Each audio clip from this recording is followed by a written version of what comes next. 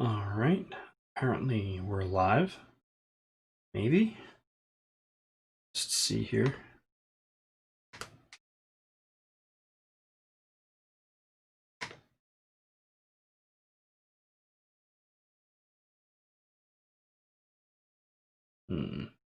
All right. Okay. So yes, we are in fact live, and microphone is working. Y'all should be able to see and hear. Okay. So I'm sorry the stream quality is a little lower than usual, at least as far as this 8cam view of this here. I currently have my computer offline as I'm going to be transplanting all of its components into a case that I pretty much pulled out of my basement. It used to house a Bitcoin mining setup with a GTX 1070, which I've long since resold. And yeah, so it's been chilling in my basement for a while. It is a really terrible $30 case that I picked up like 2 years ago. But the issue, if you have not seen my latest video that I uploaded, is that this MSI 3090 Gaming X Trio is 336 millimeters long. That is super huge, and it doesn't fit in my case, which is actually a pretty large mid-tower case. So I was really shocked that it didn't fit, which is why I, didn't bother measuring, because I've had some really big cards in there in the past. Specifically, set up a pair of Strix 1080 Ti's at one point, which basically require quite a bit of space. So I figured, if those worked, then I can do really anything I want with those, with that case. But that was not the case. No pun intended. Sorry. So on today's stream, I'm going to be basically ripping apart my workstation and temporarily rehoming it into this this jank case behind me, or beside me, that is. Yeah, so I picked this up on Newegg. I have no idea what its name is or anything. If I do find that out, I'll toss it down in the description. You don't want it anyway. This is kind of a very temporary solution while I do the appropriate research to find a case that I can use for another 10 years from now. Yeah, so my current case is a CoolerMaster 692, and that came out in 2011, which is when I bought it, and I've put lots and lots of different generations of builds in it. Started with an i7 2600K. I bought that the day it came out. I was mashing refresh on Newegg, and was one of the first people with that. I've done tons and tons of upgrades with that. I ended up going with Ryzen 1700X when they first came out. I was one of the first buyers of Ryzen, and I was very happy with that purchasing choice. So a few months ago, when I thought that I had a bad CPU, I ended up swapping out for an upgraded CPU, and that was a Ryzen 7 3700, which is what I'm using right now.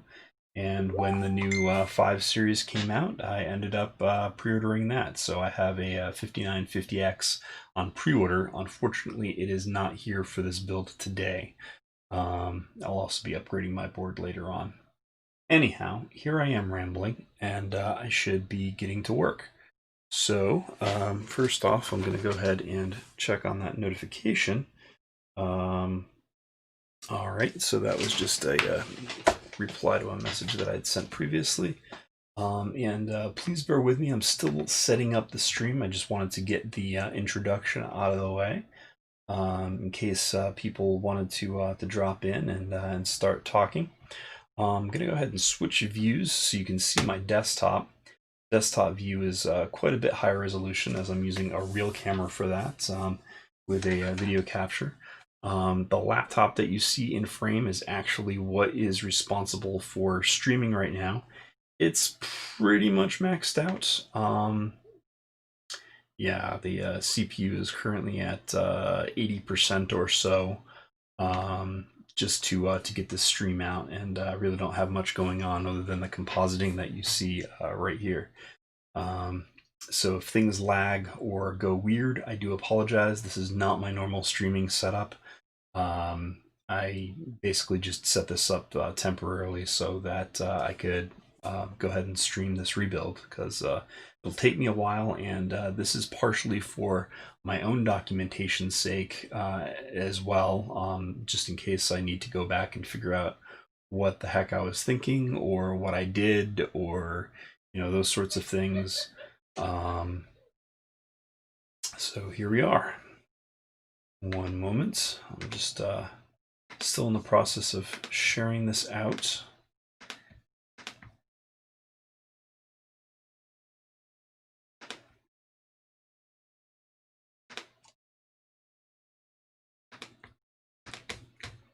Copy link.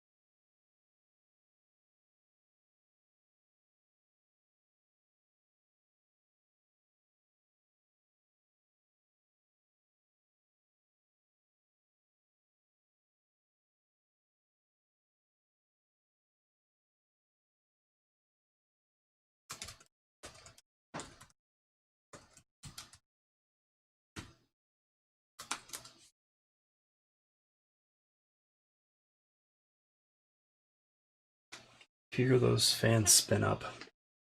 All right, let's set this aside for now. I've already went ahead and turned off my workstation and unplugged all the things from behind it, so I'll go ahead and move that up onto the desk and get that going. Just check my framing here. Also, message a friend that I was talking to a moment ago.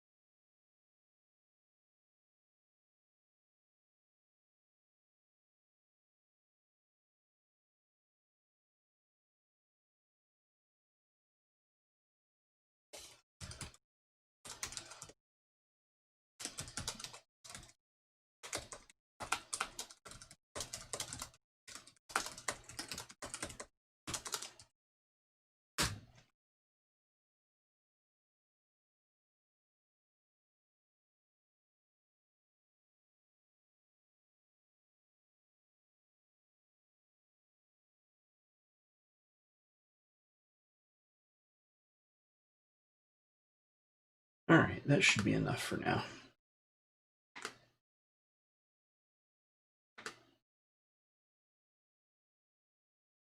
Just go ahead and pull up the live page so I can see chat.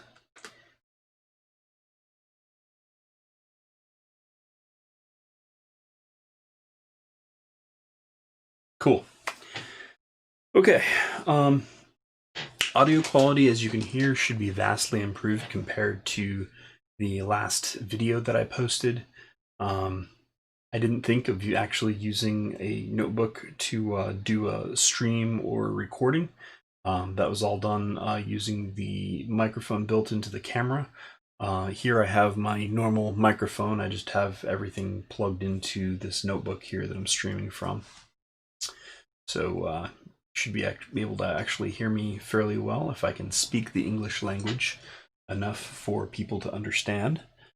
All right, let me go ahead and set this up and out of the way for now as I knock things over. That's probably going to be a trend. All right, so let's go side by side, get the live chat here. Oh, OBS doesn't do that.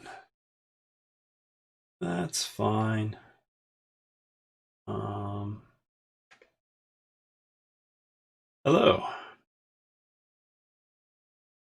Good to see you here.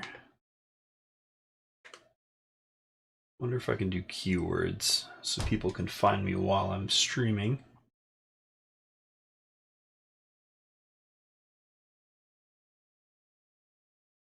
Oh, I can do tags. All right, so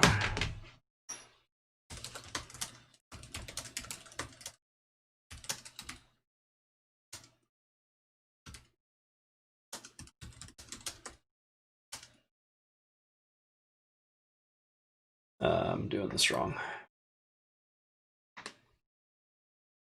All of the same tags as last time, so I'm just going to copy paste. Copy all these tags into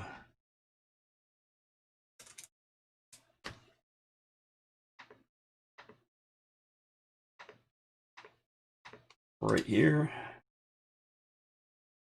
Awesome. The language is English.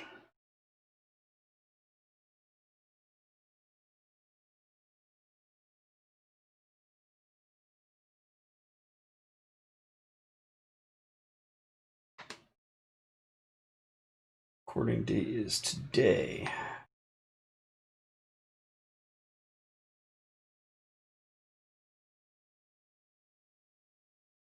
Playlists, tech live streams, done, save.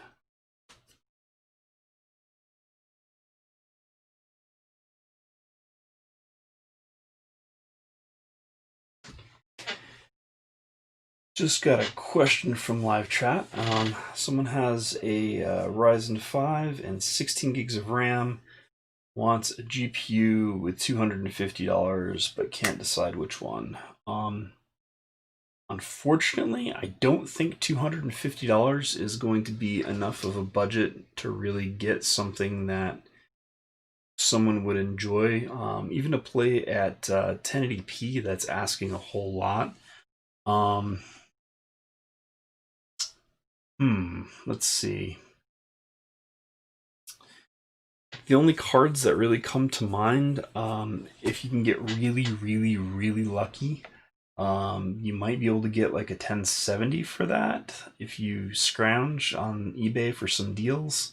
Maybe something that's banged up but still perfectly functional. That would be kind of the way that I would try to go, is like a GTX 1060, 1070. The other thing that you can look at is Polaris-based cards from AMD. The 500 series is probably going to be somewhere in that price range. It will play most games at low/medium.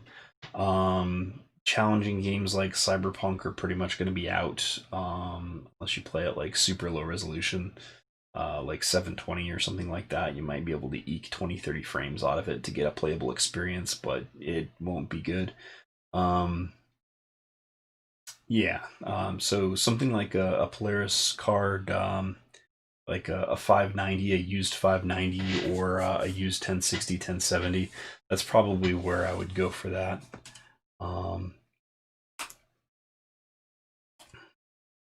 Sorry, my brain solves problems. Figured I would answer that right off the bat here while I'm flipping through. All right. So, oh yeah, I've also got some research on here. I have already been looking at cases, decent cases, to try to replace this.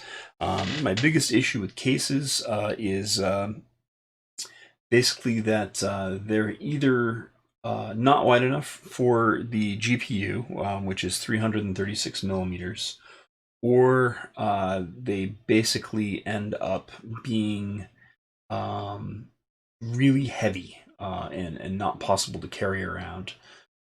So the biggest issue that I've had is I need to be able to drag my computer around for LAN parties. Um, on normal years, I do that quite a few times a year, especially during summers. Um, so I need to be able to drag this thing around, and it needs to be lightweight and pretty durable. I'm okay with like a glass panel that's well designed and is going to stay put. Magnetic mounted glass panels need not apply. Something that is magnetic and swings out is terrible for transporting. But a lot of cases do have decent glass panels that stay closed. Some you can even lock them down with a screw, which is pretty awesome. So that's kind of the thing that I'm looking for. Um, Also, stuff like the O11 Dynamic, great case, but having a glass front panel is just kind of a no-go. There's just way too much glass on the outside. I'm going to shatter that thing before long. The stuff that I've been looking at so far, I haven't decided anything yet. But the Fractal Design Meshify 2 looks pretty decent. Although that's a pretty heavy case. I would like it to not be as heavy as the case that I have now. It needs to be at least lighter, or as light as the 692 that I already have. I don't want to go heavier than that. So that's kind of not so great, but it's kind of the sort of the top pick on my list right now. It's the Fractal Design Meshify 2. Also on my list of stuff that I need to check out that I have not checked out yet, the Landcool 215, the Landcool 2, the 400D Air by Corsair, and also the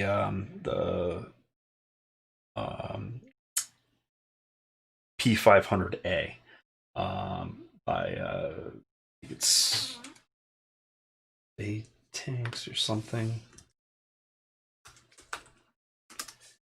I've never used a case. They're pretty popular.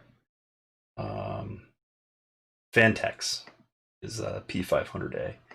Like I said, I haven't decided on anything or even between those. I'm looking for other options, something that will both fit my card at 336 millimeters, as well as be lighter than the case that I have now, and something that is durable and looks nice.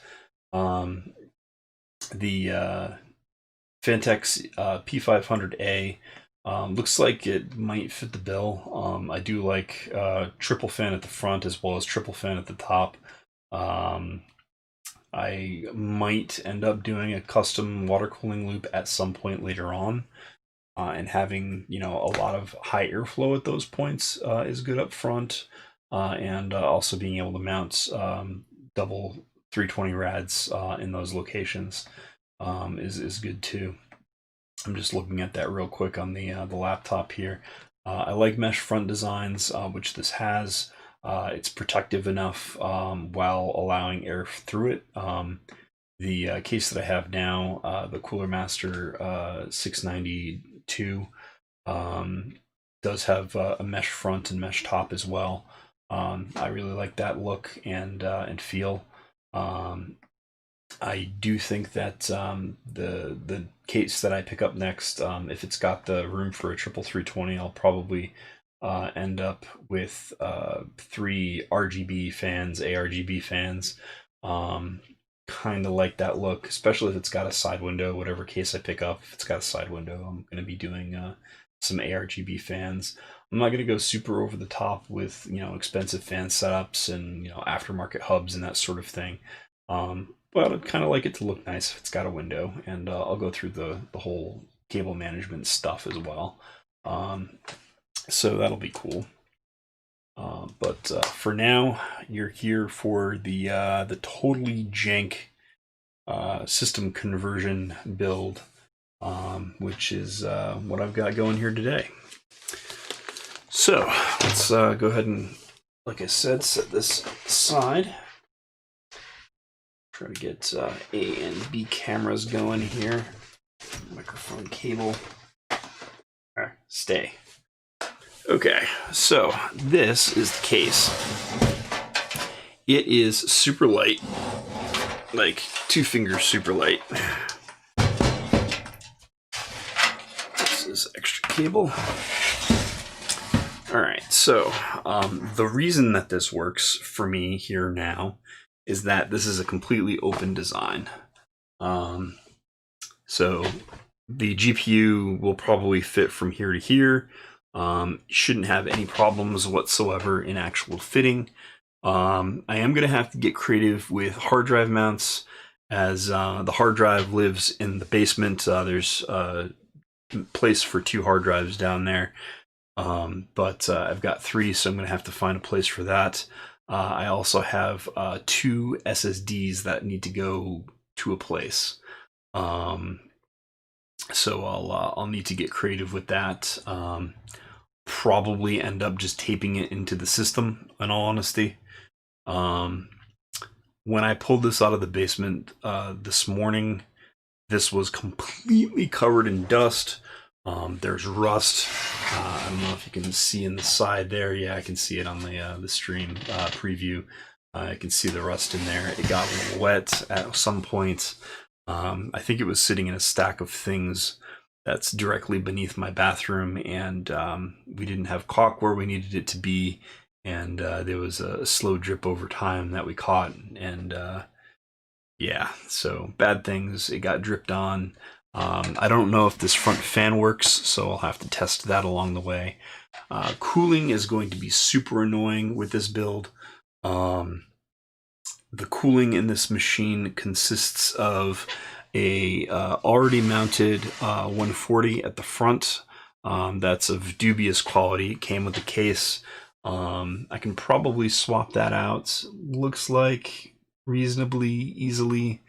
I may do that, as I have enough 140s in my other case, and I won't be using that case from now on, so I'll be able to scavenge some decent fans from that.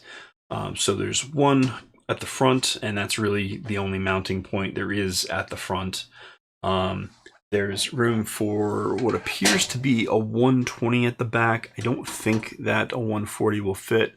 And I don't know if I have a 120. I'll have to go ahead and into that system and see what's going on there, if there's a 120 available. I think most of the fans that I have in there are 140s. So there's that. So front, back, and then top, we have another 140 mounts, which I will definitely be mounting a fan there. On the bottom toward the basement, there are 2 fan mounts. They look like 120s. But unfortunately, let's zoom in here just a bit. But unfortunately, because of their positions, the power supply is going to go here, blocking off this one at least. It's a pretty long power supply, longer than usual. This is a pretty big basement. I don't think it'll be a problem actually mounting the power supply, but it will come to probably about halfway the case here. The power supply that I'm currently using is a Corsair HX 1200i, which is a fantastic power supply. I really like it because it has an internal USB setup whereby it actually reads out like a kilowatt. So you get all of the power draw in and also power draw out information in software, which is fantastic. I utilize that in order to get power draw numbers for things like max load, so I can make sure to not overload my UPS. Also, it's useful to know how much power draw is going on for things like overcurrent protection, as I'm using a really big GPU here. Like I said, I used to have dual Strix 2080 Ti's. When I got my dual Strix 1080 Ti's, when I upgraded to the 2080 Ti, I ended up with two 2080 Ti Founders Editions as well. And I ran those in SLI for a little while before I realized that basically nothing that I was doing supported SLI. So I decided to go ahead and ditch that whole idea. Anyhow, as far as cooling goes, even if I decided to mount a fan here, the backside of this case is closed off, and the power supply fan is going to be pointed down, and there's no real way for air to get into the power supply otherwise in order to get air to this fan. So it's kind of a wash. There's no reason to mount a fan there because it's not getting air from anywhere. So that's kind of on the annoying side. So I'm going to have exhaust, and then this will be the only way to get air in. I'm going to try to run it like that. I'll run some tests like that. However, I'm more than likely going to be using this thing with the side panel off. It's the only real way I can figure that it's going to get enough air in order to cool the 3090 properly, as well as the 3700X that I'm going to be putting in here and have been using for a while now. So that's the general layout and plan. Zoom out a bit because I'm going to be getting parts from the other machine. It's kind of what I'm sticking with.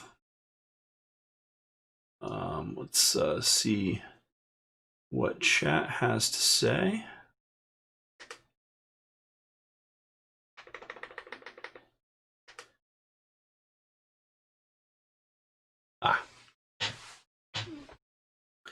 No chat as of yet, aside from that GPU question, which I had already answered.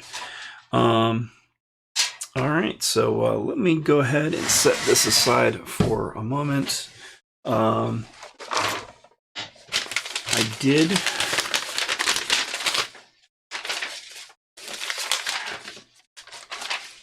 some quick planning. My penmanship is atrocious. This is just a quick and dirty draft for my own planning purposes. So this is basically what I'm planning on, as I was just explaining for cooling. There's a 120/140 in front, 120 in the rear, and 140 on top. That's basically going to be the extent of my cooling here. I'm going to put the hard drives in their appropriate places in the basement and put one right behind the power supply. I'm just going to let it sit there for now. I'm not going to lock it down or anything. It can live for a couple of weeks that way. PSU clearly not to scale, as I was explaining. It'll take up half the bottom of the case. It's really big because it's a really beefy power supply. The 3090 is going to come most of the way across. I'm going to be using the support bracket, which I've illustrated here. I've got a 10 gig network card for my NAS, which I have to drop in the bottom of this thing, but there's plenty of slots. I'm not worried about that, and I can tape SSDs in the 5 1/4 bays up top. I have a Noctua cooler. It's an NHD 15 that will take up pretty much the rest of this upper portion here beside the SSDs. That's pretty much it. So let's go ahead and pull this thing apart.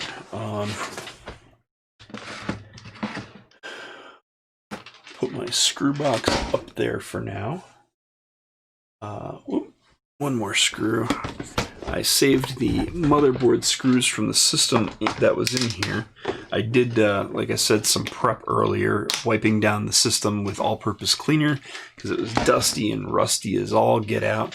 When I pulled the old board out of here, I saved the screws just because I know for a fact that they're compatible with these standoffs, and I don't want to have to take a chance of what is and is not compatible with the standoffs. So as I disassemble my old case, I'm actually going to be keeping the screws tidy. This is actually a sewing kit or a box. It actually might be a pill box. I think it's a sewing kit box. I use this for keeping track of screws. I've used this for a while. It's great for multiple projects or laptops, especially where they have multiple kinds of screws in different lengths.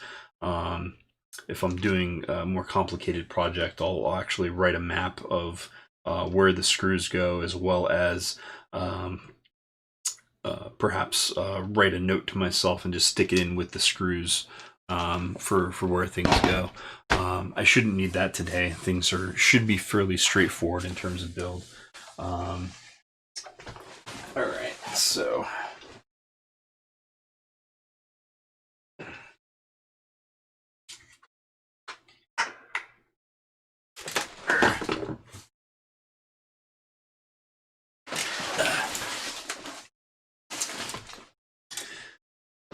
This thing is heavy.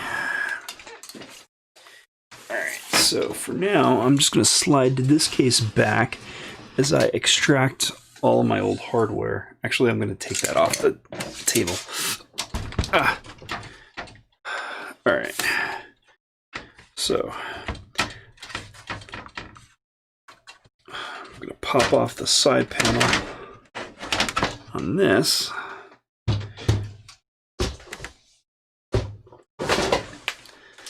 Go down there, move the screw box to the other side of the desk, move this ancient jank case out of the way.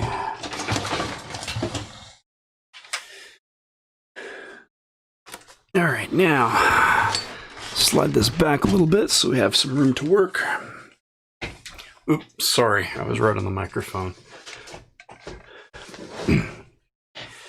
All right, so I'm going to try to set things up more or less just like we have here.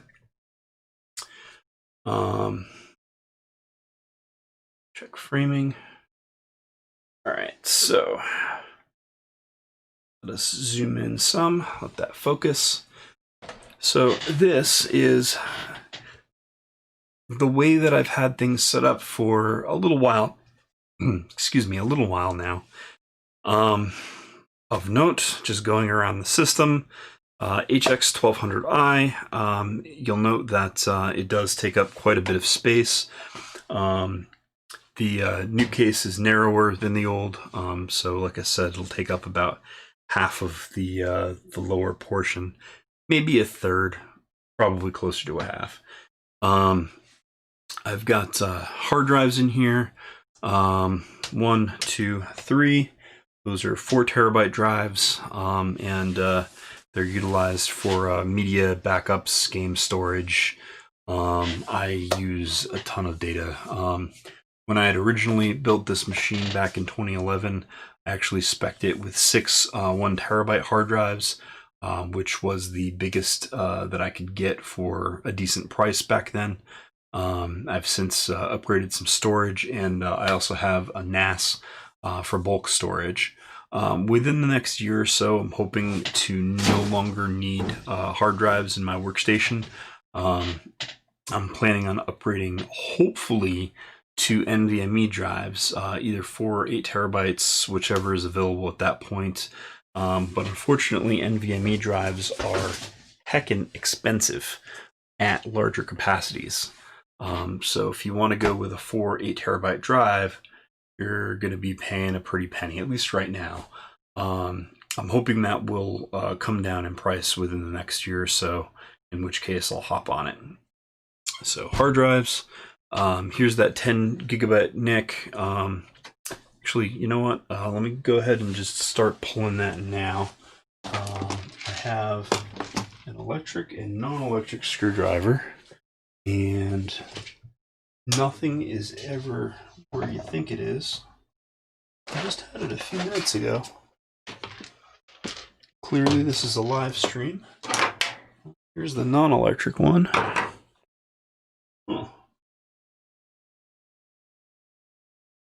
Here's a ratcheting non-electric one.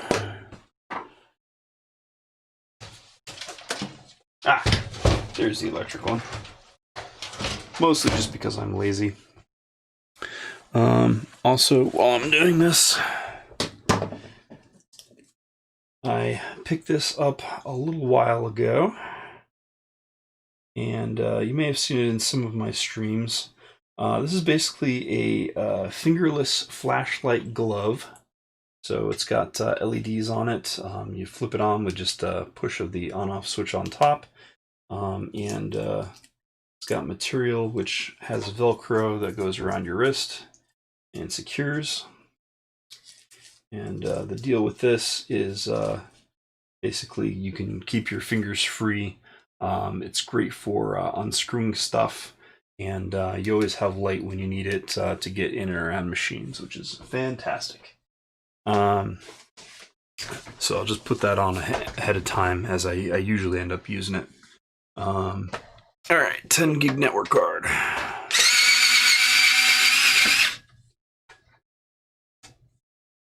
Pop that out. Open the little PCI slot lock. Pull that. So this is a dual 10 gig standard Ethernet card. It's not like fiber optic or SFP. Just uses normal RJ45, which is great because it's cheap, and I already have some run, and Cat 6 is just fine. I have a 100-foot Cat 6 cable. And excuse me, I did not realize that my cat was here, and I think that she's trying to get out. You're trying to get out? Yeah, it looks that way. Bye, kitty.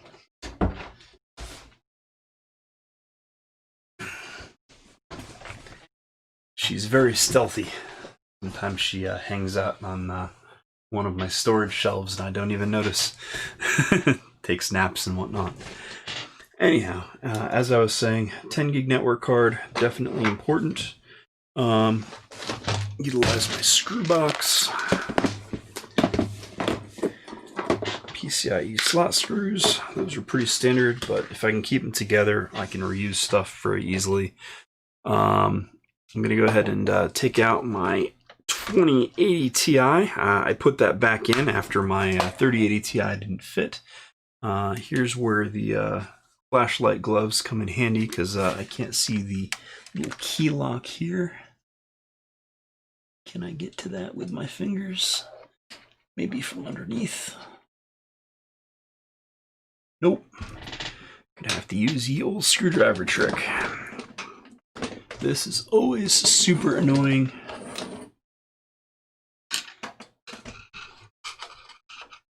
Because I don't want to slip and hit either the card or the board. And I'm just sliding up the middle fan on my heatsink ever so slightly to get the screwdriver in. And come on, unlock. I think that did it. Let's go ahead and pull the screw out of the graphics card. It's actually a thumb screw, so I'll do that the rest of the way myself.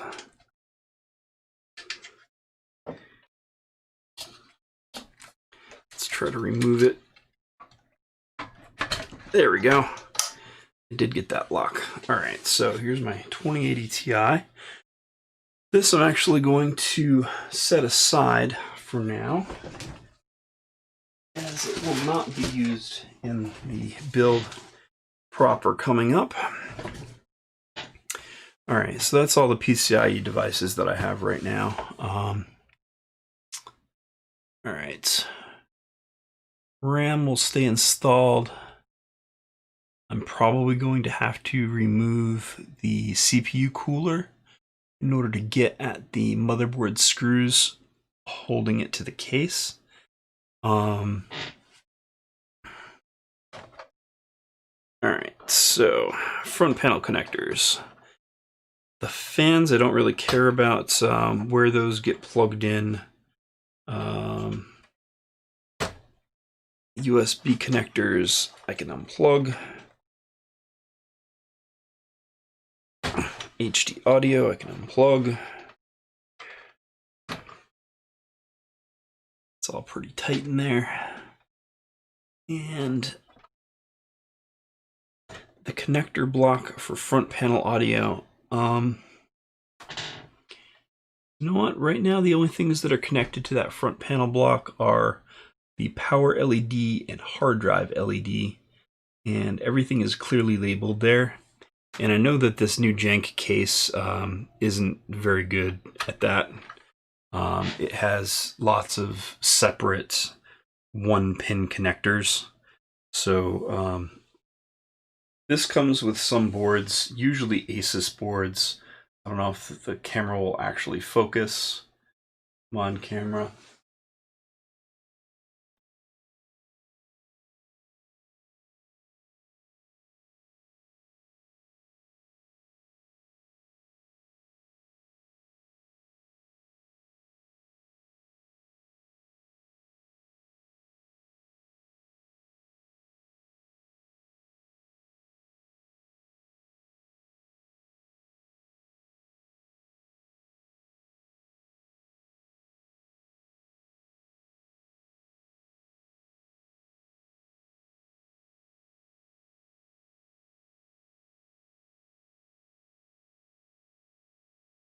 Ah, there we go. That's back online. And it's back on the stream as well. All right. Sorry about that. Camera is always fun times. Anyhow, as I was explaining, half click to focus. There we go. So this is a little pin adapter that comes with some motherboards, making it really easy to plug in all of the case connectors onto this side of things. It's very well labeled, it's easy to read. And then on the other side, you basically just plug it directly into your motherboard whenever you need to take out your board or install it without having to actually unplug all of the front panel connectors from this guy, which would normally be the board. So it's a nice interconnect. Some boards have it, some don't. It would come with your board if you do have that feature. Like I said, I really like them. I hope my next board comes with it, but it's kind of a crapshoot, at least unless you watch unboxing videos from motherboards. They exist, they're around YouTube. Loving the nice ability to go and find a particular model that you like and see exactly what comes in the box, all the little doodads. I'm going to set this in my screw box for now just because it's tiny and I don't want to lose it. It's basically for this board or boards that are ridiculously similar. Moving on, just to make life easy, I don't really care in what order these drives show up. So I'm going to, actually I do care. Well, I'm going to YOLO it, and if I need to, I will go ahead and try each position, because there's only 8 positions. And I have 3 hard drives, 2 SSDs, so I can handle, let's see, what's the permutation of 5 drives over 8 ports? I can probably handle that. The issue is basically that I'm using one of the SSDs as a cache disk with a piece of software called Primo Cache, which works fantastically. It allows me to use some RAM and the SSD to cache the hard drives, which makes them actually, usable for media applications instead of being, super slow, because hard drives are usually that. Anyhow, go ahead and pop out the 24-pin connector while I'm here. Oof, so much dust. Let me get some paper towels here, which I have at the ready.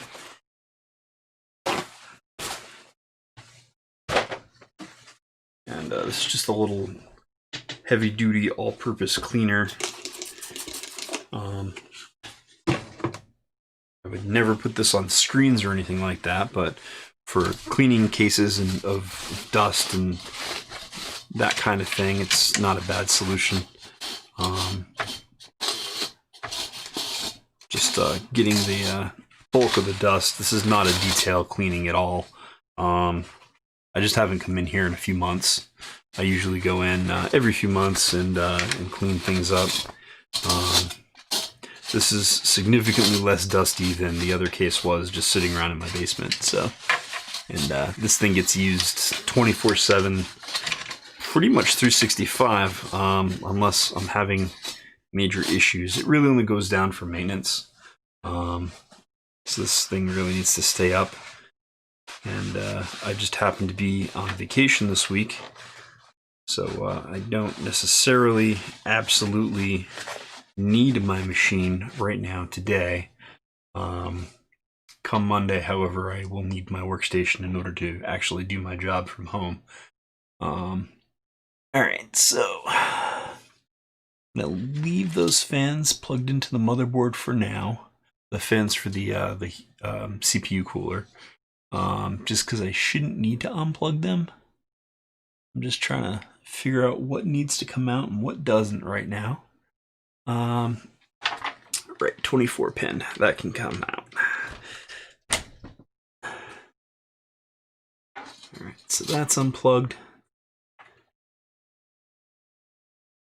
This is top panel fan, that can come out. Oh, right, I also have an optical drive in the bay, but it's a Blu-ray drive. I use it for ripping my own Blu-rays to the network attached storage server, so that we can watch them on the TV over the network, and on the computers in the house and whatnot. Just makes things a whole lot easier, and so I don't have to deal with optical media beyond the first read. That doesn't have to be in the machine, and if need be, I can actually move that to the NAS box. Or I might actually buy an enclosure for it, or maybe even pick up an external drive, whichever is most cost effective the next time that I need to read Blu-rays. For now, I'm just going to set it aside and call it a day. Honestly, I'll probably just leave it in the case just because I don't have a blank plate for it. And I will probably end up putting this machine, less the cooler and the power supply, back in this case for resale at some point soon, as I do have that 5950X coming. I'm going to put it on a new X570 board. This is X470, so I won't be able to take advantage of PCIe 4 here now today. I'll need a new board for that, but that's not a problem for right now. PCIe 3 X16 is more than enough to run a 3090. It's not going to be bandwidth starved. It's going to be compute starved. Even though it's a brand new card, it's not a problem with memory bandwidth right now. All right, so I need to get at the back for hard drives, so I'll wait until I turn this thing around for that. I'm gonna unplug the CPU 8-pin connector while I'm back here as well, if I can get my hand in there. I might not be able to do that without removing heatsink.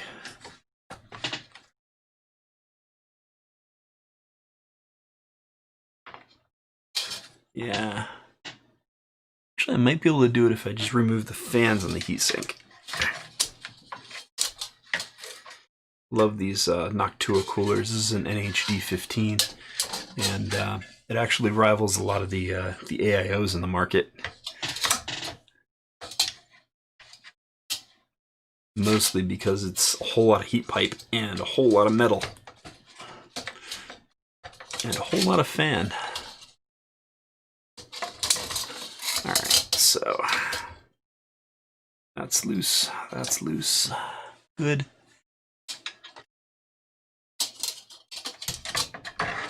Bring this out and around.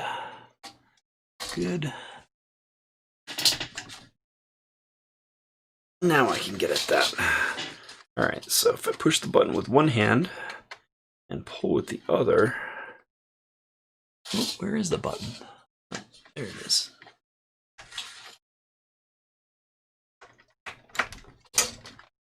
There we go. Alright, so CPU power connector is unplugged. I'm just going to unplug the CPU fans for now. Whoa. Don't want to break those. Set those aside.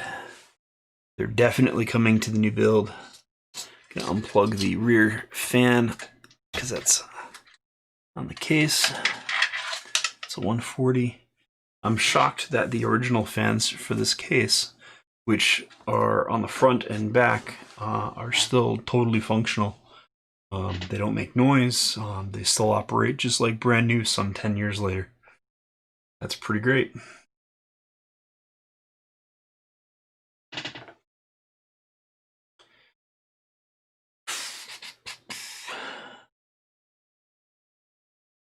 Now we just got to get at the screws holding down the board. That's really the big issue here.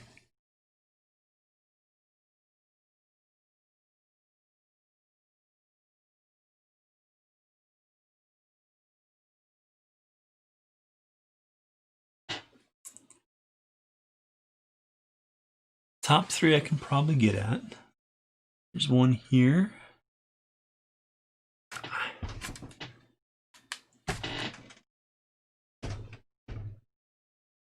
One there. That's going to be tricky.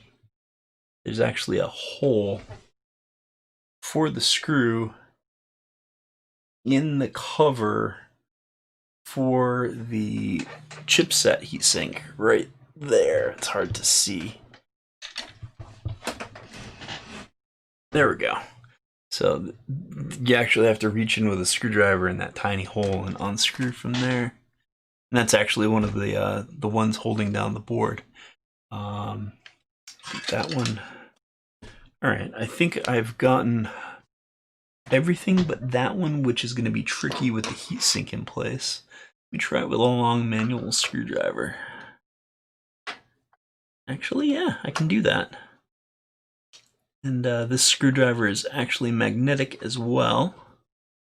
So it should allow me to remove the screw with relative ease. Hopefully.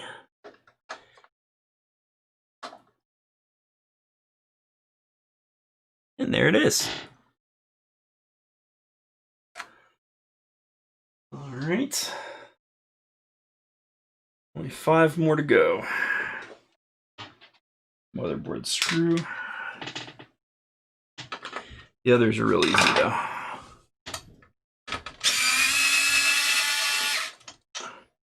The electric, however, is not magnetic. But I know that, so I can deal with it. Ah, crap, I dropped the screw. Well, power supply's got to come out anyway, so I'll find that in a bit.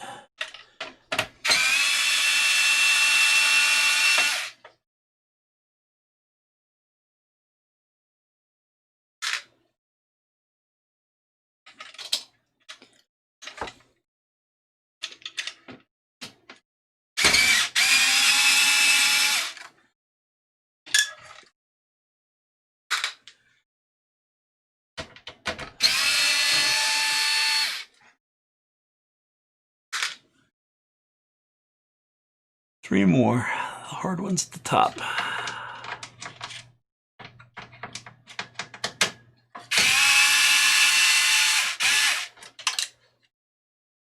Where'd it go? Up. There we go.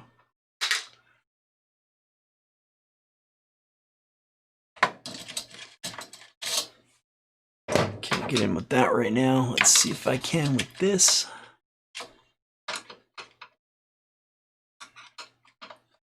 Just.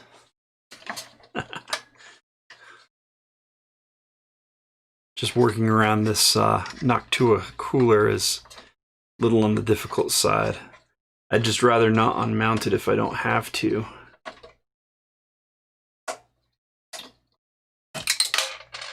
All right.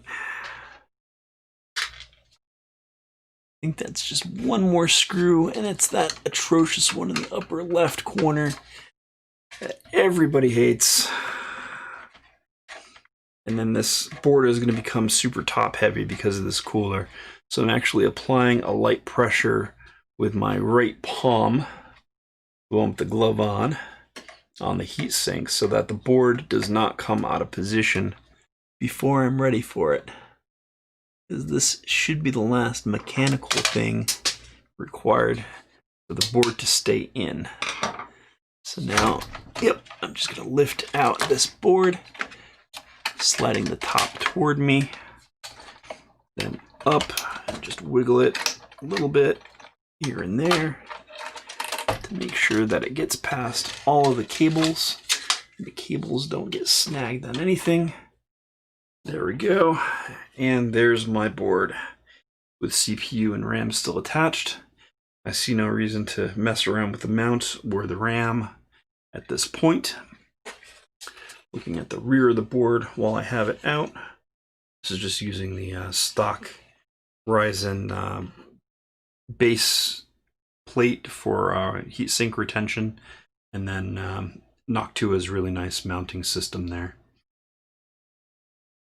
Looks like I've actually mounted this upside down, and I never noticed the Noctua logos are upside down. But I think it's vertically symmetrical. I'm not seeing any reason to doubt that. And I've never had temperature problems, so I'm just going to leave it and call it a day. Don't really care about the Noctua logo. I've never noticed until now. Alright, so I'm going to set my board temporarily just right on top here. This is plastic anyhow. It's not going to cause any problems.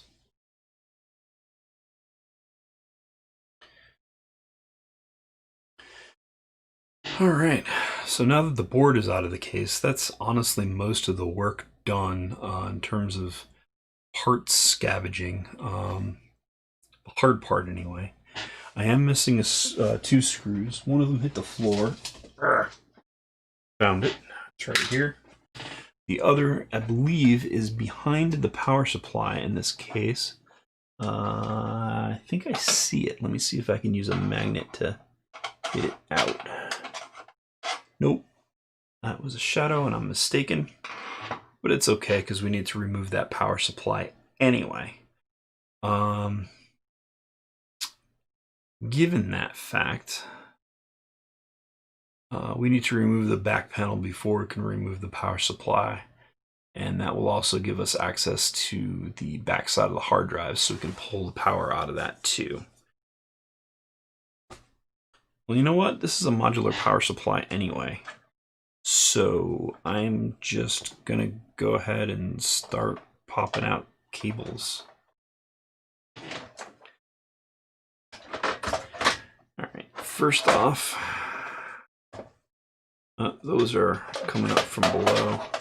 This is the one that I just installed, which we'll need, but not in this case, because that card doesn't fit. All right, so that's a PCIe connector. Set that aside.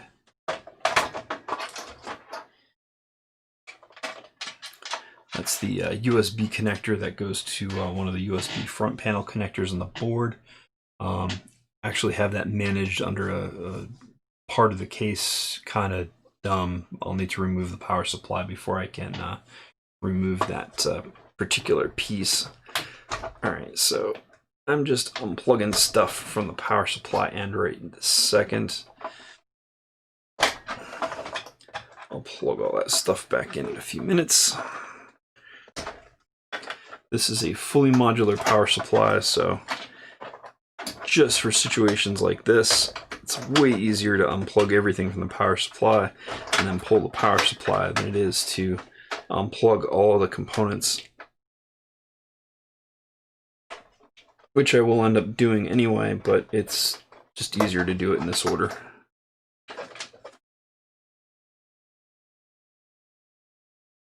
Come on. Ow. I remember these builds going smoothly, and I didn't think that these components were very bitey. Not every day I swap out my power supply, though.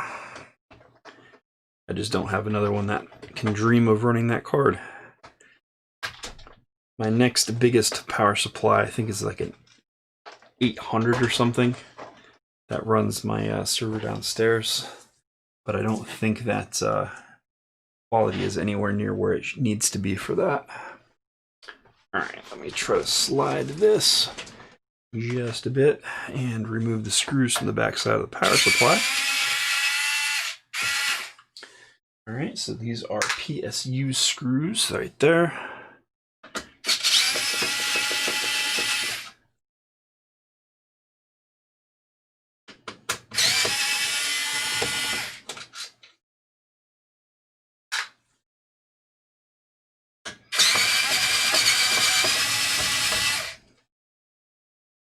All right, that's 4 PSU screws, which means this PSU should be able to just lift right out.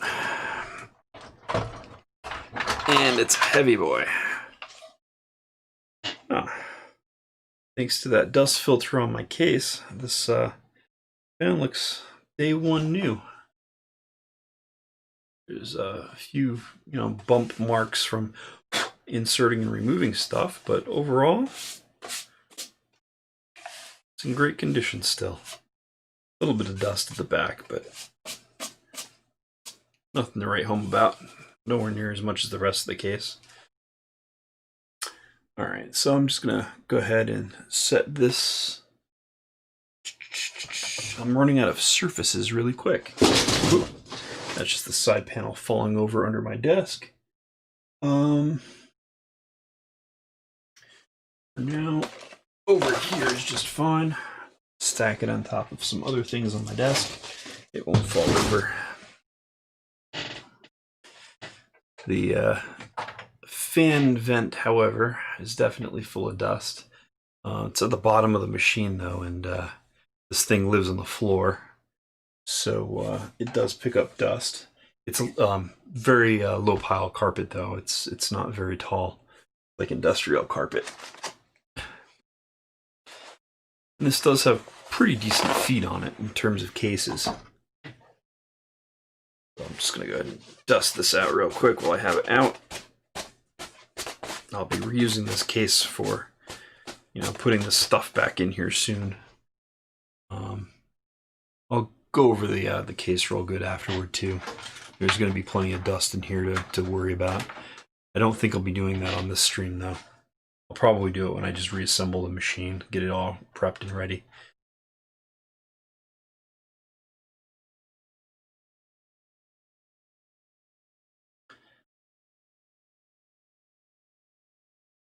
All right, next, let me grab the USB cable for that power supply.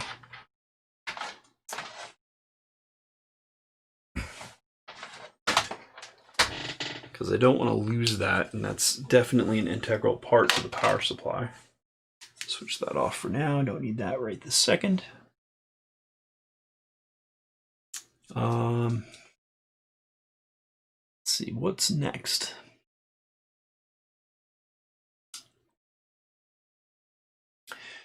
Next, I move my motherboard to a different place. I need more room. I'll move it to the top of the other case for now.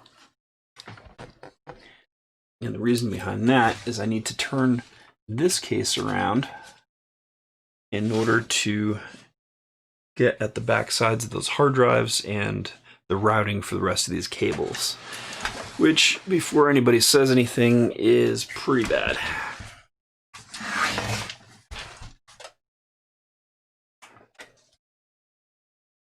Screwed down? No, it's just difficult to remove. All right, big bunch of cables, mostly because they were the only way that they would fit, and this case isn't all that great as far as things like tie downs, especially with the big flat cables from my power supply.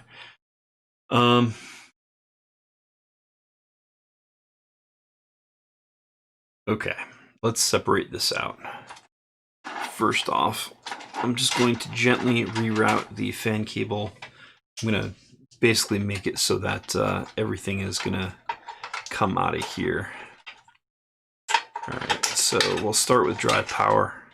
Unplug all the drives from power.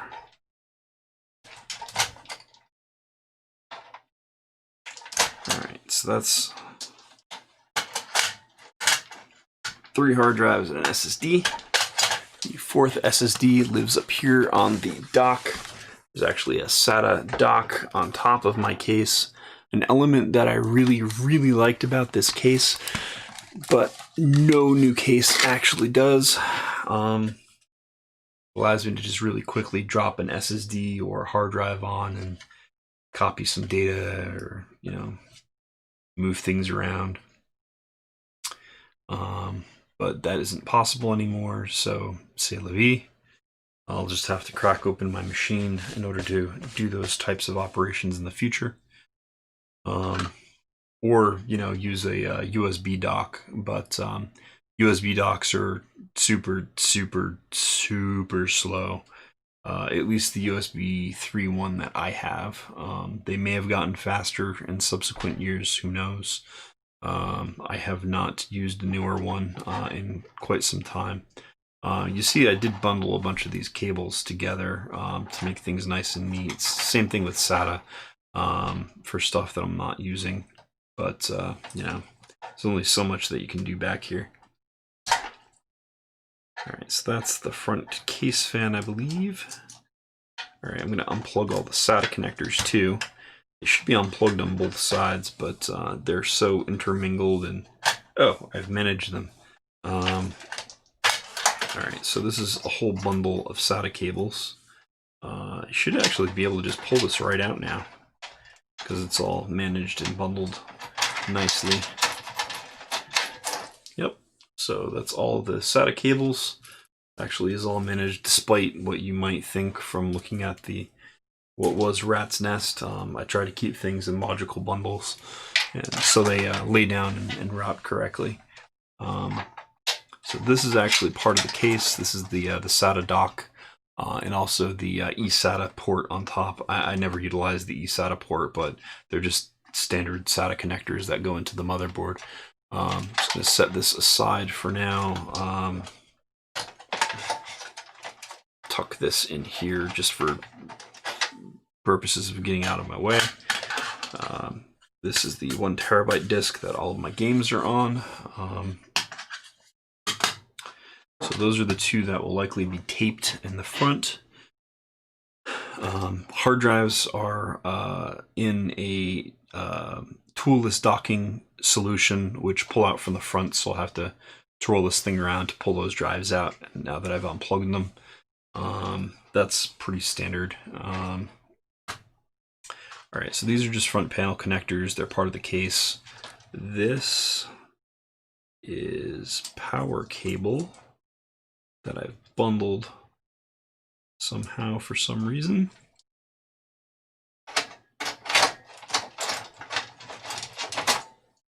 Okay, so this is just its own power bundle. So this has to come with, as this is the power supplies.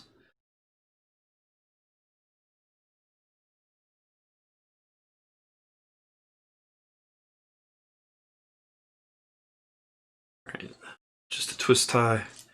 So this is another power supply cable. I'm going to go ahead and put that with the rest of the cables that I'm salvaging here.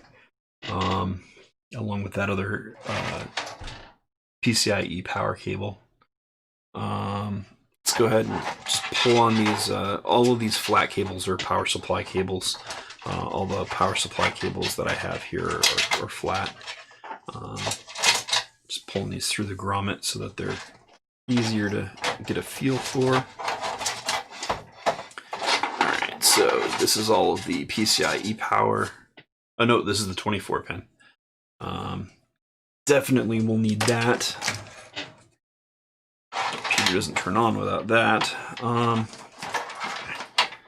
Alright, this is the 6 on one side. Oh, this is SATA power. Definitely need that for hard drives. This is one PCIe connector. I think. Yeah, just tied back. This is the other PCIe connect. Oh, no, this is more SATA power. This power supply has a lot of connectors, which is great for large workstations like mine. PCIe. And this should also be SATA connector. Yep, SATA power. Okay. And this is the 8-pin CPU connector, which goes to the top here. This has always been difficult to route. It's even more difficult in the other case, but I'll cross that bridge when I get to it. I do have an extender, but I think that might be for 4-pin. Come on, go through. Go through. Tolerances are extremely tight for this particular connector in this particular grommet.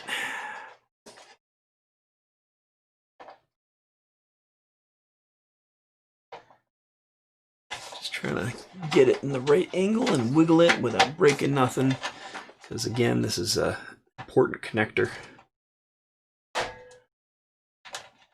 Come on. Just a little more. Sometimes you gotta coax it sideways. Or I gotta buy it dinner. I know it goes through here. It got there to begin with.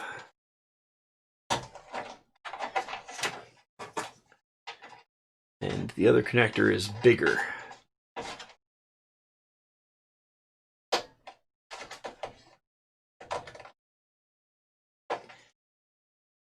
Please note that I'm not using any pressure on the back side of that connector.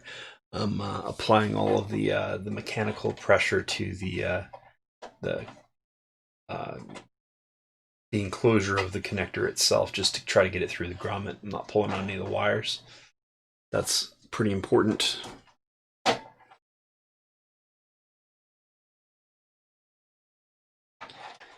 Why is that not coming through? Okay. Bottom portion comes through, which is the portion with the key. The top portion, however, does not.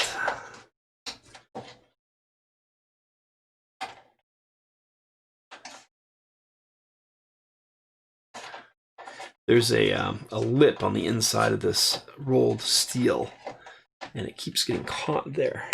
There we go. Just had to push it through at the right angle.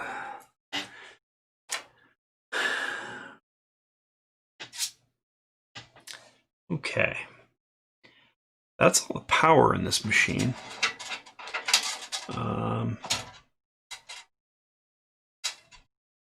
I will not need this fan Y connector in the new build because there just plain isn't enough fan mount points to need one. So I'm just going to leave that alone in the case for now. I'll come back to it if and when I actually need fans. I will probably need at least one, if not two fans out of this. But I do have a fan on the side panel as well, which is easiest to remove. So I'll start there, and that'll probably be my top exhaust fan on the new case. Yeah. And I'll have to figure out a fan to mount on the back. Actually, the rear fan, no, that's a 140. I was going to say the rear fan on this case might be a 120, but it's not. I might have, yeah, I do. I have a 120 on top, but of course it's one of the more difficult to remove ones. We'll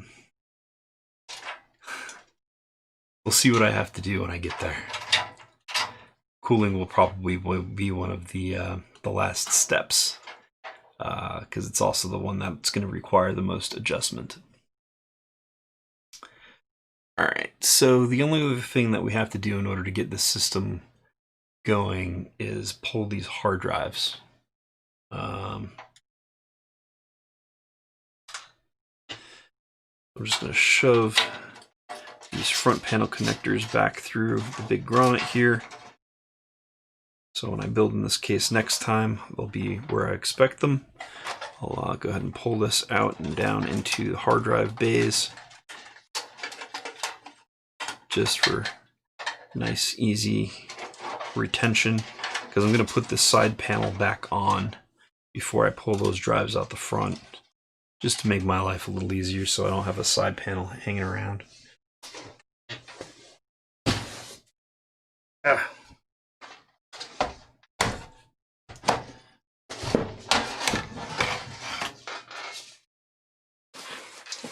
Case on the paper towel. I might actually close in with the system. I don't really care right now.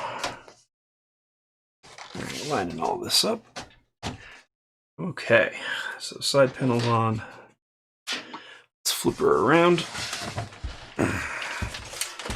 Yep, this is still really heavy. Yeah, when I choose a new case, it really has to be lighter than this. This is a good 20 pounds empty, which is ridiculous. I mean, it's good that it's well built. This thing is not going to be a problem in terms of breakages or anything. Just removing a label here. It's no longer needed. It's not even the right number anymore.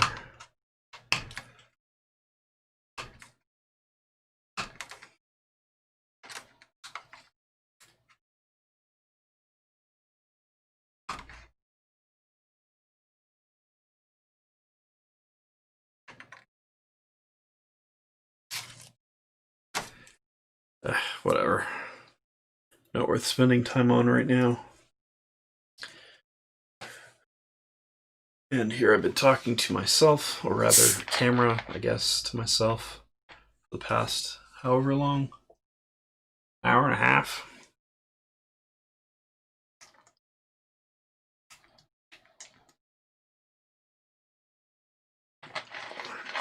A little Mountain Dew. All right, hard drives. Let's go ahead and pull those. 1, 2, 3. They just slide out. I'll go ahead and dust them before I put them back in any machine. Like I said, these are Western Digital 4 terabyte. These are Red Pro drives. Pick these up used for a song and a dance, and I actually just lost one of the hard drive retention pins. Oh, there it is. Because this case is so old, the rubber that is used in these retention pins is not so great anymore. It's prone to cracking instead of giving like rubber does, or should. So these pins tend to just plain fall out a lot. Haven't lost many though. I'll try to tuck them back in here and tuck this back in here for next time.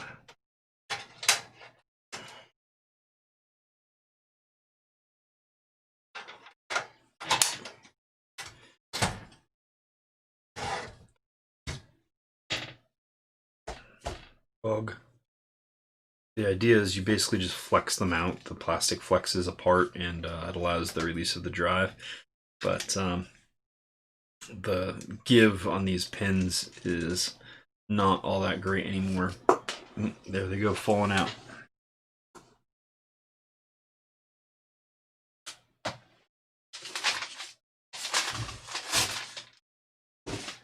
Come on.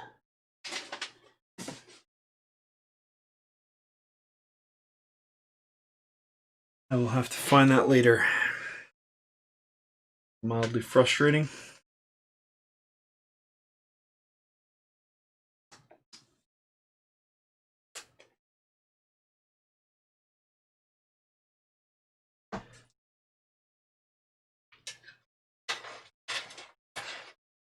I'll just tuck it in my screw box when it turns up later.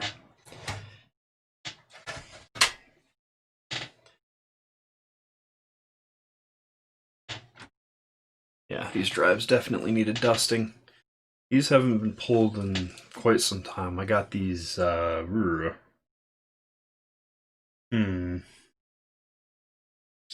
3 years ago.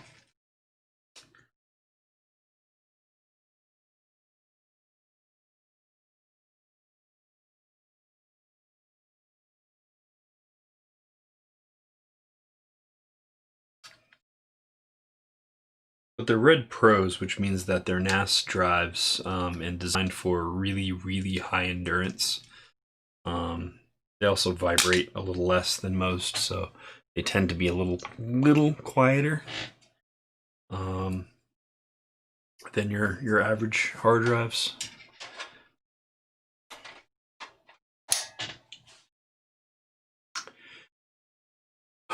And I do know that I'm missing one of the drive sleds. I actually have it in another machine, which is downstairs. That's my NAS. I have another CoolerMaster case similar to this, but it wasn't designed to really have a drive on the bottom part of the cage, but it fits. So I repurposed one of these sleds just to have something under there.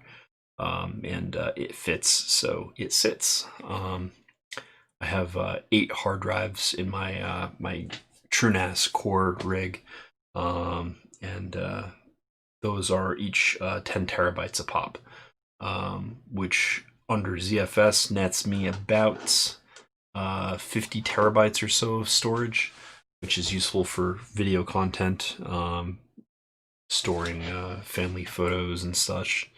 I always take them either raw or high megapixels, so that stuff adds up. Oh no, YouTube says that my connection is poor. Looking at OBS, I don't have too many drop frames. Looks like 1%, so there was probably a lag spike somewhere along the line.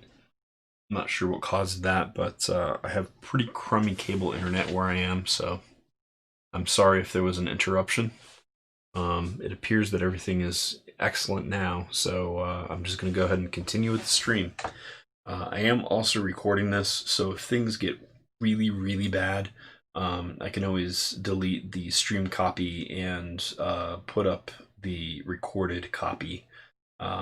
But I'd rather not do that if I don't have to, because it takes forever to upload streams that are very long.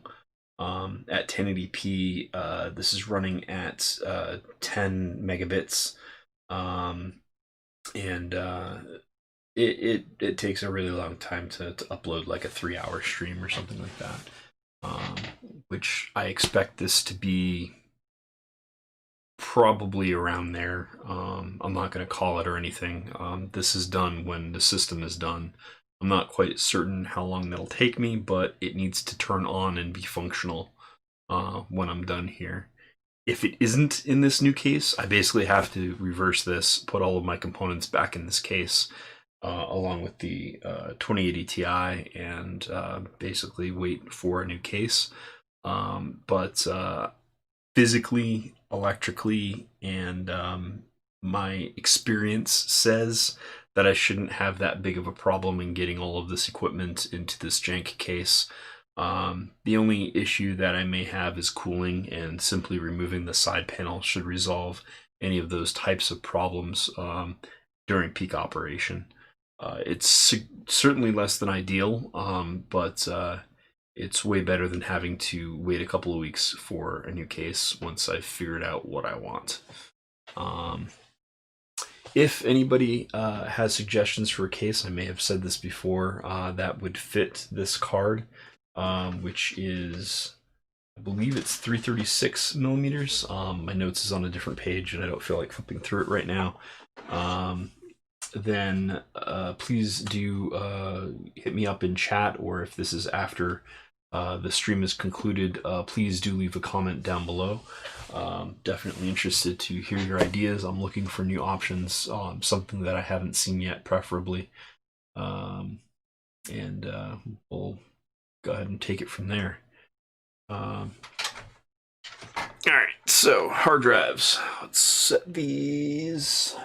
Ugh, I really need more surfaces. No, I'll just set these on the table beside the case for now. And I think we're done with this case. It's certainly served me well. I'm not particularly nostalgic about hardware, but I've used this for quite a bit since 2011. And honestly, it's still a great case. If somebody told me that they needed to build a standard machine, I would definitely recommend the CoolerMaster 692. This thing really, really holds up. For LAN parties, it's a little heavy. I do like this side panel in particular. You'll note that there's two big mesh cutouts for fans, which I have a fan mounted to the lower portion. When this is mounted, it blows right onto the PCI eCard slot area, right under the primary GPU and onto a secondary GPU if installed. This is fantastic for cooling. There's two 140s on top. Actually, one of those might be a 120, I think I saw. There's a 140 pre-installed and another 140 pre-installed in the front. So for airflow, this case is fantastic. These lock mechanisms for drives are great. The drive cages, fantastic, with the exception of losing those pins. The rubber likes to degrade. You can get replacements for those. As far as I know, CoolerMaster is still making cases that utilize that same system. But I probably won't at this point. If those pins were to fail, I can still set a drive in the little holder and slide it in. And there may be some vibration issues with that, but you know, it would still work just fine. You could conceivably mod it a little bit by adding some foam to the side or something like that to reduce vibration. Just some simple packing foam or something along those lines would be just fine for that. But that's not the problem I'm solving today.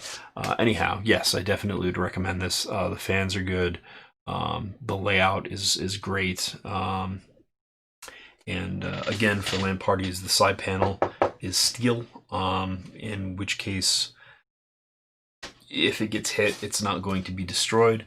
Glass side panels look really, really nice, but they do tend to shatter. I'm not looking forward to that. I'll have to baby whatever new case that I get, because I know that whatever it is, it's probably going to have a glass side panel.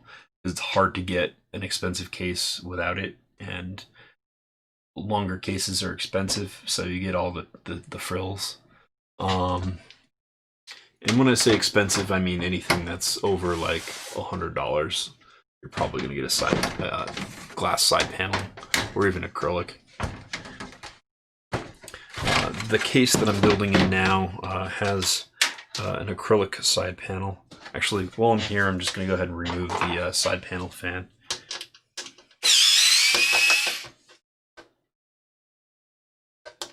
Fan screw.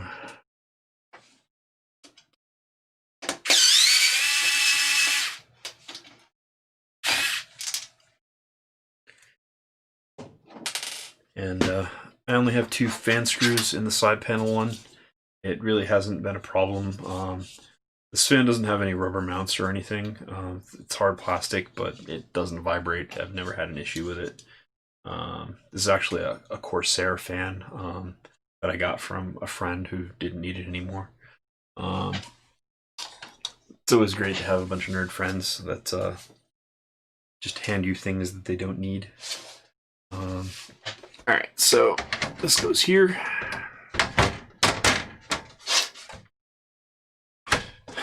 And I set you aside. This is absolutely empty. There's like no components in here with the exception of an optical drive, and it's still heavy. It's like 20 pounds.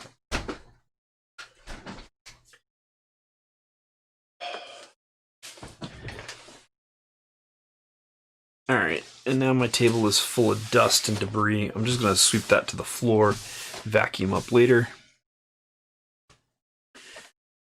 Okay, I'm going to put my fan screws in the box so I don't forget them. And let's go ahead and start to install all of this gear in this really, really janktastic super jank case.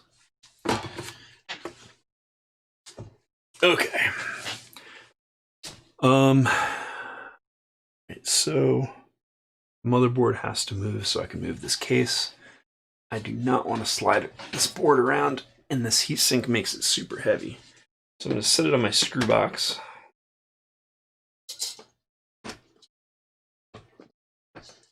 Okay. Stable.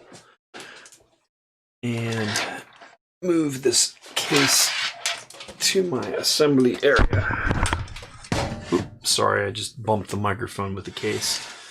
Hope that didn't hurt headphone users.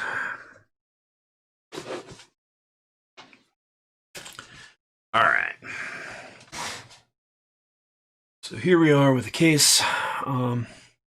Standoffs are still in place. I'm going to manually check each one to make sure that they do not spin, because that sucks when you try to go to screw in, or rather unscrew a board from a case and the standoffs come with it, and it's just difficult to get out of the case at that point.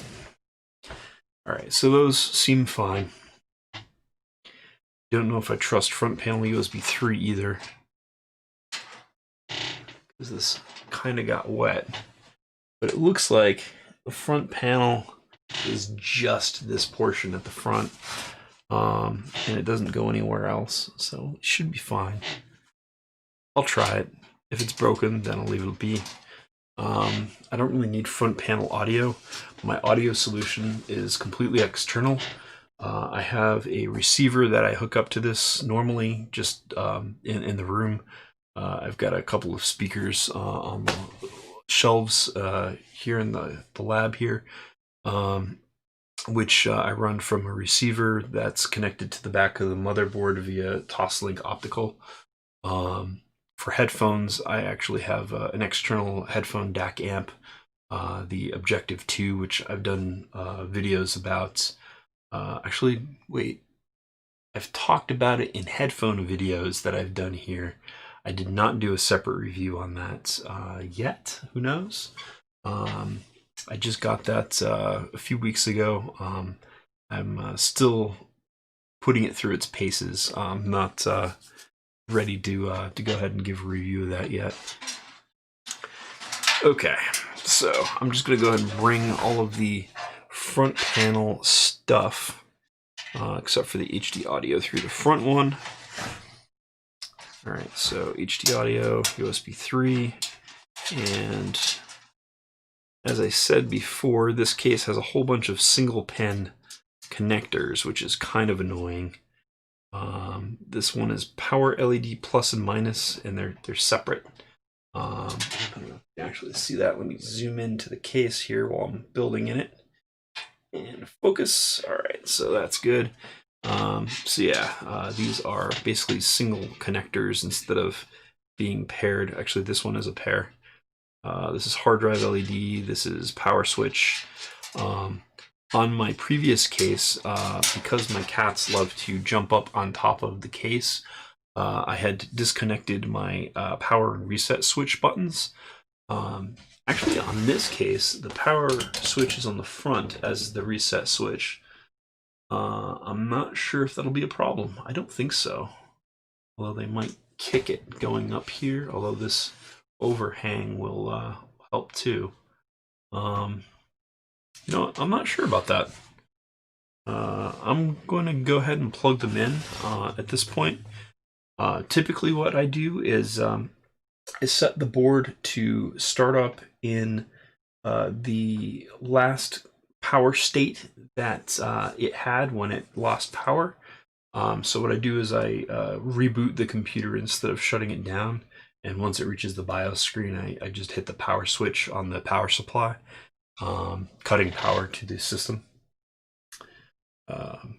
That seems to be fine, and the last power state of this was turned on. I did exactly that procedure when I powered this guy off, so that should be just fine. Okay, to start the jank proceedings, in terms of installation here, the first thing I'll say is that I only found a couple of screws holding down the previous motherboard altogether. The previous board that I had in the Super Jank case was really short. It only came to about here. It didn't even make the last set of ATX holes, despite actually being an ATX board. It was out of spec, and I know for a fact that it was not MATX or ITX or anything like that. It's actually ATX. I have the board sitting on the table behind me here. I just don't want to grab it right this second. Camera's out of focus. I hate it when it does that. There we go, much better. So yeah, the board didn't come down below, so I only got a few screws, and only about half of the ones that were set were populated.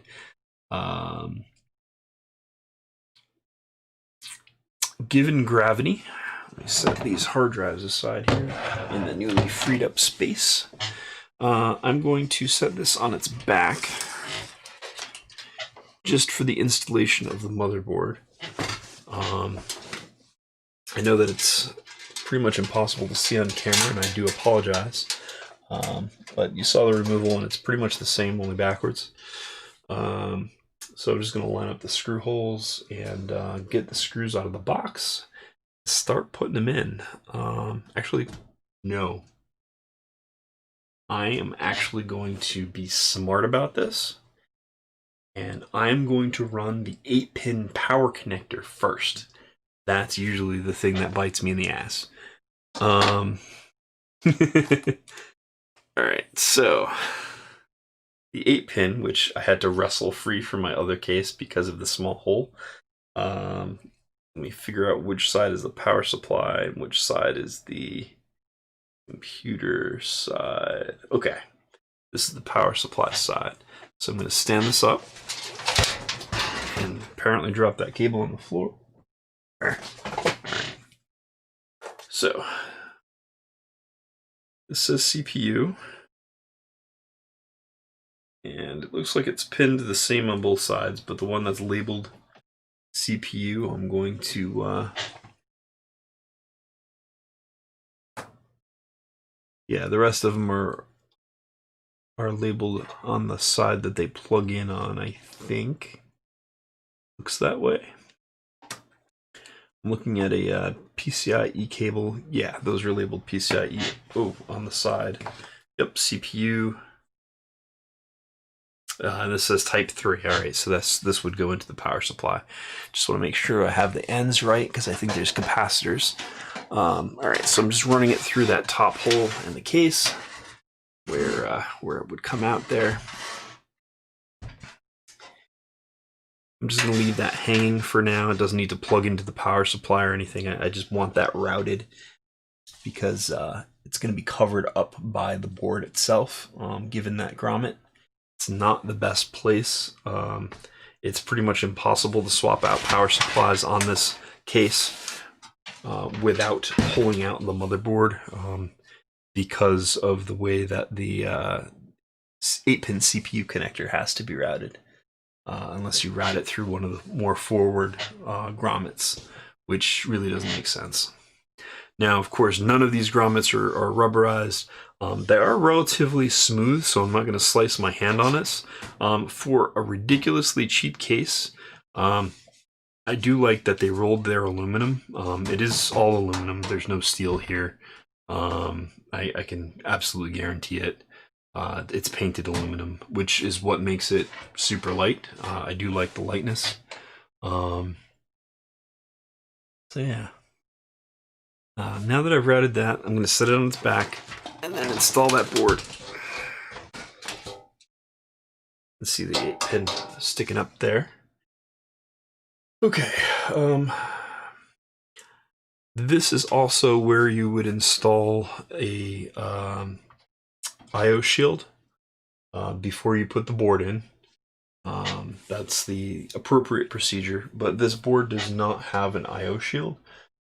It was designed with one, but I purchased this board used, and the person that I bought it from didn't include the IO shield with the item.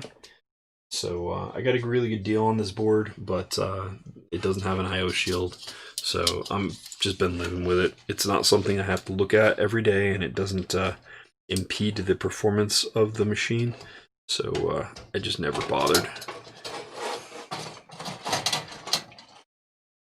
This is super tight, but still lining up.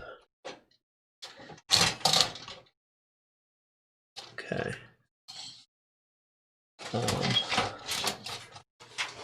I need to not set the board on top of wires, which is difficult given how tall these heat sinks are. Alright, so I'm trying to get all of the wires for the case out from under the board here without mangling my motherboard or heatsink. Actually, I should have routed the case cables after the installation of the motherboard, but that would have made more sense in this configuration. C'est la vie. It works. Okay, so now I am checking every screw hole lining up to a standoff. And the reason I'm doing that is because if I do not see a standoff, it means a standoff is under the board at a place where no screw hole exists, which could possibly short the board, and that's never good. So you always want to check your screw holes to make sure that you can see the standoffs through all of the screw holes. If you did it right, on an ATX motherboard, you should have 9 standoffs, 3 across the top, 3 across the middle, 3 across the bottom. Most cases are pretty good at saving you from yourself in assembly. Some super cheap ones are not. So it's always a good thing to check. You never want to ground out your motherboard on a standoff. That's no bueno. And I don't really have the cash or patience, or really just patience at this point, to have to replace this this board. I'll be replacing it before long, but I don't like to waste by destroying expensive equipment. All right. Anyway, 3 on the bottom. I see standoffs. 3 across the middle. Middle one's hard to see, but I do see a standoff hole under that one. And on the top. Yes, all the standoffs line up. All right. Now that I've got that aligned, I need to make decisions of where to strategically install my motherboard screws, which for this case I have a whole 4 out of 9, which isn't terrible in terms of mounting. I have mounted with fewer screws. Not proud, but you know, things happen. And if you're building real quick on a cheap and dirty machine that you pulled out of a dumpster or found by the side of the road or were handed, you use what you got. Okay, so to start off with these bottom screws, I'm going to, because I have 1, 2, 3, 4, I am going to place these on the outsides of the board. I think that's the most mechanical retention that I can hope from in this configuration. Yeah, because I'm going to properly screw my video card into the case, which should add rigidity, so I don't really need that center row. Yeah, I'm just going to place screws on the outside points on this board. I don't really have more screws that work at this point.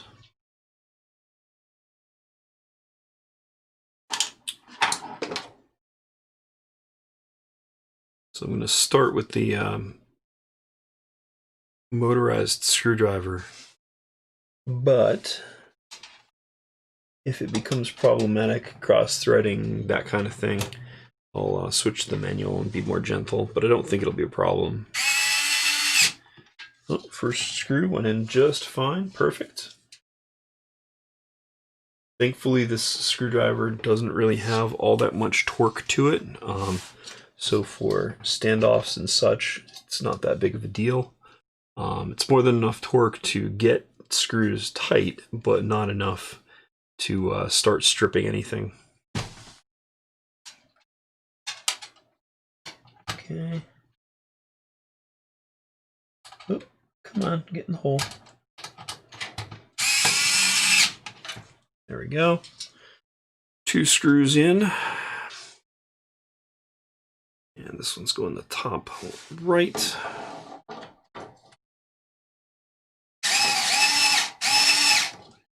That's not going in at all. Just give her a wiggle. There we go. Wasn't making the hole. All right, and last but not least, the tricky upper left.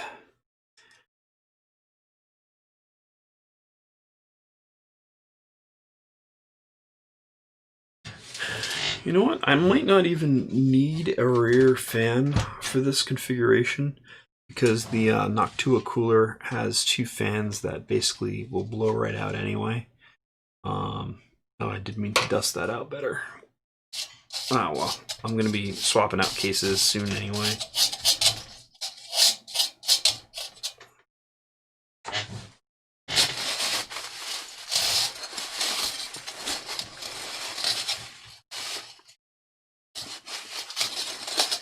Yeah, let's get all that dust in my PCI connectors. Go figure. Let's see what the chat's doing.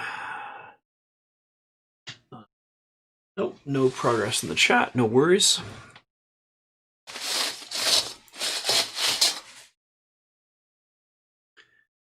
Alright, this one I'm going with a manual screwdriver just because it's hard to get into that location in that upper left section.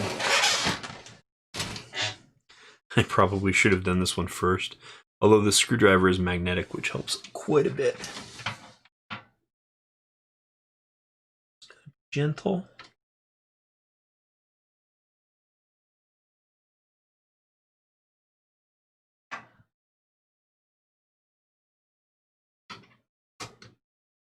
There we go. I think I made the hole. Turn, turn, turn. Oop. No, did not make the hole. Hope I didn't damage anything. Alright.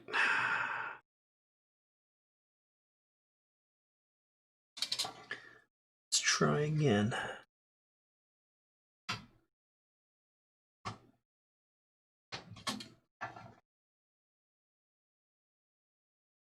Think maybe.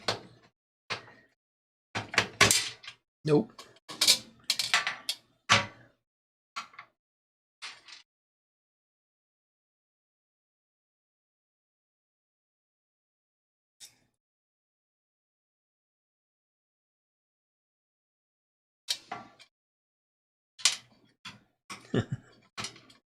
Keep dropping the screw.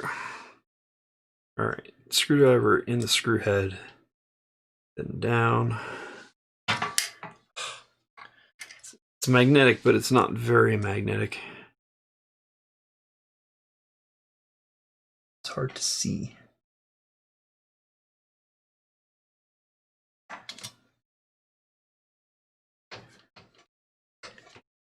think that's it, although I've said that before.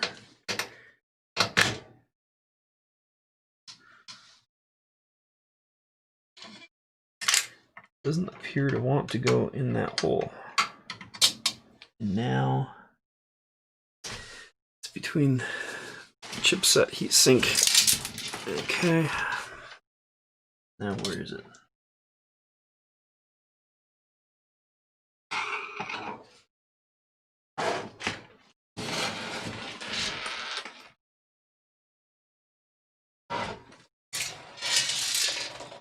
There it is.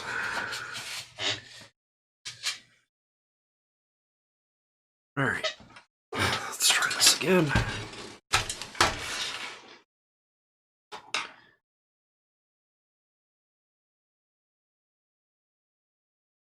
Maybe the hole isn't quite lining up. It wouldn't surprise me, as some of these standoffs might not be aligned correctly. I'm just backing out the screws that I've installed already to give it a little wiggle room by like 0.5 millimeter. And with that wiggle room, hopefully get things lined up a little better.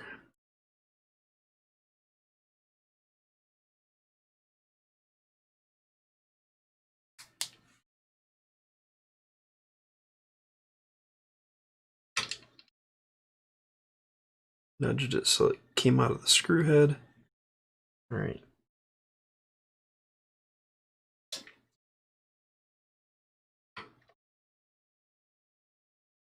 Okay, it's in the hole. We'll actually go into the standoff this time.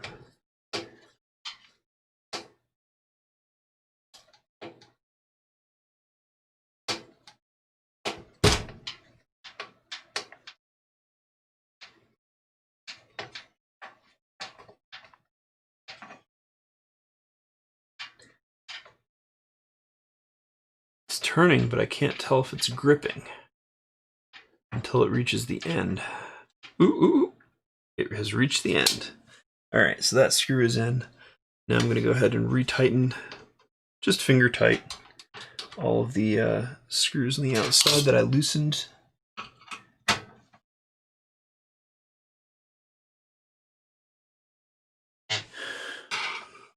While I am a professional technician, this is not a build that I'm going to be proud of anyway. There's a whole lot of jank going on besides the I/O cover, the rusted out crap box of a case, the insufficient airflow.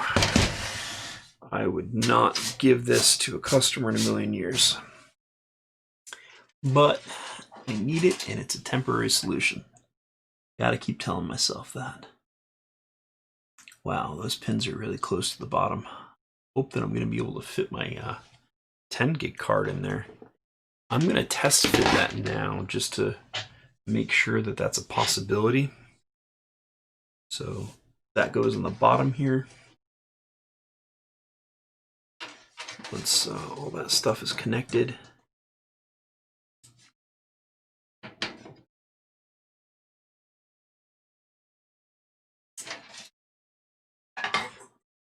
This case is so cheap, you have to actually pop out the slot covers they're not screwed in. They actually just wiggle them free and they pop free. So cheap. All right. So I'm just going to test fit this to make sure that it works. This is the HD audio connector. I'm just going to go ahead and plug that in now. Not that I need front panel audio, but it's a thing, and it's there, and it's taken care of. I'm going to have to remove this card in order to install more connectors, though. All right, so that's in the slot properly. And of course, it'll get a screw when it's ready. That is so ridiculously close to the bottom of the case.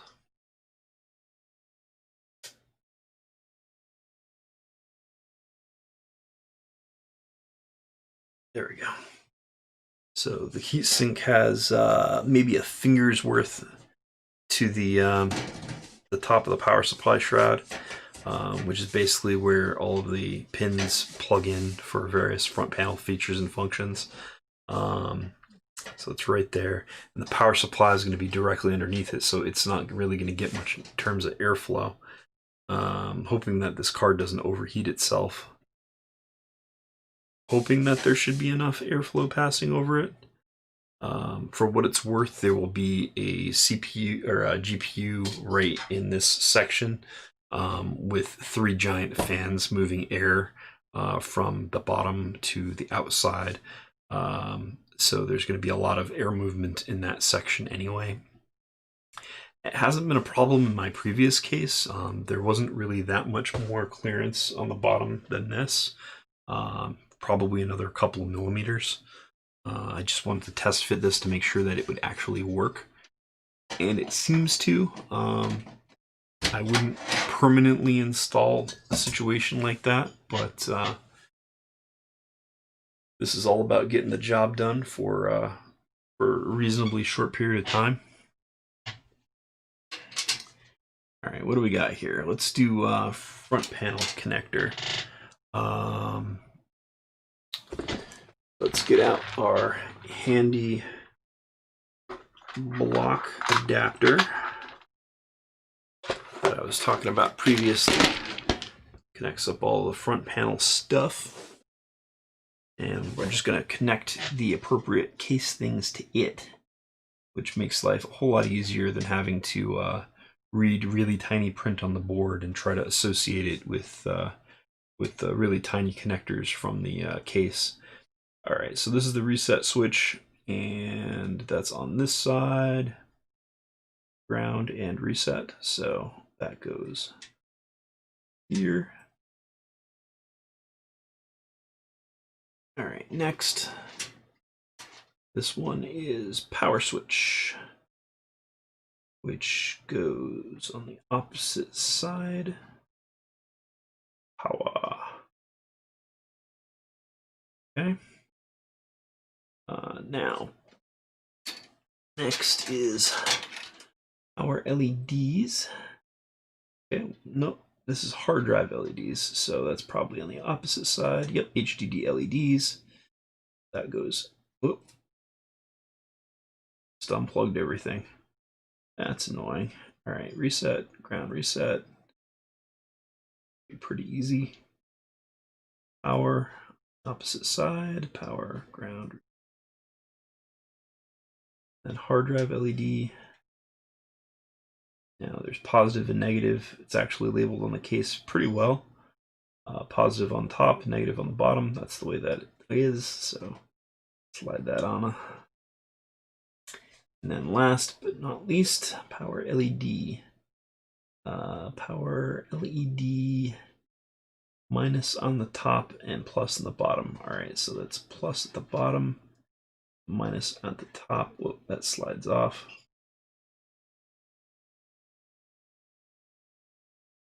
Okay.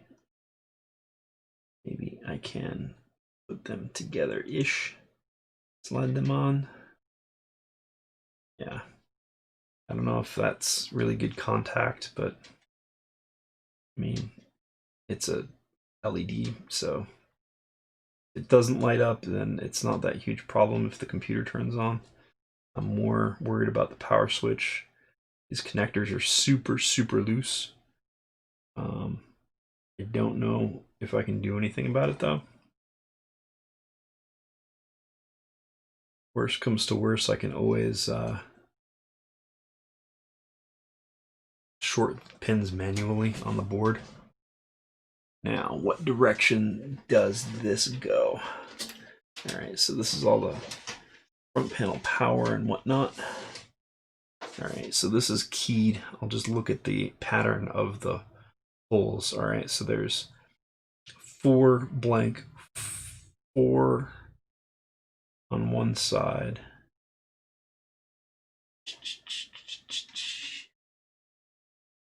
Four blank 4, got it. So it goes this way.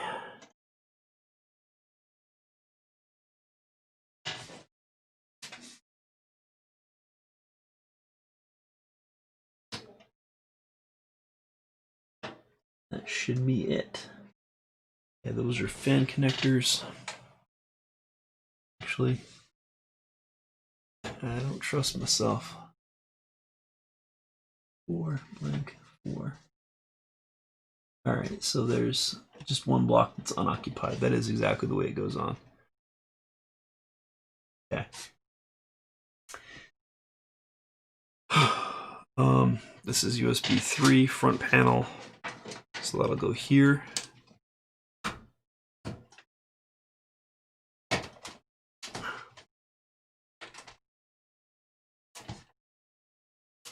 Like the way that that sits, particularly when there's going to be a card there.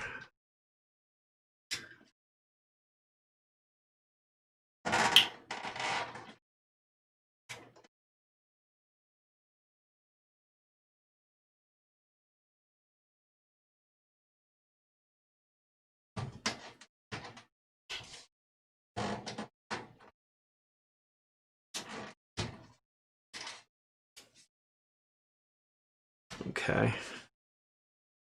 Just trying to get these around so that they're routed as best as I can. It's about as good as that gets. The front panel stuff, I'm gonna slide as many of the wires without unplugging into the grommet, just so there's as little as possible in the front here. I'm not unplugging anything. Trying to cable manage as I go. As cable managed as this build is going to get. Still going to be jank. This case sucks. It's light. I like that part, but it's not very durable. All right, next.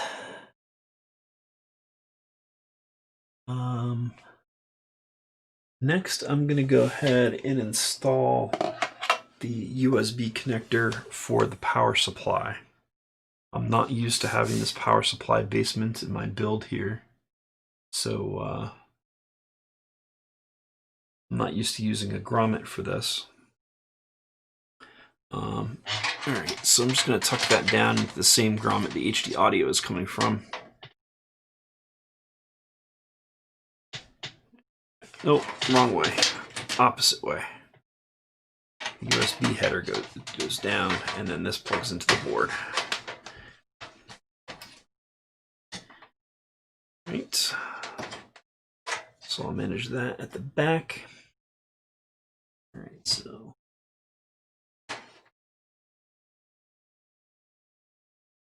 this will go just right in here.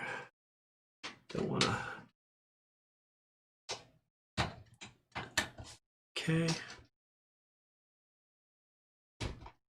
Wiggle that into the port and stick all that miscellaneous cable down underneath. Good. Okay.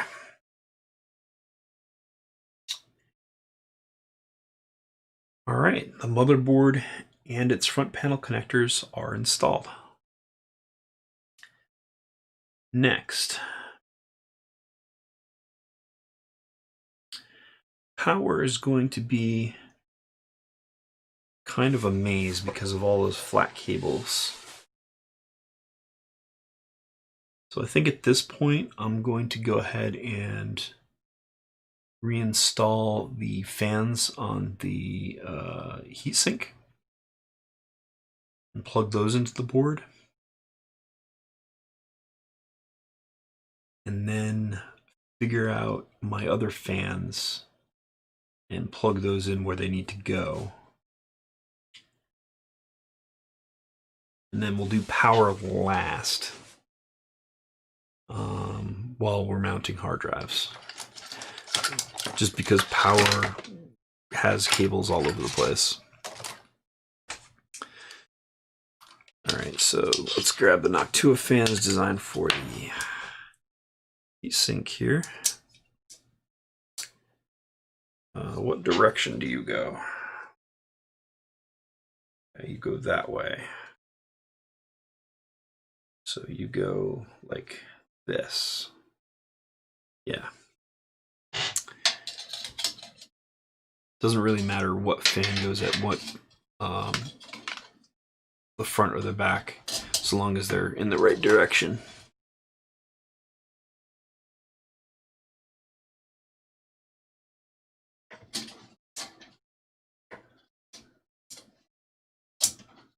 Okay, it's on there. And okay, that's on there. There's absolutely zero way to get my fingers up in there because this case is tiny. Also, if I'm gonna stick a fan up there, it should probably be now.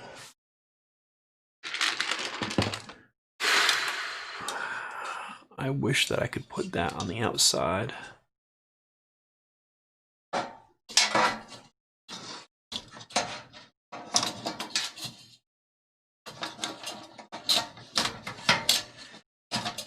Alright, so orientation-wise,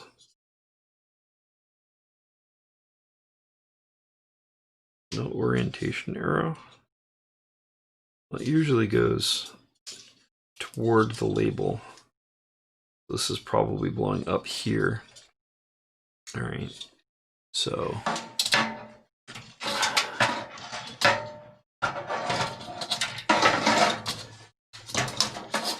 okay, and then two fan screws. For what it's worth, I do have more fan screws someplace. I can find those if I need them.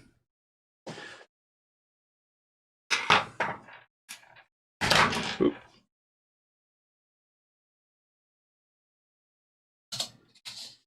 All right. Let's line up the hole.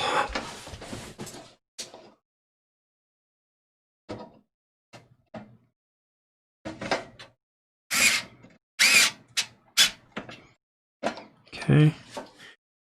It's only in there a little bit, but that's all I need it for right this second while I line up the other hole. Ow.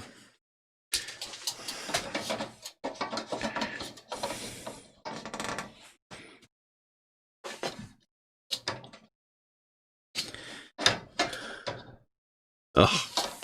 Of course, I screwed it into the 120mm hole. I need to move this. Okay. Needs to be in the 140mm hole.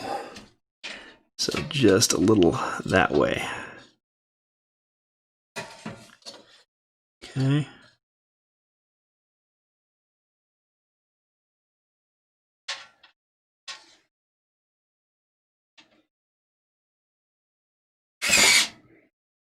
Good. It's in there a little bit, which is, like I said, all I need it to be.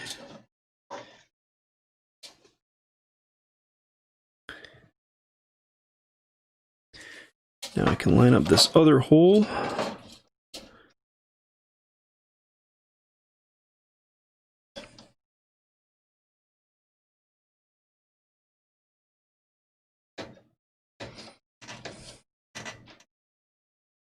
Why is that not going up all the way?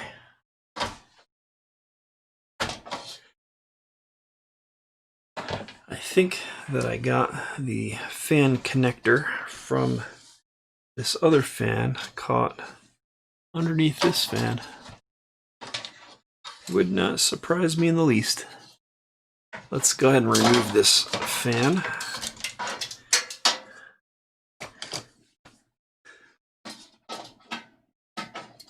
Ah, I see what it is. It's our friend, the 8-pin power connector, which I need to put on before I do the heatsink fans as well, or I won't be able to get my fingers in there. Okay. So, fan screw, holes lined up.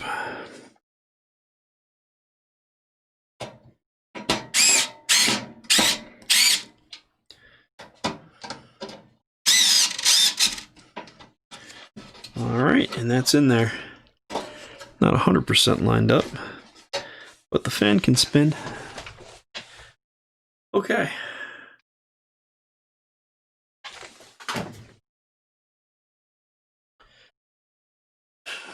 Alright, so this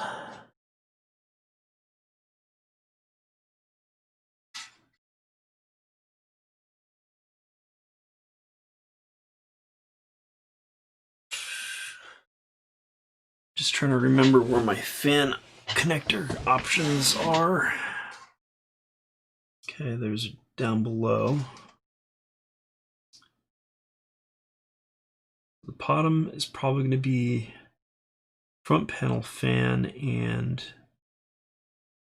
probably this top fan, I guess. Go with it. You can always configure it in software. Okay, so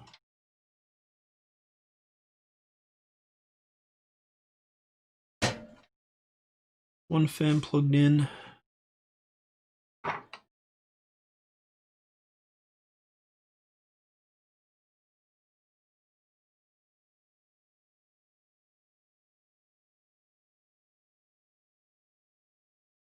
The front fan I'm actually going to plug into Molex power because I need to keep it going anyway.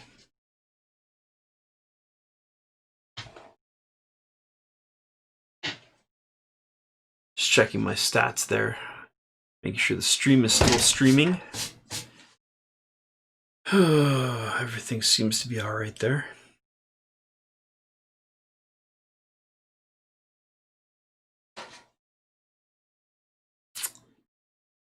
Yeah, I'm not going to bother with the rear because there's going to be a giant fan right in front of it anyway. Pretty much blowing air through that section. So that should be okay. And just for cable routing's sake, I'm going to run that case fan that I just installed. The cable for that's going to go behind the motherboard. Just all the way down.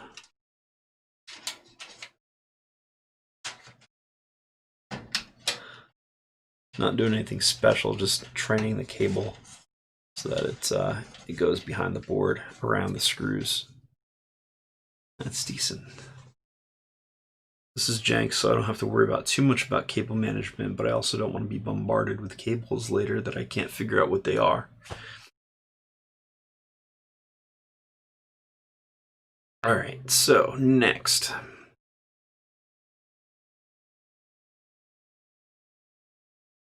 I've already decided I'm not doing a rear fan, and that's fine because I have two big fans there. The front fan is accounted for. I'll plug that into Molex once I get power online. The top fan is plugged in already, and that's good. I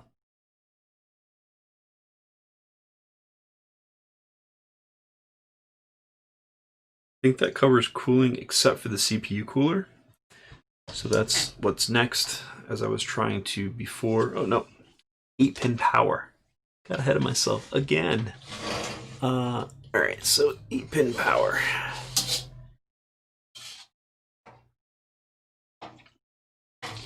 What side is the key supposed to be on? Top or the bottom? Just feeling for the key. I think it's on the top. Okay.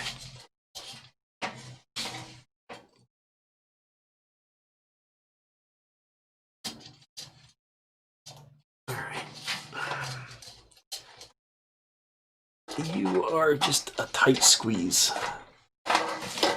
I don't have big hands, but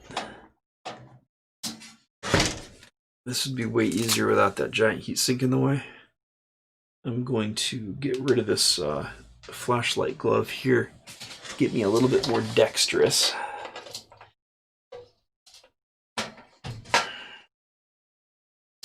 Okay.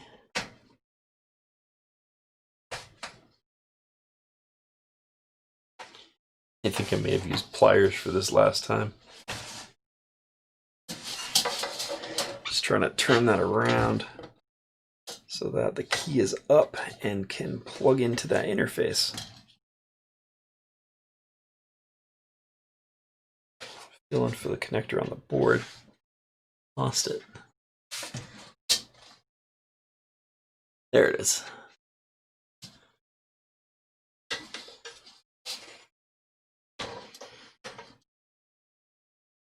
I don't have pliers at the ready.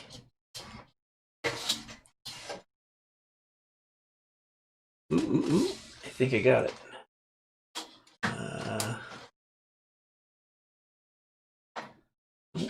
Not in yet. Trying to line it up. Come on, turn. Okay. In. Go in.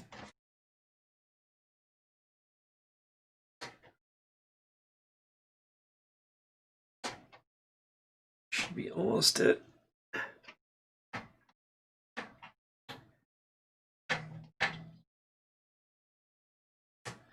Just grazing it.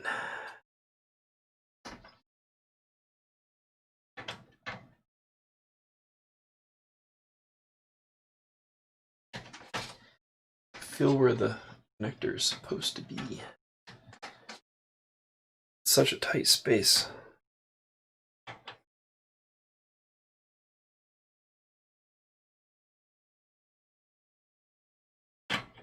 Get in the holes. I need a flashlight.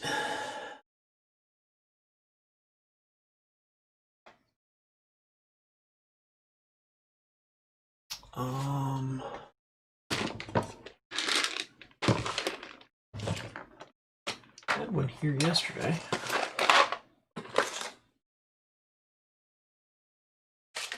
Where is my magnetic flashlight?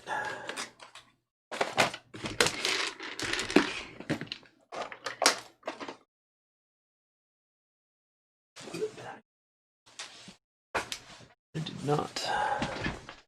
So it should be here on my desk.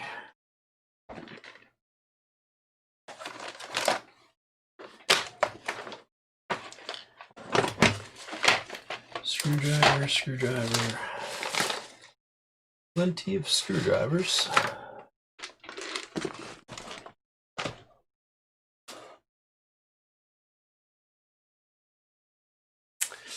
You know what? I guess I'll just use my phone for now.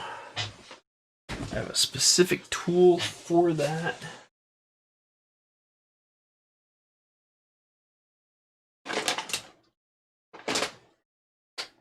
I don't know what happened to it.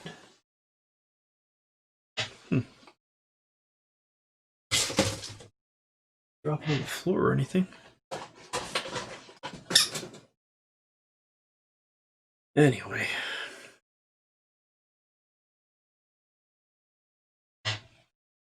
Okay, flashlight from a phone. Ooh, can I get it this way?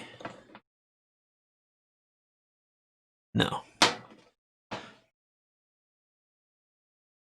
This way? Maybe. Ooh, maybe at that angle? Possibly.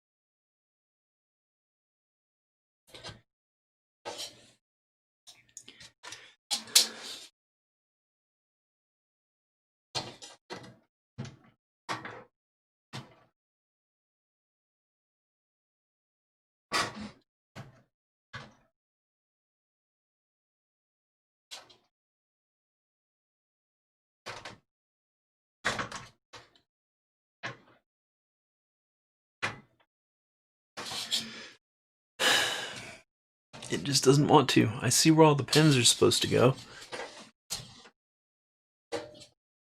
This CPU power connector is a giant pain in the ass.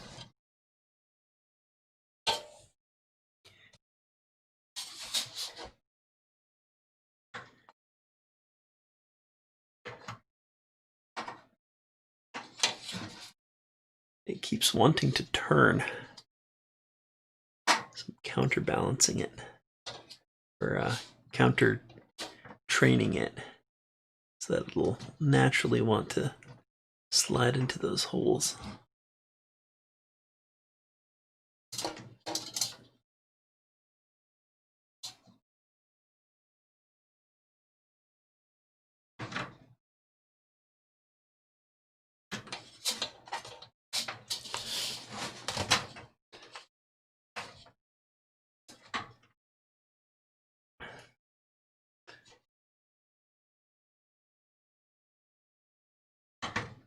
Ooh, I got it by the key. Which should be the best way to maneuver. Now, if I can just line up the pins.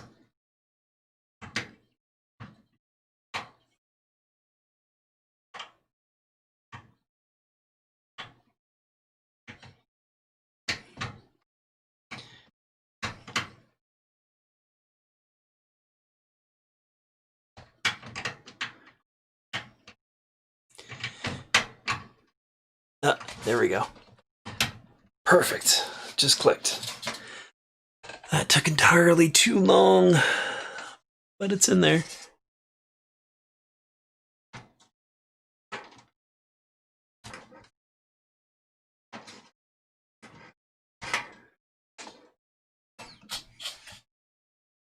Just sliding back the remainder. Not that it matters too much. Okay. All right. Now that that's all set, we can do the fans here. Okay, let's connect them first before we install them.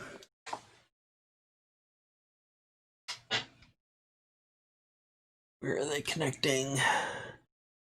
Okay, there's the fan connectors. Can get the top fan cable out of the way so we can plug in the things. Now, these are 4-pin PWM, appropriately keyed.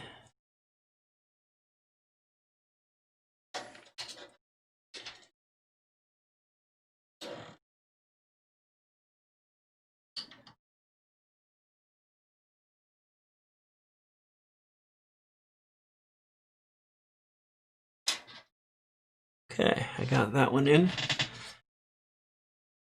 A little tricksy, but went in smoothly compared to the other one. Okay, bring that around and then lock it down.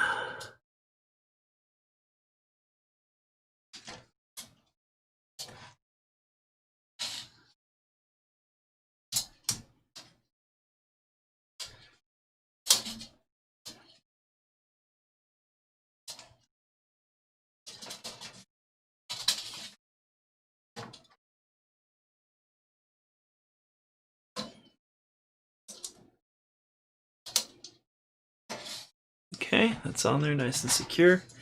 It's in the right position. Cool, push that way. Now the second one.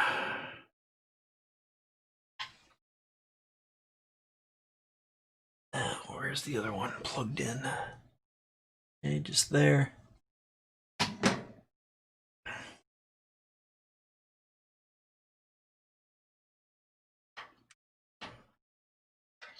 Oop, I lost it.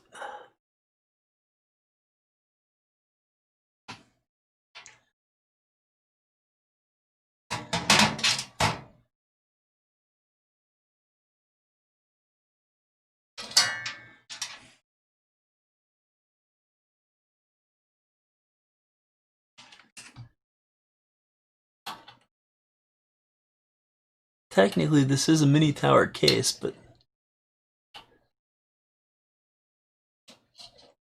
sorry, mid-tower case. But feels like an MATX build. Ooh. I think I just got it in. Make sure the pins are okay. Oop.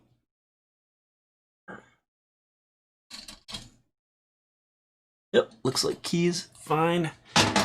Pins are fine. Alright, so this goes here.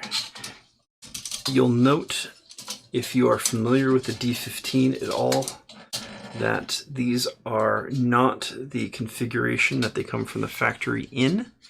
I've moved the fans to the left side of things instead of the right side of things because A, it was conflicting with my RAM, and B,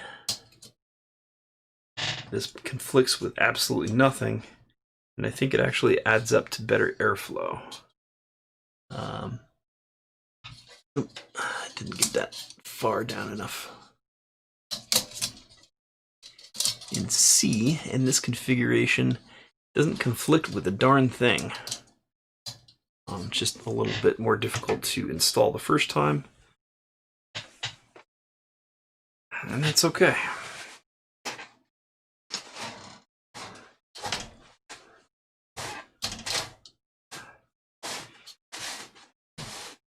And gross dead bugs are falling from the heatsink. Joy.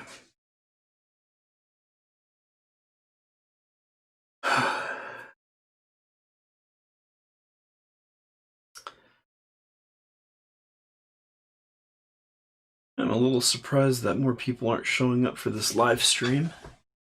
At least to come say hi and leave. It's 12:30 p.m. Eastern.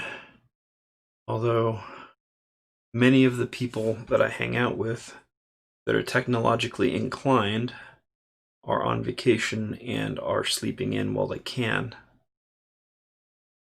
I myself would be sleeping in, except for I haven't been to bed yet. I woke up around 5 o'clock last night. My sleep schedule has been weird. But with the help of Mountain Dew, I'm hoping to stay up for long enough to go to sleep at a decent time. Okay. Route this back behind the motherboard where it belongs. Okay.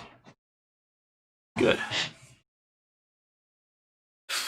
That's all the fans installed, which is pretty darn sad because that's not a lot of fans for a lot of heat that's going to happen. But again, I'm probably going to end up running this thing with the case open anyway. All right. I've got all the bottom connectors all routed and ready to go. I don't have any more work to do down there right now. So I'm going to go ahead and install my 10 gig card and screw that in appropriately.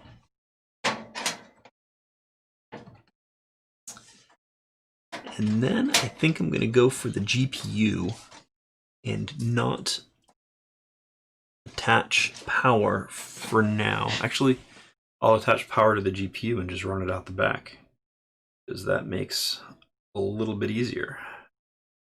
Yes. And then I will run appropriate SATA cables and hope that I have those connectors okay, and that it really doesn't matter.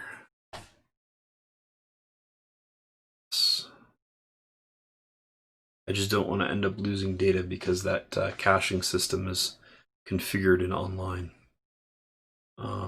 I should have turned it off before I did this. I did not. That's on me. But we'll see what happens. All right, so 10 gig card is in. Let's get the screw for that.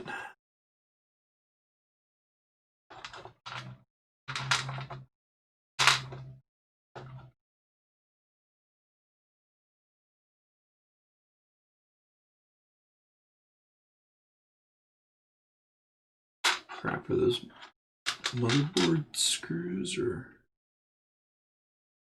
no? Thought I only had one.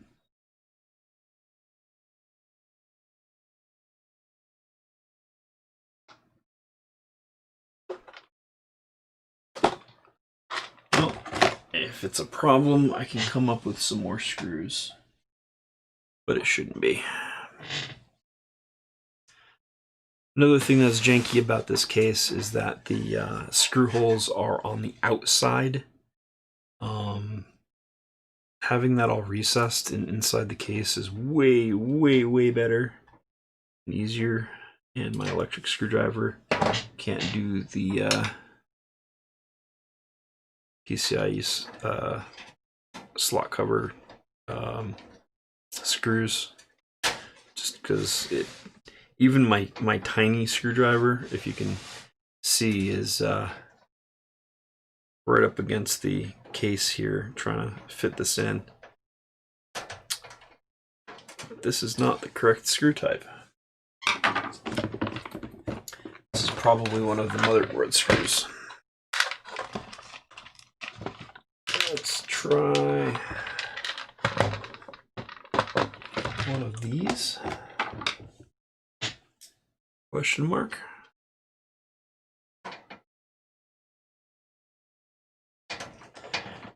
That's much happier.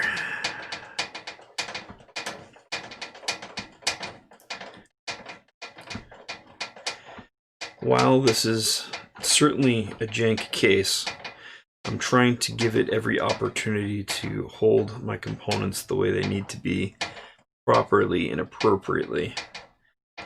This is just spinning. These holes are cross-threaded. So annoying.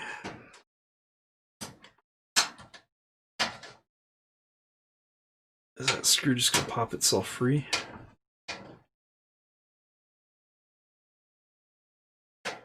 I didn't even like torque this down hard at all. It's never been finger tight.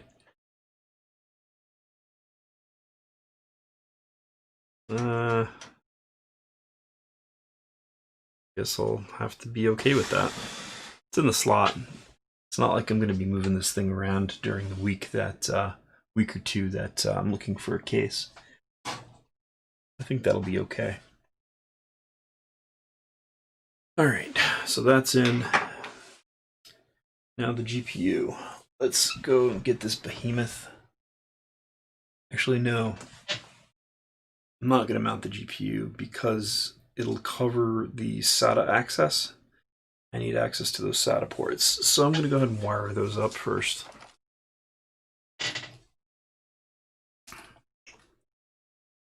I'm just going to use this pre-made Lumo SATA cables here. Shove these in the back. I know it's more cables than I actually need, and that can contribute to lots of wire management issues.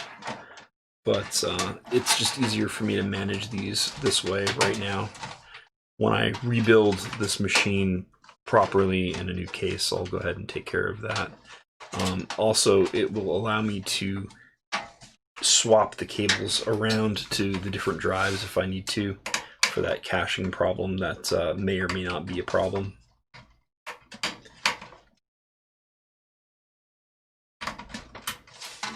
So I'm just going to plug in all of these to available ports, paying really no never mind to what's what.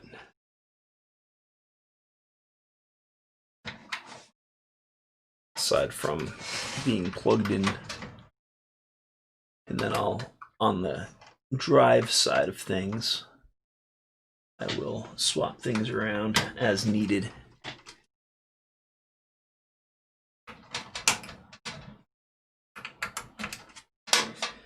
Okay.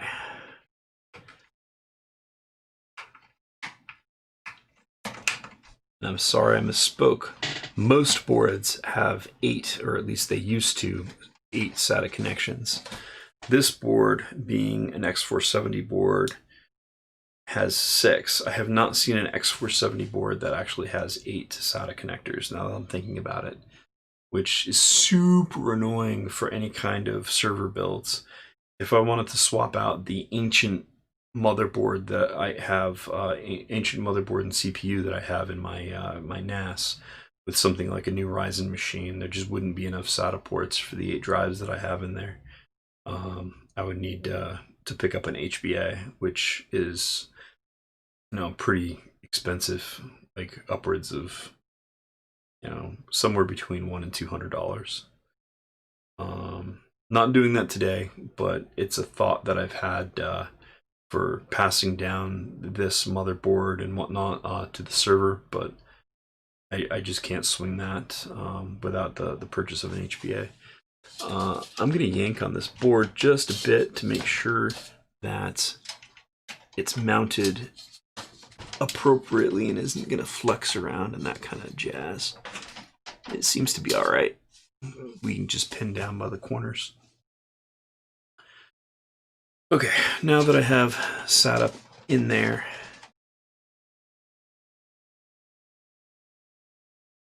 I can run PCIe and mount the GPU.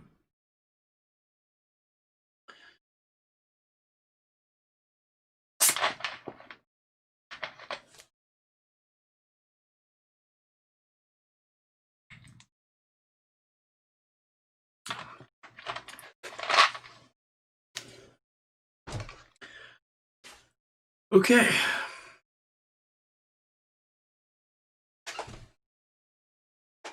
Been streaming for 2 hours, 40 minutes, and that's ripping apart my old build, mounting a motherboard, getting cabling set up. We're probably like a third of the way. The power routing situation isn't difficult, but the cable management portion of it is, especially in such a small case. And I also got to get creative about hard drive mounting.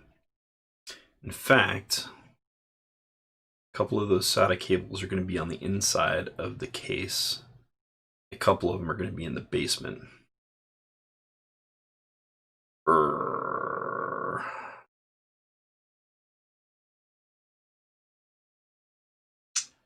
think the SATA cables should be long enough to route back up into the next grommet. So these are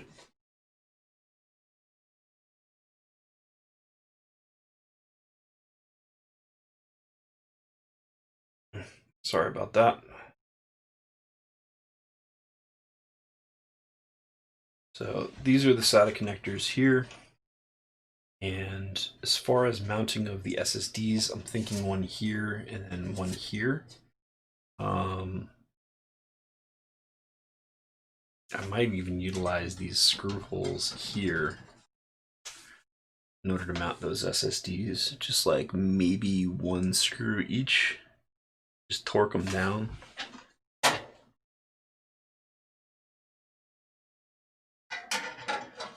They're nice and light.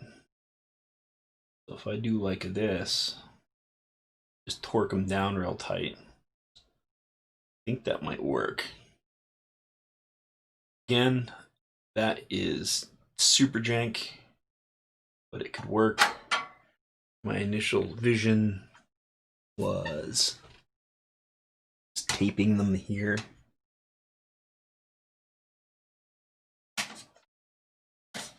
Use some double-sided tape. And probably like this. One here, and then wherever the GPU isn't. I guess that's going to be next. Is I'm just going to bring out the GPU. If I have to unmount it to remount SATA, then so be it. It's a pain in the butt to get at that PCIe lock, though. I hate those PCIe locks. Those are a stupid design.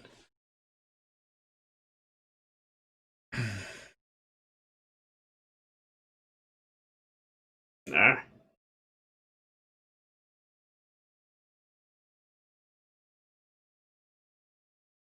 There we go. Okay. Bring on the... What did what did Jensen call this? The BFGU?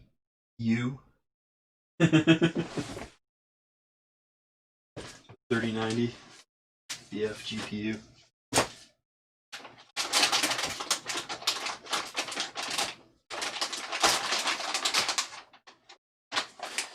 Alright, so here's the card. I gotta find the mounting bracket.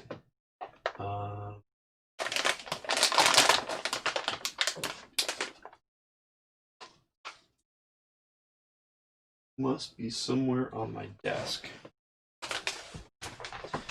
It's really just a sag bracket.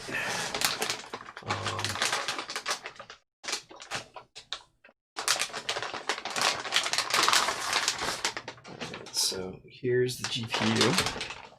Just gonna set that down on my notebook for now.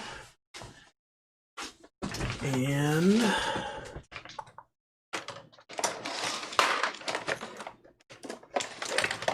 if I were a sag bracket, where would I be?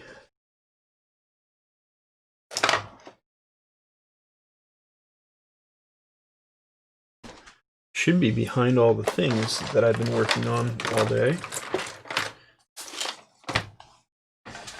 But it's not.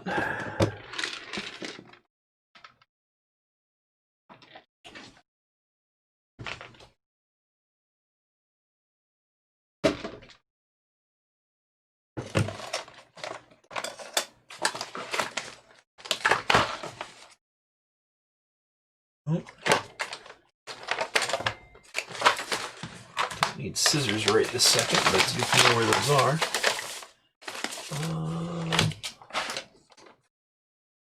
Huh. Always something. I mean, it's not specific necessity that I install the sag bracket. It is a good idea, however, in an aluminum case.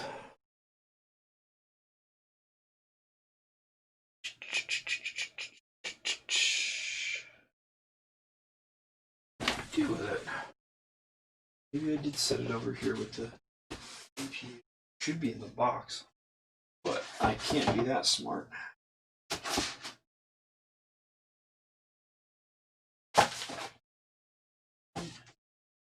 Okay.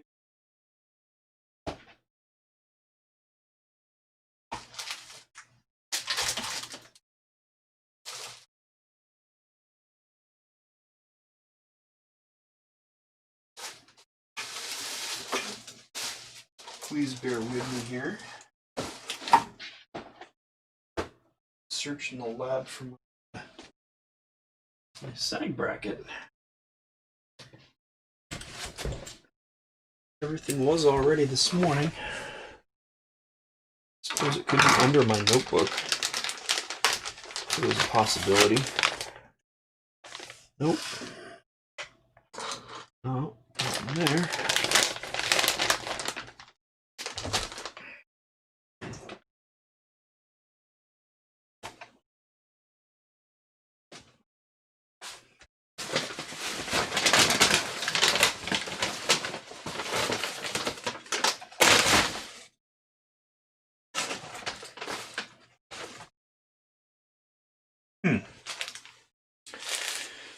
Well, you'll have to excuse me while I tear apart my desk looking for the appropriate bracket that was at the ready some couple of hours ago before I started this mission.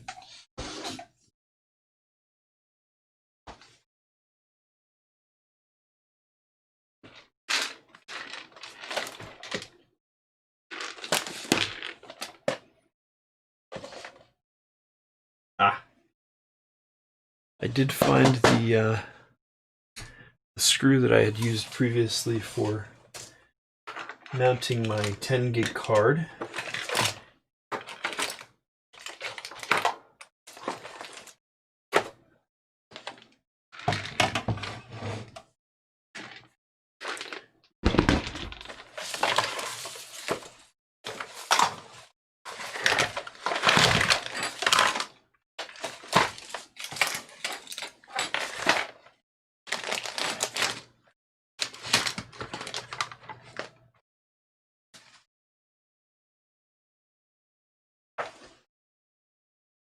That is so strange. Is it under the notebook? Yes, it is. It was under the notebook that I was using to stream. Let's back that out. Okay, so this, as I showed off in my previous video, is anti-sag bracket. So this GPU will mount like so in the case, and this will come up and mount just like this. So there's more than one point of contact in order to get this card mounted. Not sure if that goes on top or the bottom as far as mounting holes go.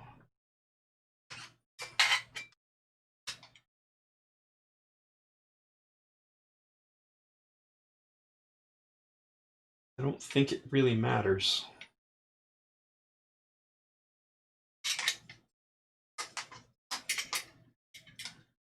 Looks like it's compatible with both. It's a millimeter difference anyway. I'm just going to set it on the outside,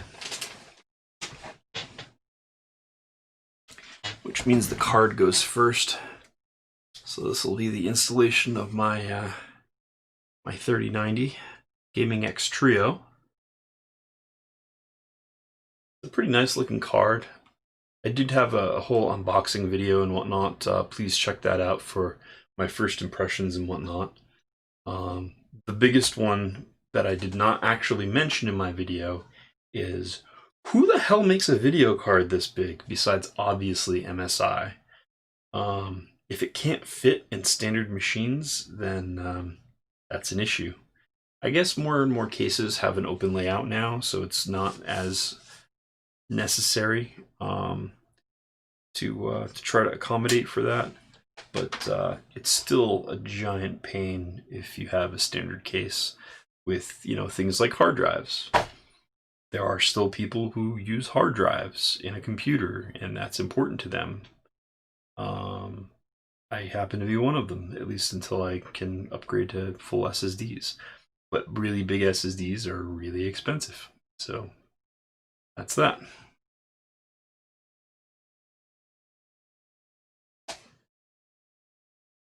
Yeah, super thick card. Welcome, Eric Hill / Eric the Red. If you're looking for good time gaming streams, check him out over on Twitch. Mo is a big fan. We've been friends for a long time. In fact, that's where the 1070 went that used to be in this case. I believe that's still his primary card, I believe. Still really good card for 1080p gaming.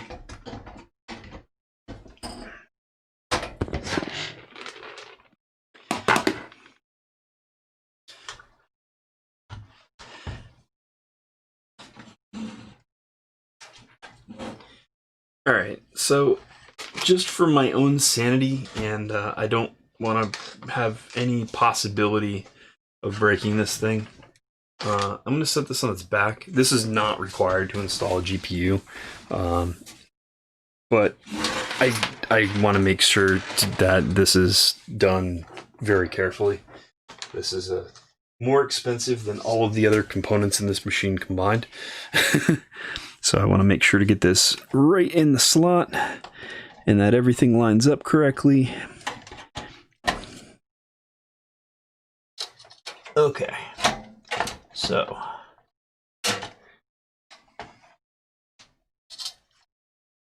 in the slot, and that part lines up, and screw hole lines up, and I believe that's installed. Now, while it's still in this orientation, and before I put the screw in, I'm going to go ahead and put this GPU sag guy right on top here, where I believe it belongs.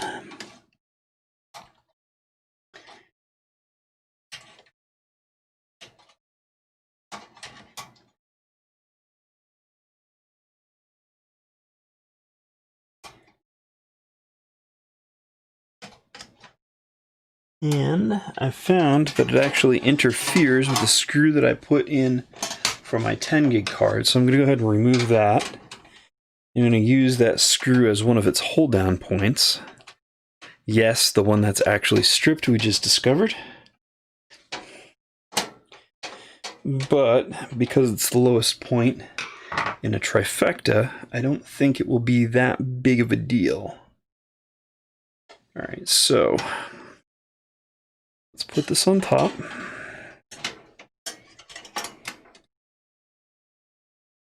Okay. First, the 10 gig screw.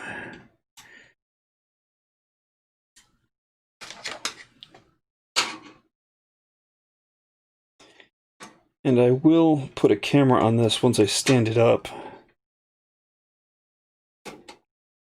and show you how things went together. Oop, come on. Gotta line up those mounting holes.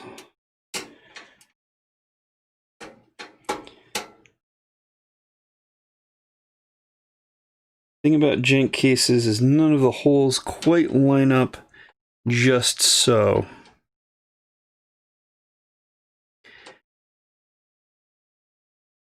All right, and I'm gonna put this thumb screw to mount the graphics card. Oh, that screw didn't take. Probably because that hole is stripped and the screw isn't long enough. You know what, I'm gonna try to find maybe a different screw with a longer hole and start with the GPU then. Let's get you lined up.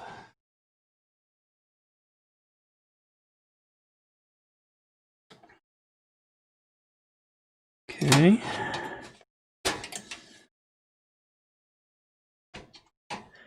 Back panel is wiggly, GPU is wiggly.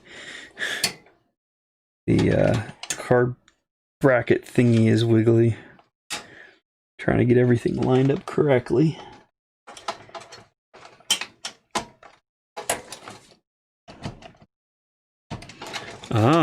I don't think the card is in all the way. It might be caught on the SATA connectors.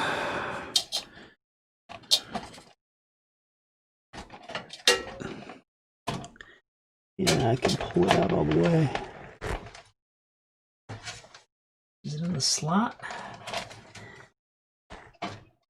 The lock doesn't seem to be engaging. Oh, my lock is broken. How about that? That's fine.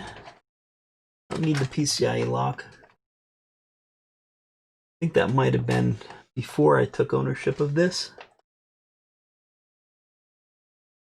This means that things need to be mounted carefully.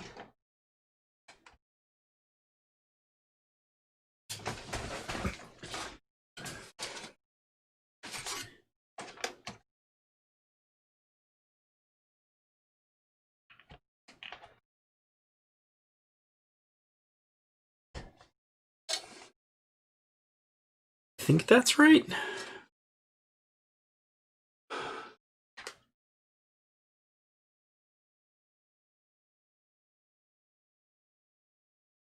Eric says, it's funny to me you spent more money on one card than I'm planning on spending on my new gaming laptop. I guess someone's got to be cutting edge. We can't all be cheap like me. I still think my 03 compact case Walmart special that houses my gaming desktop outjanks this. Let's see. I am being particularly careful and fastidious with the assembly of this machine because I don't want to damage anything that's inside of it. I don't want to risk that. The GPU, yes, is expensive, but unlike a laptop, I'm also using it to drive 3 4K displays at 60 Hertz. So I need a lot of graphics power. And then when it comes to gaming, I'm trying to do ray tracing at 4K 60, or at least as close to 60 as it'll take me. I still don't think that the 3090, even being the best consumer gaming graphics card on the market right now, is capable of doing 4K 60 ray traced Cyberpunk specifically. Just the game that I've been playing the most of recently that's very difficult to run. My 2080 Ti, which was the previous best consumer graphics card possible, gets me somewhere between 15 and 30 FPS on that particular game. So this is probably not going to get me to 60. It'll be good, but it won't get me to 60. I also spent most of last night during my viewing of Eric's stream cleaning up this case and making it as good as it looks now, which it doesn't look half bad currently. It was covered in rust and water spots and huge cakes of dust and whatnot. I went through lots of paper towels cleaning this up yesterday.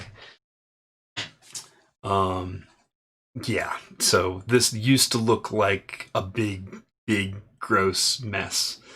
So I'm trying to do everything that I can in order to get this working for as long as I need it to, without doing any damaging of equipment whatsoever, because it's a lot of cash if I do. And I would rather, resell my good used equipment to people who will enjoy it, and I can recoup some of those losses for purchasing of new equipment. This case was way jankier yesterday than it is now. But as you may have seen earlier in my stream, I'm able to lift this case up empty with 2 fingers. This is all aluminum, thin rolled aluminum. No steel on it whatsoever. It's all aluminum and plastic. Mostly aluminum. The plastic is on the front cover, which is where you usually find a plastic front fascia.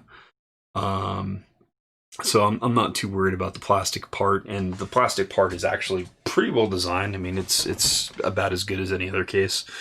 But yeah, this is not a good case, period. It's better than some that I've worked with, but yeah, it's a cheap piece of crap.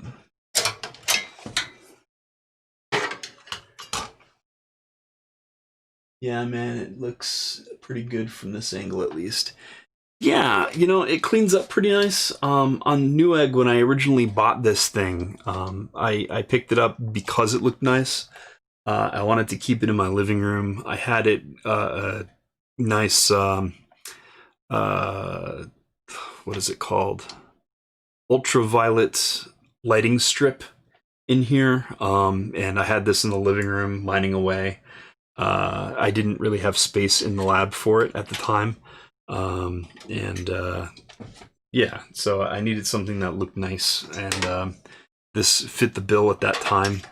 But a year or two in the basement is not good for the look of anything. However long Eric has had that card, I think it's probably at least a year or two now, is when this case was stored in the basement. So yeah, it's been a little while.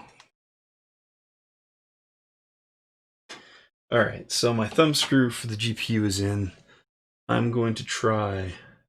Whoop, screw down. I'm gonna try this screw. I don't think this is the one that I just pulled out of here.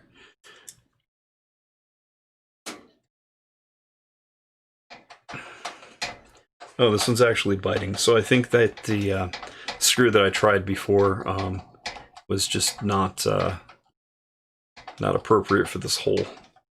I think it was a little narrower. Yeah, I've got this finger tight. So I've got 2 points of contact now. This case flexes around so much that this GPU sag bracket I don't think is going to do much. The sag bracket itself kind of wiggles around.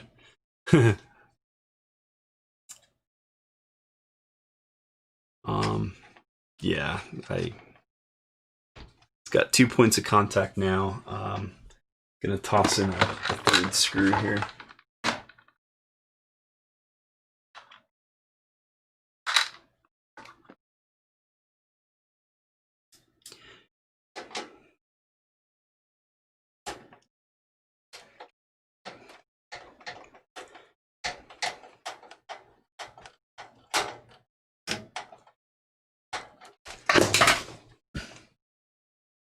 Threw my screwdriver on the floor. Accident. All right. Also, while I have been right along saying that this is only going to be useful for a week or so, who knows, that might actually go on for longer depending on how long it takes me to investigate new cases and decide on something finally. I'm not very good at being decisive when a whole bunch of decent options are presented in front of me. Yeah, man, it definitely looks pretty good from this angle at least. Always screw the appropriate hole. That is great life advice. Fantastic life advice right there. That's my framing. Even on camera right now. Yeah, I'm good. All right, so this thing is more or less as installed as it's going to be. Everything wiggles and the screws are as tight as I want to risk tightening them. I don't want to strip these screw holes, and I also don't want to mar the support bracket by over tightening. So that's as far as that's going to go. All right, I'm going to lift this up and you can see what's going on, and hopefully this card won't just flop out and I'll be sad. Okay. Yeah, this isn't really doing much in terms of preventing sag. It's more preventing airflow than sag, but without it, because of the design of the way that the card screws down, I think it would be okay. But it's in there, and I don't want to dicker with it anymore. Let's go ahead and zoom in on that so folks can get a look and see what I see. All right, so focus. Yeah.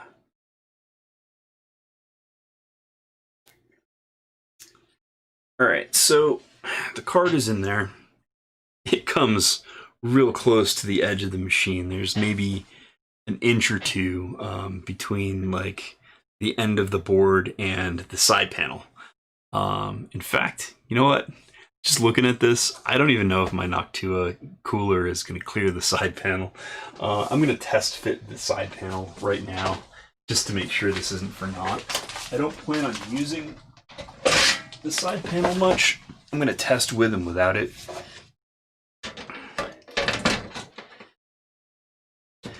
And man, this glass was filthy before.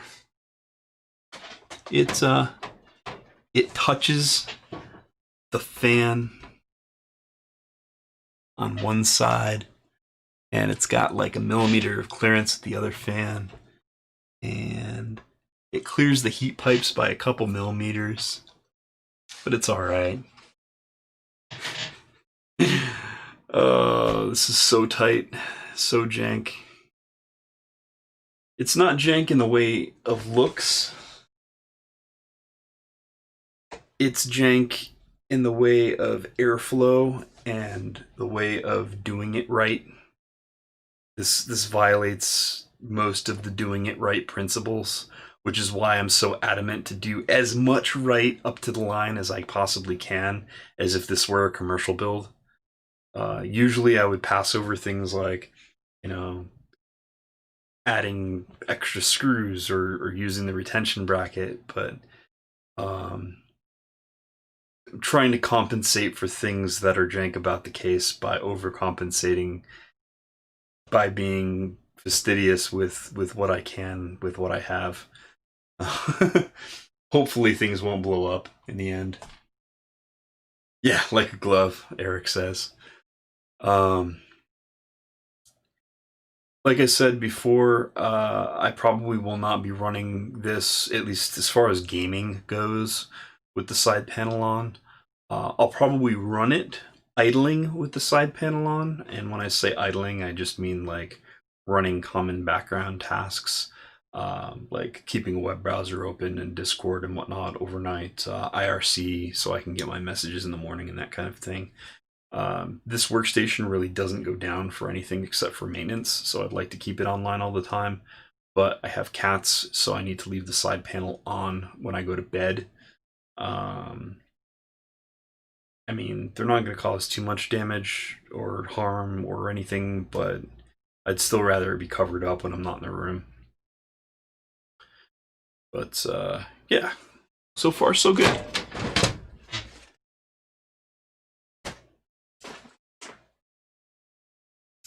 Also, it makes me happy that this card doesn't have that stupid, probably stupid, mini pin connector that the Founders cards have. Yes, I agree. The mini pin connector, the connector itself, I don't really have a problem with, um, because of the design of the cooler. Having a smaller connector was necessary for their aesthetic design. I get that. It's fine. I'm all right with that. The problem that I have is the placement of the 12-pin connector on the new graphics cards.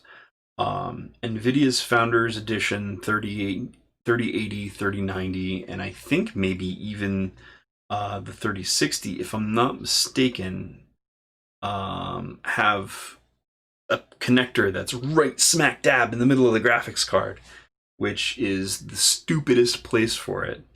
The connector should always be on the end of the card, in my opinion. So like on this side or as close to this edge as possible. The deal with that, this configuration is just fine.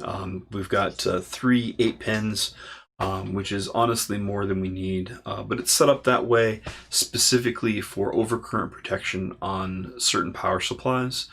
Some folks use cables that have more than one connector on them. My cables do. So this part goes to the power supply, and these are 2 8-pin or 6+2-pin PCIe connectors. You'll note that on all of my PCIe connectors, I've twist tied back a set of them. So I'm actually using 3 independent cables so that I know that I have good power flow and will not trip overcurrent protection even under overclocking conditions. But some folks utilize these 2 sets of 8-pin connectors and just run it off of one cable, which can trigger a lot of power supplies overcurrent protection. So to combat that, they added a third 8-pin connector. So if somebody wanted to, they could use one of these cables with 2 in 1, but they make sure to require someone have a second cable in order to make sure that there's appropriate power flow across the rails. So I get why they have that. I would really like to use that for overclocking by supplying additional current to the card. I don't really have a good way to do that right now. It would require likely a new BIOS on this. A BIOS flash has that capability. I'm not out to break my warranty right now. I have inquired about flashing the BIOS on this card to something with a higher power target. It's not something I'm doing right now, but it is an open option for the future if I learn enough about it, and other people have been very successful. One of the things that I did read about flashing the Strix version of this card BIOS to the Gaming X Trio version of the card is the person who stated that they did it lost one of the um, DisplayPort connections.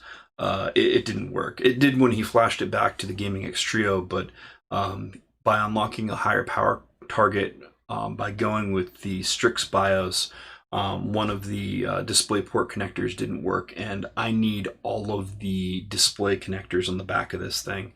There are 3 DisplayPort connectors and a HDMI connector, but I have 3 4K displays and a VR headset that I always leave connected. So I'm utilizing all of those ports, and I can't be without one, so that's a deal breaker.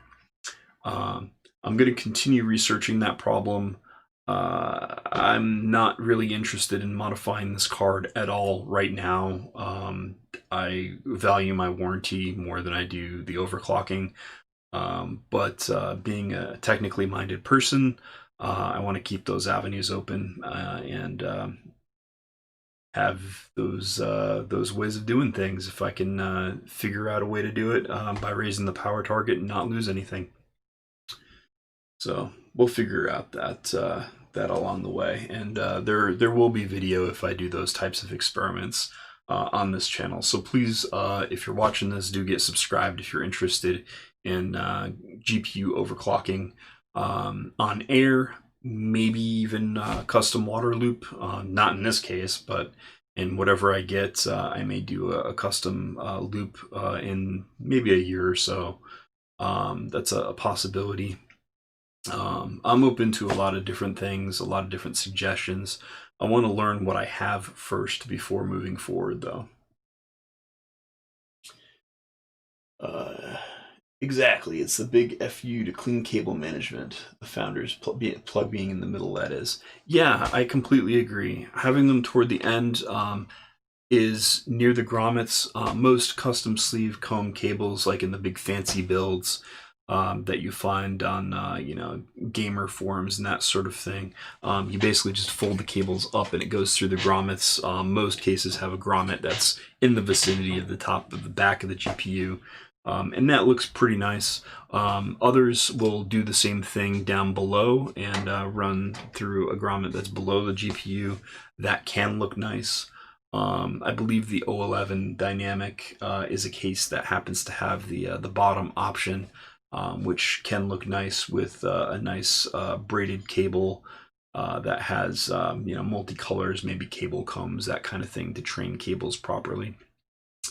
Me, I'm using stock cables. My power supply comes with black cables that are all side by side, as you probably have seen in the rip apart of my previous build earlier.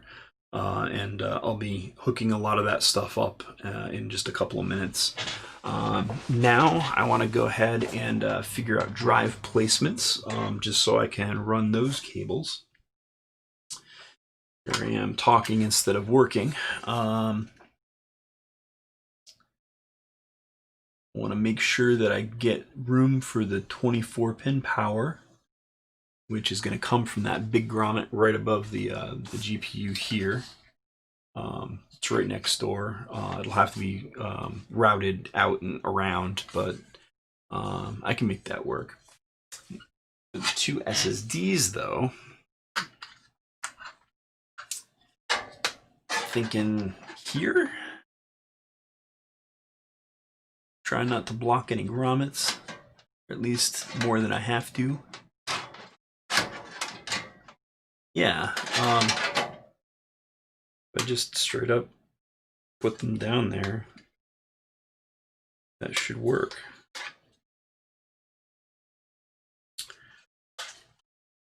I don't like that Samsung has put their logo upside down to the direction that I want that to be, though. Or, yeah, these are in the same orientation, but have two different logo orientations. That's dumb. Hmm.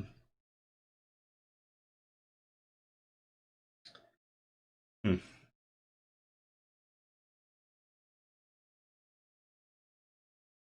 know what? It's a temporary build. I'm not going to care about the logos.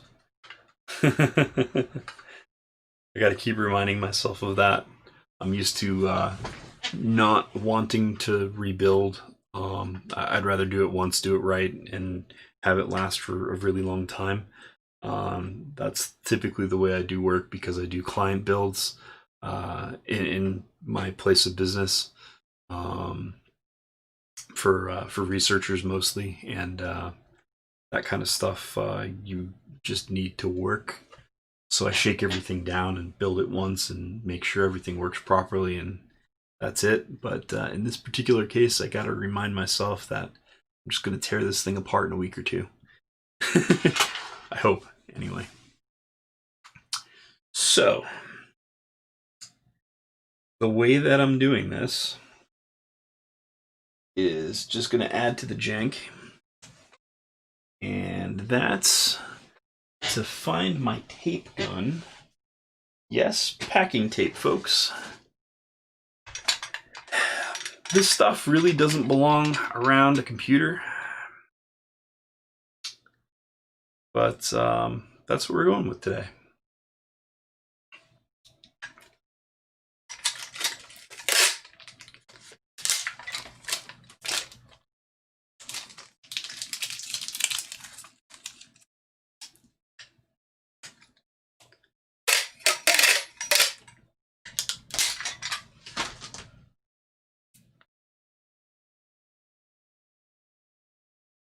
Let's reframe.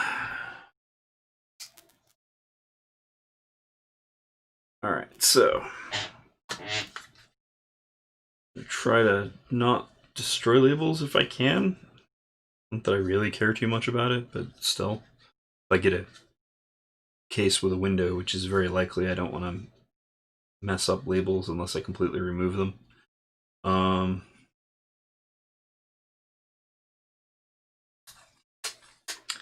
Screw it. YOLO.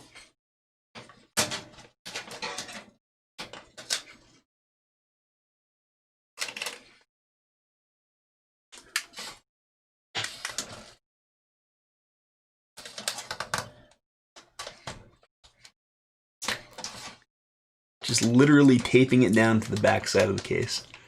I don't have any double-sided tape. That would be my first choice. I'm going to route SATA cables and power cables out that big grommet to power these and make them go.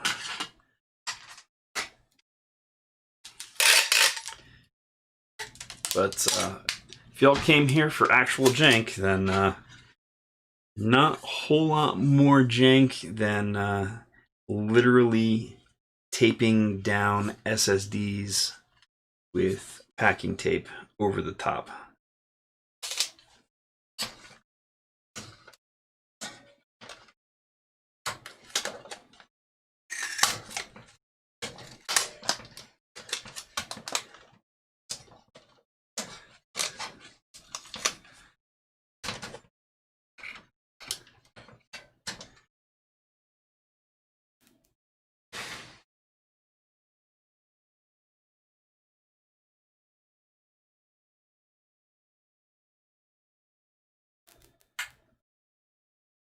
So that's basically the long and short of it. I'll run power and SATA to them. Yes, I know they're uneven, but it's literally packing tape, so there's that. But hey, you know, it works. If they heat up, they should still remain. I don't think that there's going to be any problems with that.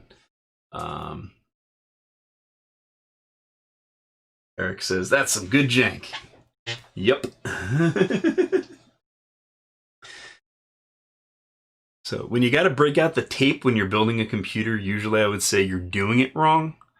Double-sided tape on the backside of an SSD can be done properly, especially behind the motherboard tray where it's out of sight in some cases. I don't recommend it usually, but it's an available option. Grabbing for a tape gun, building a computer, usually not a good idea. But in this case, I'm doing what I can. No, that's not even all that saggy. I don't think the brace is doing much good, but altogether, I think it's not too bad. It's all right.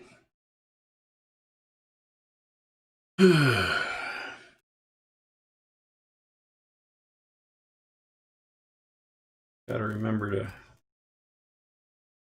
switch to OBS before I reframe, because staring at the YouTube from 5 minutes ago is probably not going to do it. Well, 5 minutes is an exaggeration, but yeah. These people's trying to jank me, Coach C. That's great. Now that's going to be going through my head all day long. When I get this thing up and running, I can always load that up. I actually own a copy of that album. Strong Bad Sings and Other Type Songs, I believe is the full title. I'm a big Brothers Chaps fan. That stuff is good. But yeah, I bought that on CD. Alright. So at the backside, I said backside. Let's go ahead and reroute to make sense. Alright. At least some semblance of sense.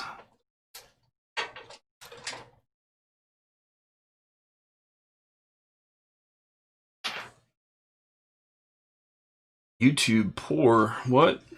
Am I dropping frames? What's this?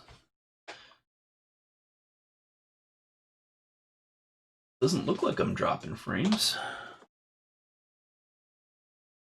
But YouTube's saying I'm poor. I apologize if there is skipping or stuttering, if you can hear this at all. I'm using a laptop on Wi-Fi in order to do this stream. Wi-Fi is really solid, and I'm right next to the access point, so I don't think that it's an internal problem. My ISP really sucks, though. That's a rant for another day, but there's that. And now it's excellent again, so that must have been just a lag spike or something. Heck yeah! Yeah, the Brothers Chaps are pretty awesome. I miss Homestar Runner. Alright, so clearly I have a cable bundle in front of me. I'm going to use a twist tie. It's super effective. Ugh, too much Pokemon. Alright, so around here-ish.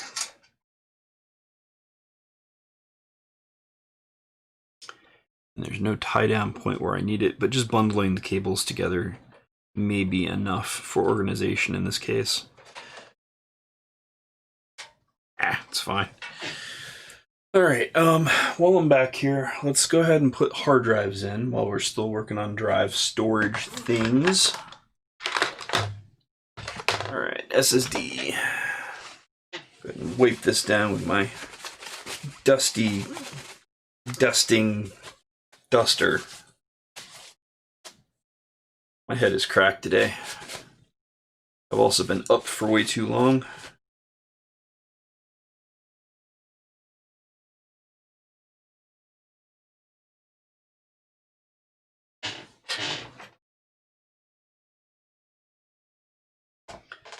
It has a bit of a stutter every couple minutes, but nothing bad.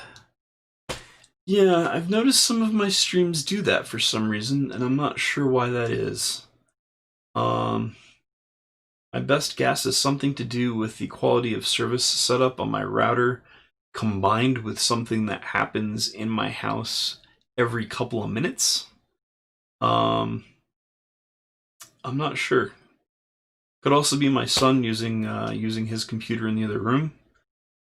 He may be trying to do like online gaming, like multiplayer, which may have a high quality setting in my router, causing bandwidth to go in that direction. But again, that's just a guess. I need to investigate that. Okay, so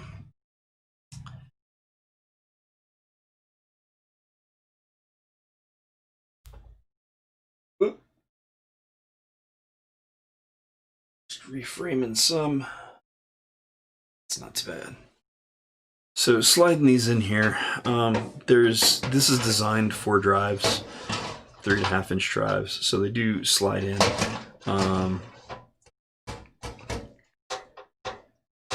Looks like I'll only be able to really screw them in from one side. How do they intend me to do this? I think on one side you're supposed to pre-install the screw. It looks like the screw head is what locks it into place on one side. It's kind of a strange design. I think I have spare screws for drives.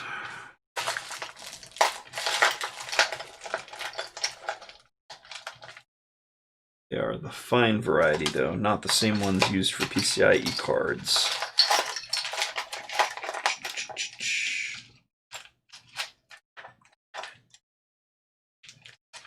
I think this is one of them.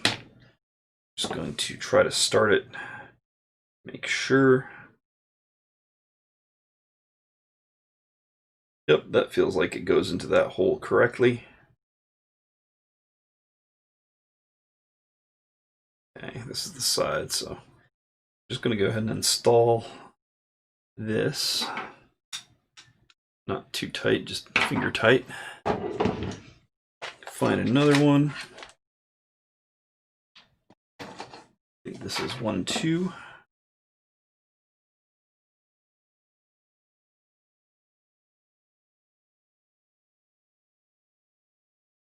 Yep. Okay. Test my theory just on that side.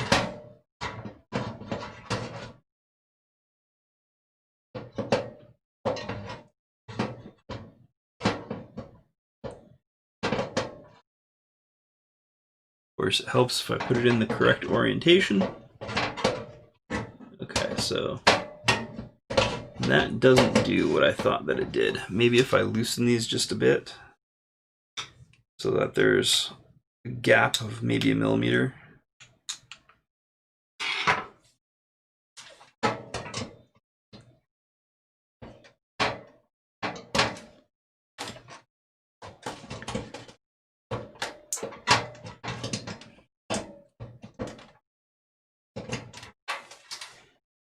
Nope, that doesn't do what I thought it did. Or there's supposed to be some sort of custom fit drive thingies for this. There have never been hard drives installed in this particular case. You know what? While we're doing jank, I'm just going to slide them in. There's little holders that support the drives from the bottom.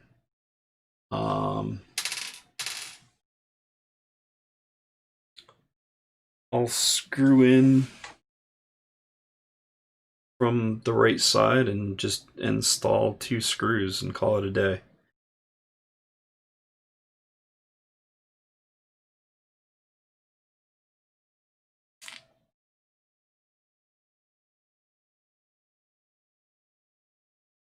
You know what? The hell with screws. This is a jank rig. I'm just going to let them sit there. These are relatively low vibration drives. That's kind of the point of red, or one of them.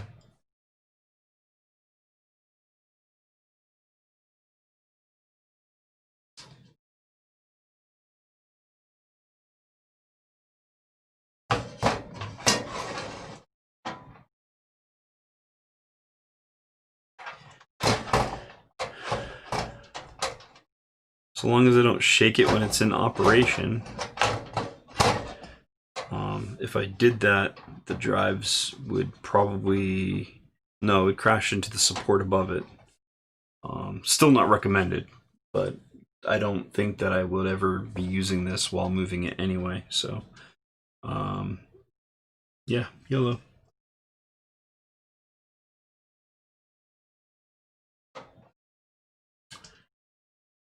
And this is the fan connector. Just have that routed out one of the holes that are on the hard drive.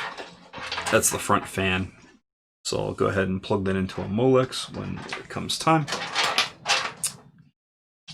All right, so front panel's fine, and now SATA. All right, so these two seem to be together, so I'm just going to put these behind these and plug these into the drives that I just installed. That's connected, and the bottom one, it's upside down. Okay, that's connected, and those will route down like that, and I should be able to fit the front panel cover on. Even if I have to shift it into this zone, it should be all right. Cool. Now, these two longer cables, I'm going to route into the front portion so that the two SSDs up front can get some data going on there. Just run those through, push them back when I'm done. And then these two cables will just let sit if I need to play the move cables around game in order to get my cache working correctly again. Then I have that capability.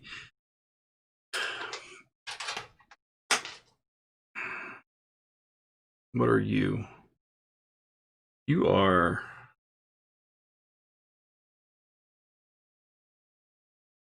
front panel USB. That did not get routed correctly previously. I don't think that I'll be able to get to it because the 10 gig card is in the way and I don't want to mess with stuff. The front of this case actually has two USB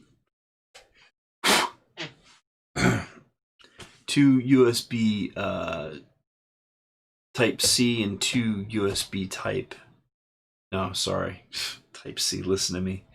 Two USB 3 ports and two USB 2 ports.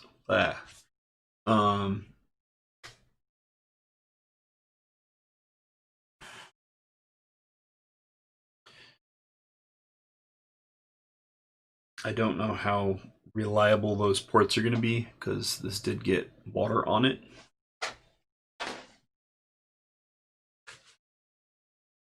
No good way of getting in there to clean. Looks like there's dust buildup at least. Or maybe rust. Definitely rust.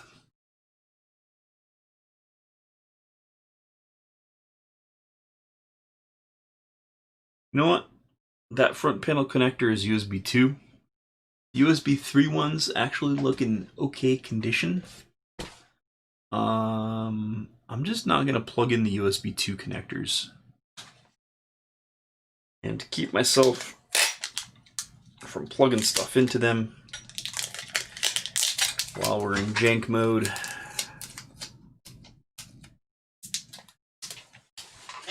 where are those scissors that I found a minute ago?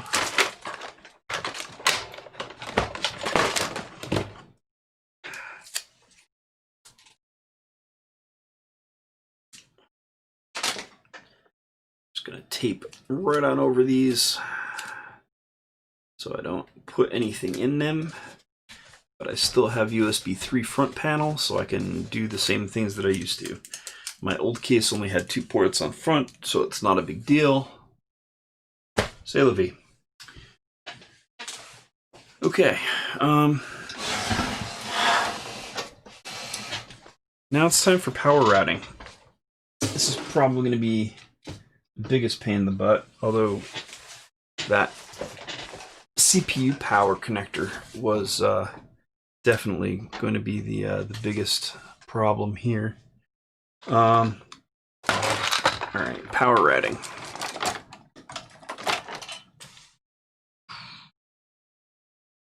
I'm inclined to route all of the cables, plug them into the things, and then install the power supply after I plug all the cables into it.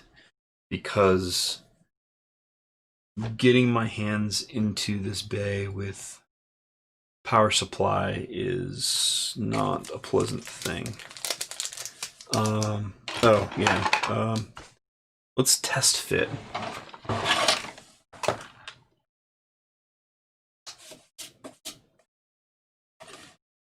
Let's test fit the power supply. It installs from the inside. So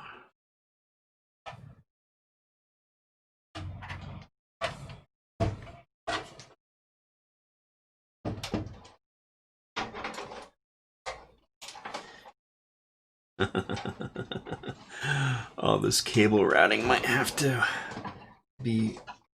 Ooh. Shit, is this thing gonna fit? I might have gone through all of this trouble for nothing.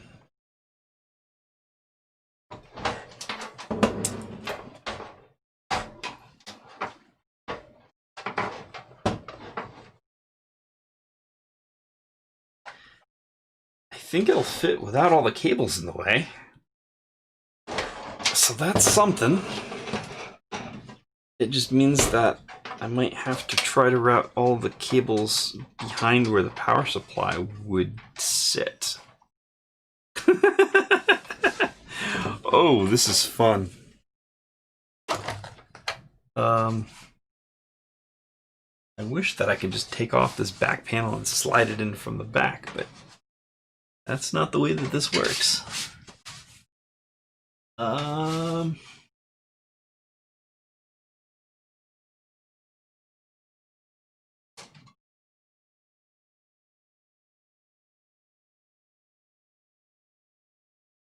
Okay. So all the front panel stuff are mostly out of the way back here. So it's this cutout that I have trouble with, which only contains the USB connector for the power supply, which I can reroute internally. And what is this cable? The audio cable? Yeah, that can be out front if need be.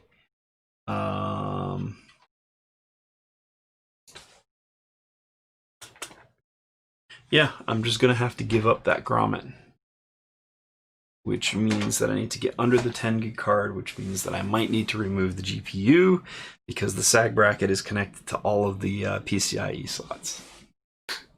Okay.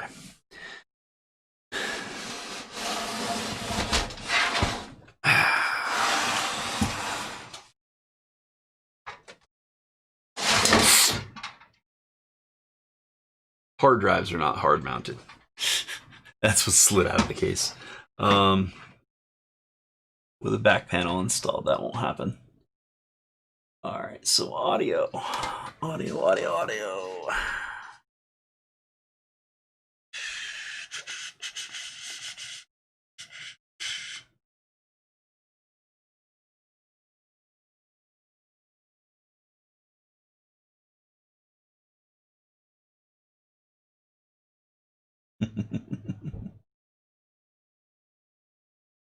Yeah.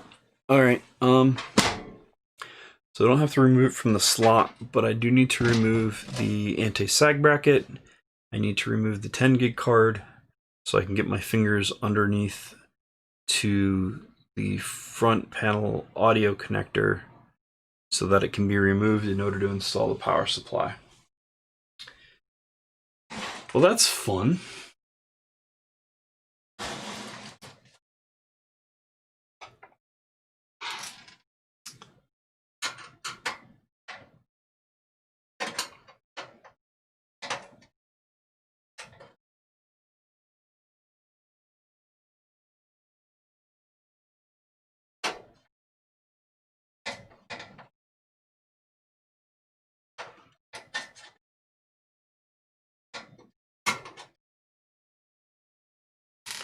All right, there's one screw. 2 screws. Can I wiggle it free from there?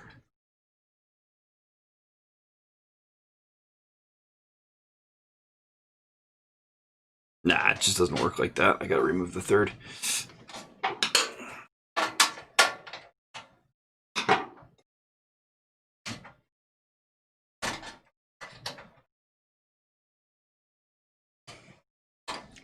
So this is without the sag bracket. But that screw still holds pretty good. I'm gonna try this without the sag bracket.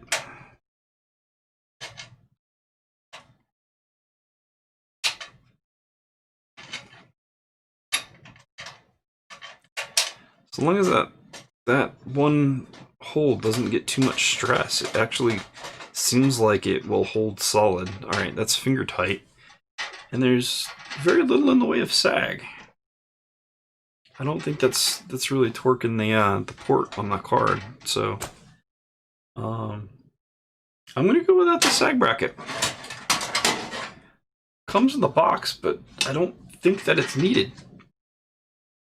It's even straight. I mean, if I had a level, it would probably not indicate that it's straight.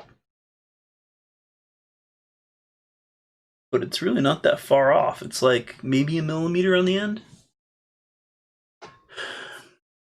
And I don't think that the anti-sag bracket was really helping with that 1 millimeter. I'm just gonna leave it out.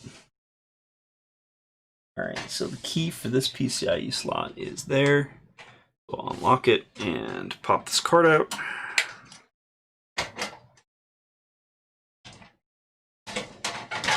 All right, 10 gig card is out. Removing the front panel audio connector. Putting it down. Removing the front USB connector for the power supply. And I'm just going to reroute those to use the grommet next door. So framing.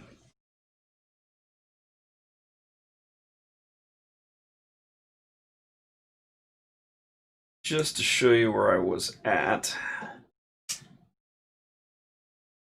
PCIe slot that the 10 gig card was in was covering all this over. The front panel audio is this first connector on the bottom of the motherboard. The USB was right here, and this is all coming through this grommet that's right there. So I needed to push all that stuff back through so I can get this area to get the power supply installed. I'm just going to reroute the stuff that was here to this other grommet where the USB connector is coming through. In fact, I'm going to do that right now so I can just replace that card and plug everything in.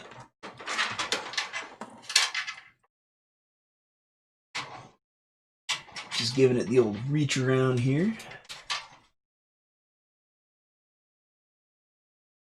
Okay, there's the front panel audio connector, I believe is what that one is. And here is the USB for the power supply. Okay. So now let's get those plugged in. HD audio. Gonna be kind of tight. No, it's not tight at all. It's just right.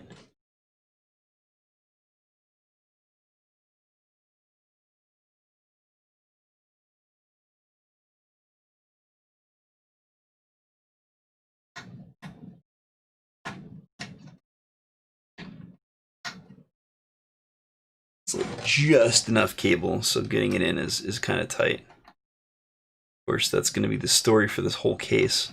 It's really tight working in here. I'm just happy that I haven't really encountered much in the way of sharp edges. It's all nice rolled stuff. For a cheap case, you know, this isn't terrible. And front USB for power supply.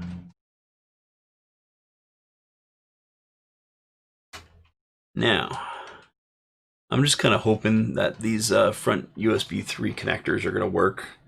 Otherwise, it may burn out the USB 3 on the motherboard, or worse, cause power issues. But I'm just kind of crossing my fingers here and going with the flow. All right. So that's in there.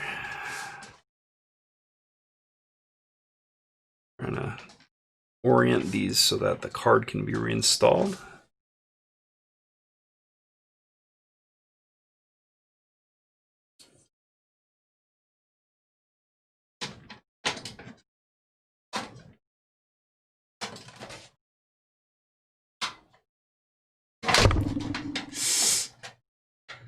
There's a monitor back there, a giant one, that I just bumped my case into.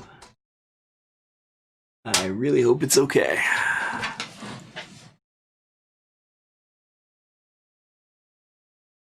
I don't see any scratches. Well, we'll know later. Can't go back and unbump it.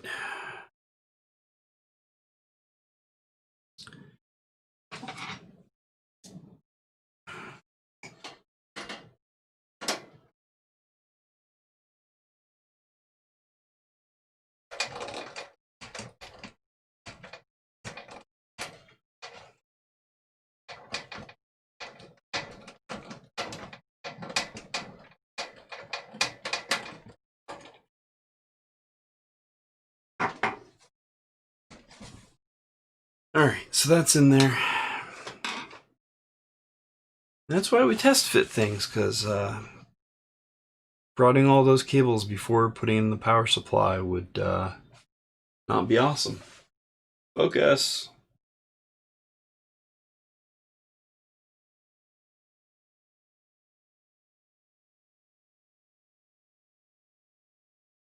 Eric says, the part I hate the most. Are you talking about routing cables? Or plugging in little front panel connectors? Or... Sorry, there's a delay. And I've talked a lot.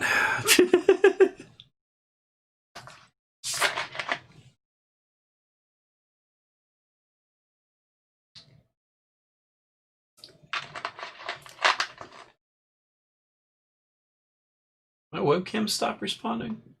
No, I'm just looking at the delayed feed preview on YouTube. Mountain Dew, Nectar of the Gods. Okay. So the cards are back installed. No sag bracket this time, but sag is seemingly minimal. I think I'm okay with this. I'll reevaluate the sag bracket when I reinstall this into whatever new case that I get.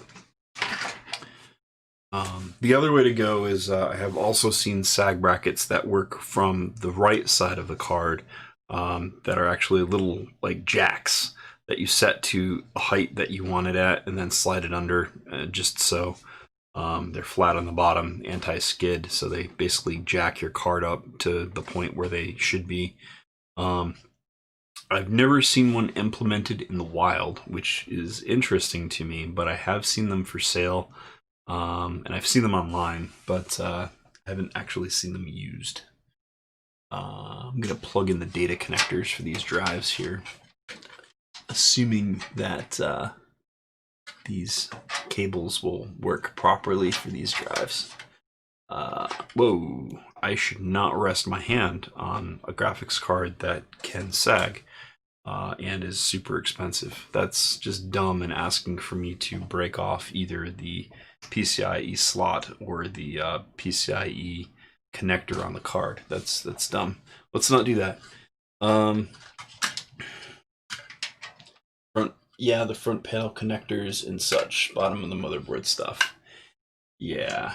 I don't know if you were here at the time, Eric, but the motherboard, the Asus boards that I've had recently, this is the Asus X470 Prime, or Prime X470 Pro. I'm sorry.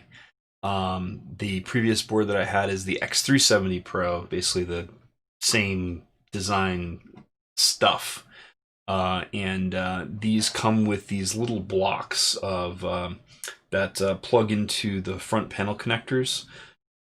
And they're removable, and you can plug all the little headers into them before you then put them into the motherboard.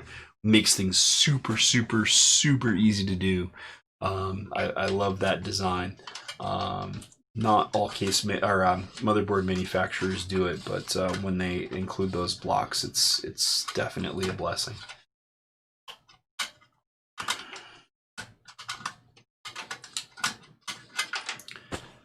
All right. I'm going to untape these, plug them in, and then tape them back up, because that's the easiest way to do it. And this is a jank rig. Alright, so connect. I'm going to leave them untaped temporarily, because I'm going to have to run power to them as well.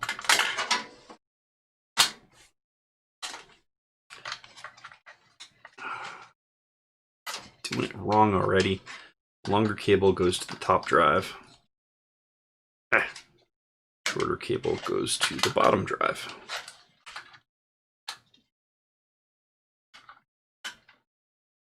Okay.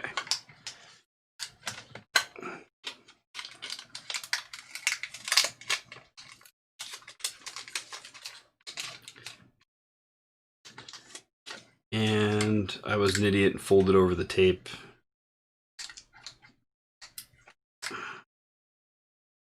Jank, jank, jank.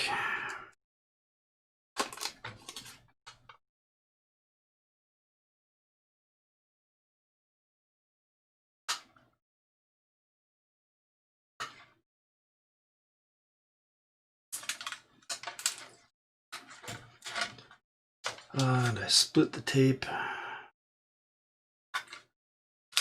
There we go. All right, so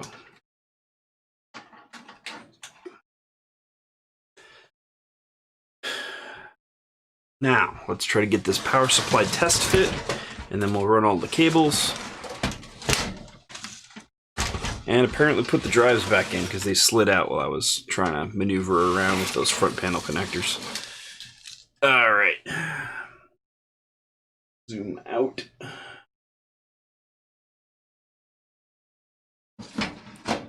Slide you back in. Oop. Come on.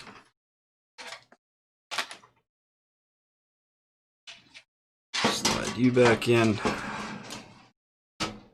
Still got your data connectors. Good, good. Okay. All right, test fit power supply. Fan down. Okay. That goes in there. It's still super tight. I think I can maneuver it.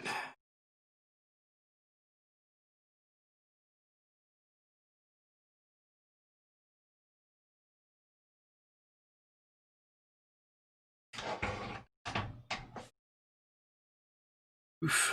All right, how much of this bottom part does it take up? All right, most of it. Most of it. That's real tight.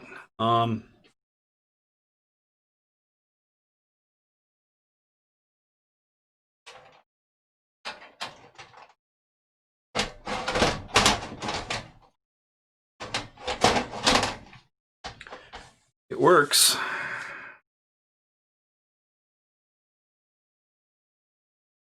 Kind of peeves me that the logo is upside down, but the back cover is going to be on this thing in no time, and the basement will cover it up on the other side. So I just got to keep telling that to myself as I work on this thing, because the logo is upside down and it's bugging me. But more jank. Well, not necessarily jank, just the way that this power supply is designed on that side.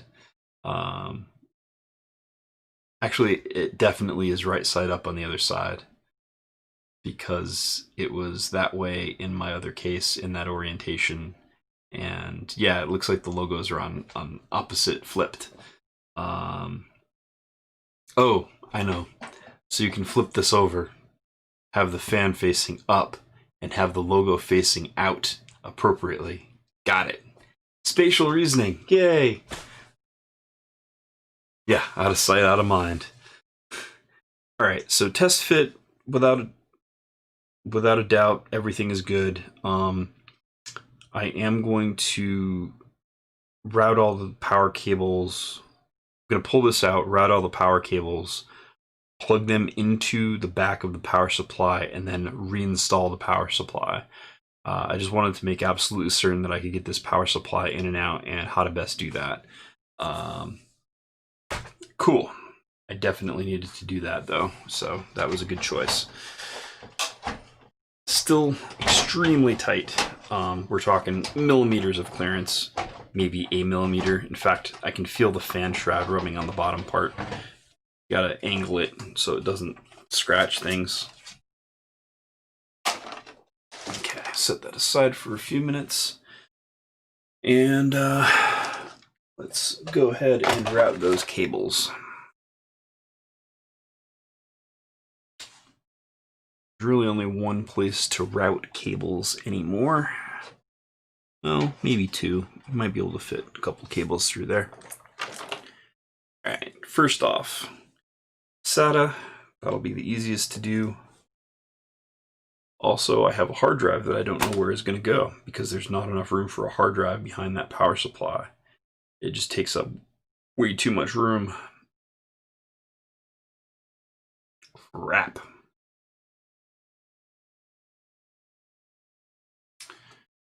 What of space on the other side?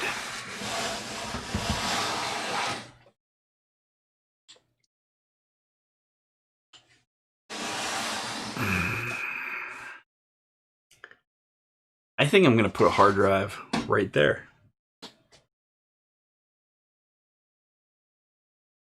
Because jank.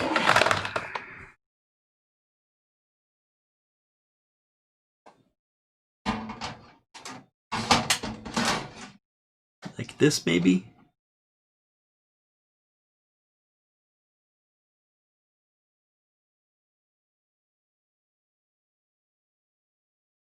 It's crazy, it's dumb, but this thing isn't going to move. I got to keep reminding myself that.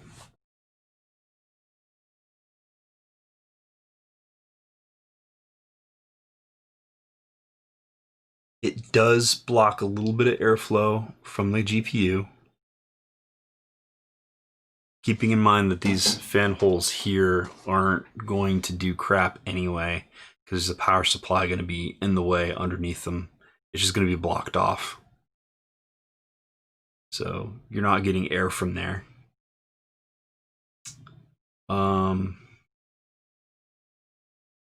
Cooling of that hard drive. Well, there's going to be plenty of air movement there because of the GPU. Wow, the side of this GPU is real close to the side panel. So yeah, I don't think I'll be able to operate this thing in a 3D mode with the side panel attached. But that's okay. I can figure that out. That's not a big deal. Yeah, so I'm gonna just leave a hard drive there, just sitting on there like a shelf. And I should be able to still put the side panel on and it'll be okay.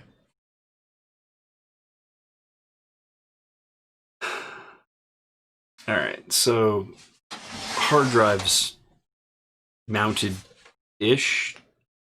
I do need to get data down there. So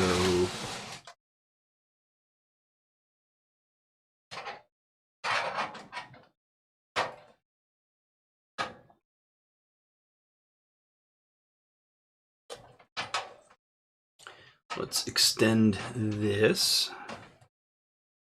It's a nice long cable.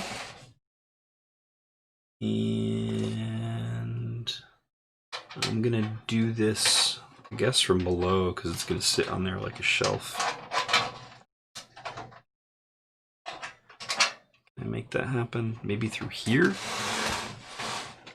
Yeah, that'll work.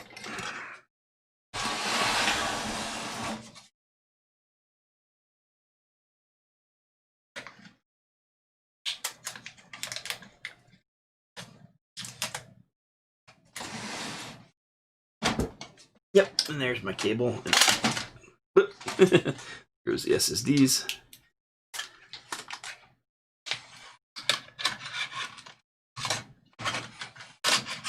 Stay. Don't scratch up my card.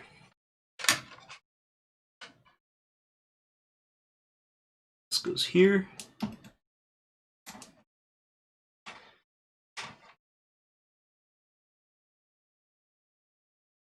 Okay.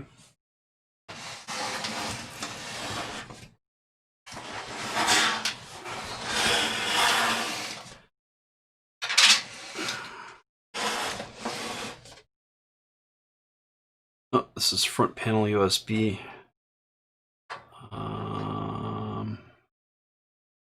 Just gonna route it back up here because we're not using it.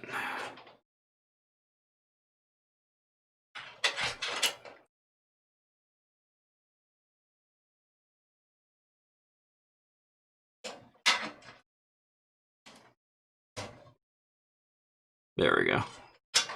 That'll stay. Okay.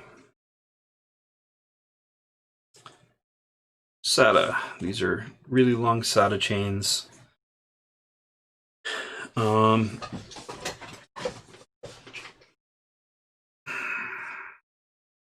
many of these do I have? All right, so there's one SATA.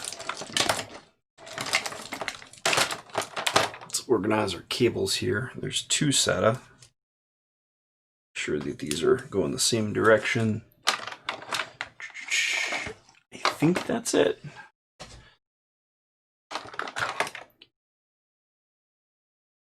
Okay, this is PCIe. This is PCIe. Oop, here's the third SATA. All right, so that's totally fine.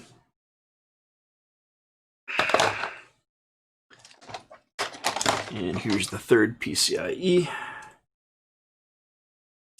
Again, I'm running all separate cables instead of using the 2-on-1 8-pin connectors, just because I don't want to trip over current protection when I overclock this thing.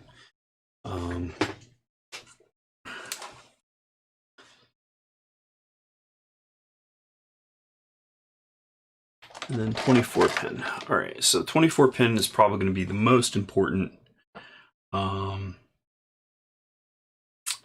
Where does that happen on the board?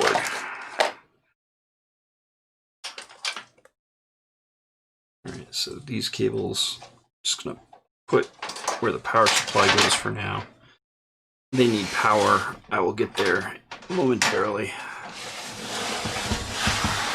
Okay, so 24 pin happens high on the board next to the RAM.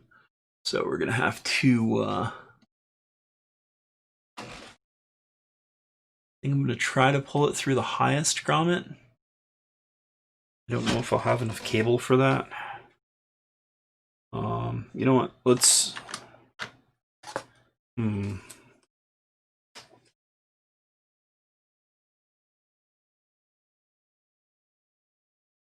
You know what, no, I'm going to run it through that low grommet.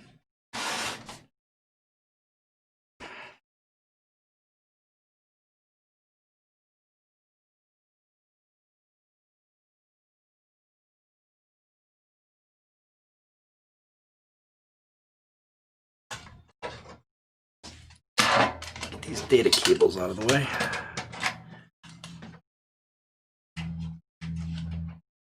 I'm just training them down a little bit so I can shove these through.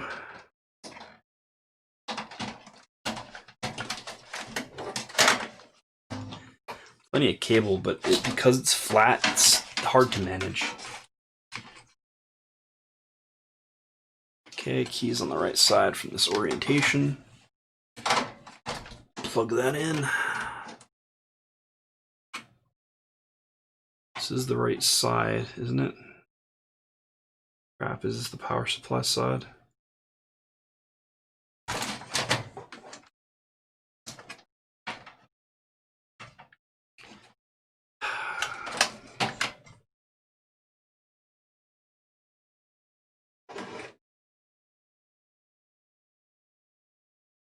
Nope, this one says type 3 and this one says nothing, which is what made me nervous.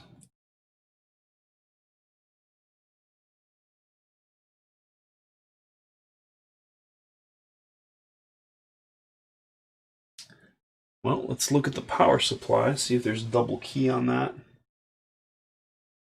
And there is. Okay, that makes more sense. So yes, figured out this is definitely the side that plugs into the motherboard.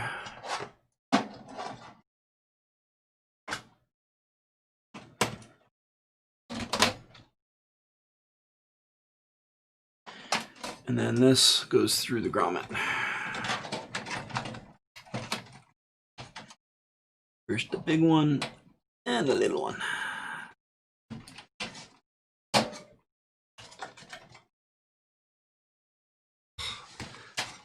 I really don't like these flat cables. I love Corsair power supplies. This HX1200i has a whole bunch of really great features that I really like, but the flat cables are really annoying to work with. Okay.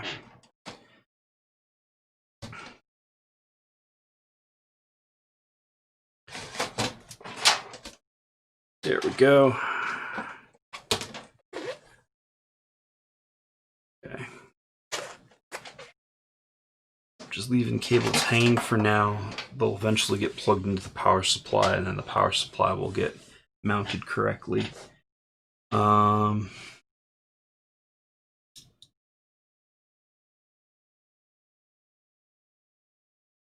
Okay. Thought I had lost my Molex connectors, which I actually will be using in this case for the fan in the front. Let's plug that in now. I think that's the only Molex thing here.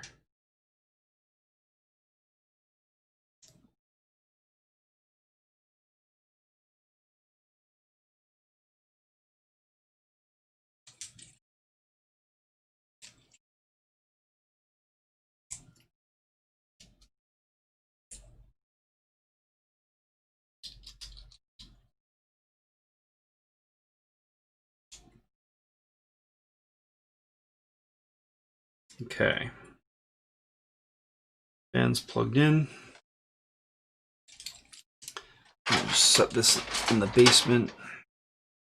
It's a lot of cable for one little fan connector.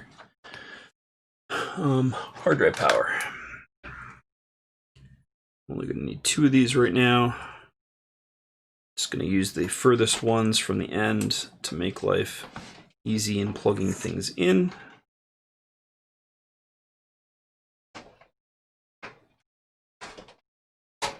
Okay.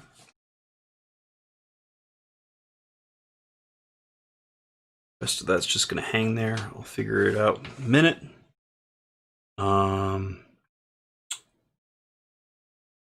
Next is hard drives in the front. SATA power. Or SSDs in the front first, I should probably say.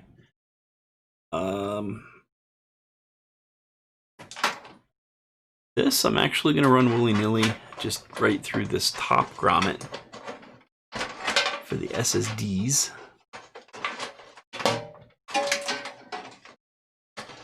More or less because I can.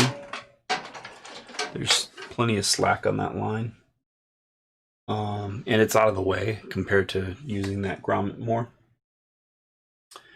The hard drive in the bottom of the case, I'm going to use, I'd like to use this bottom grommet, but I don't think that I'm going to be able to.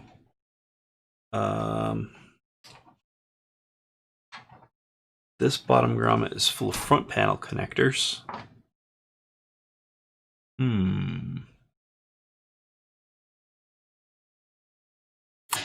know what? I think I'm just gonna run it along these data connectors and hope that it gets through.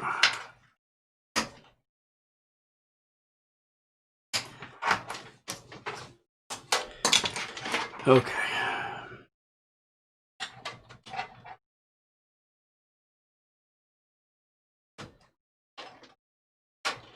Oh, I see. That's exactly where they plug in. So that's not great.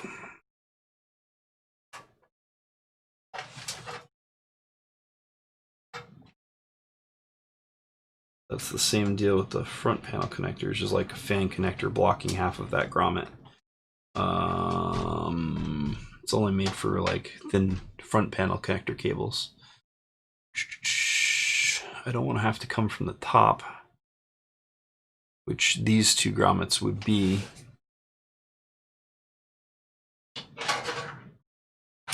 Let's try this from the other side.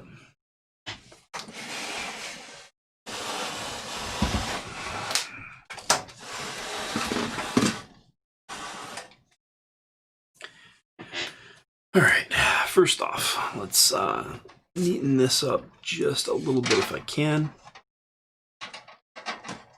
All right, it's not too bad.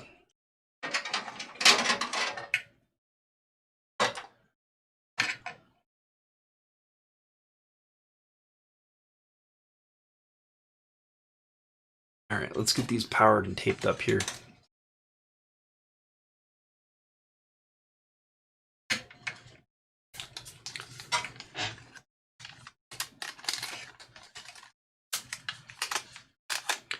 Okay, these are gonna go like this, so.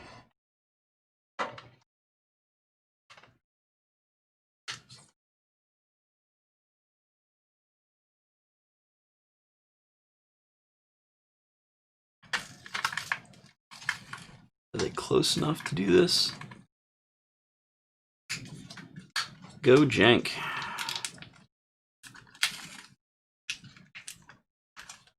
Those wires are being stretched pretty far, but they're still properly connected.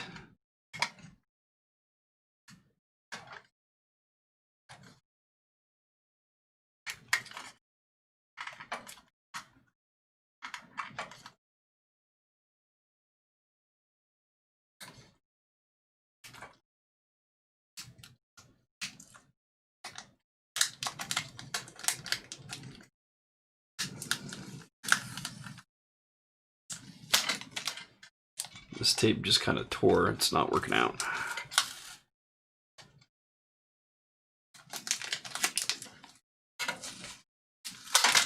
Okay.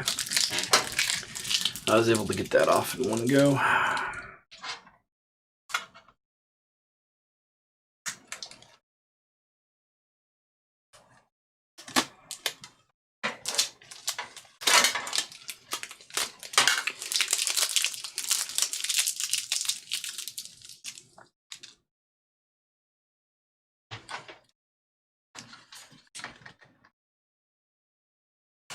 All right. First, I'm going to tape these together from the back.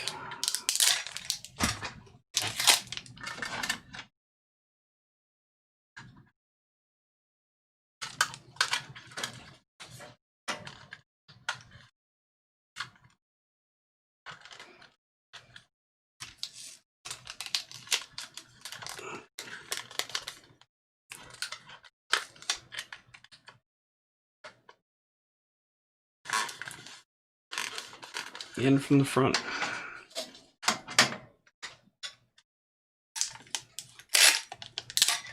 Making them one hard drive unit, or SSD unit. All right, so now they're together. Right. Then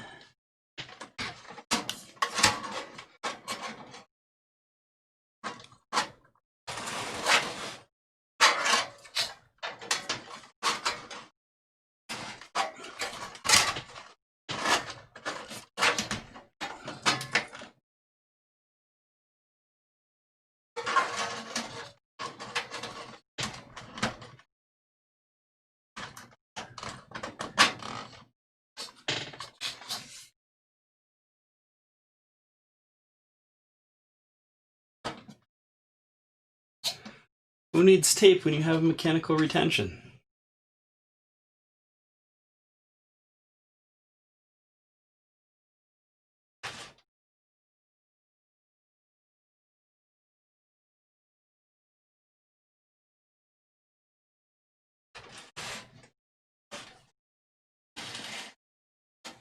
So they're just kind of in there.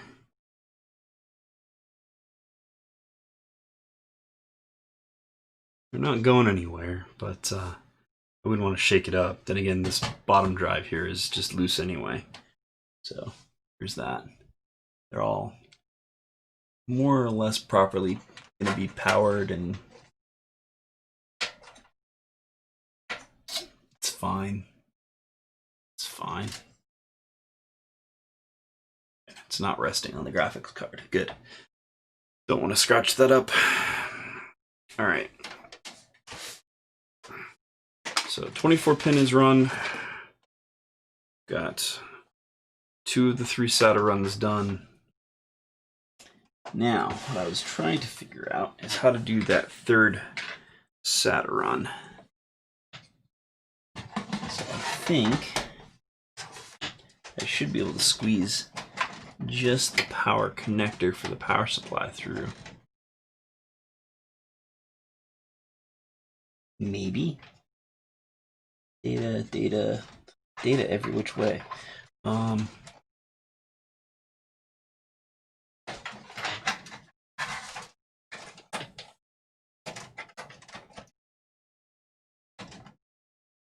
on.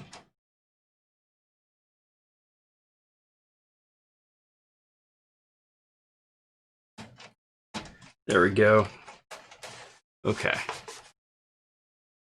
So just feeding that through.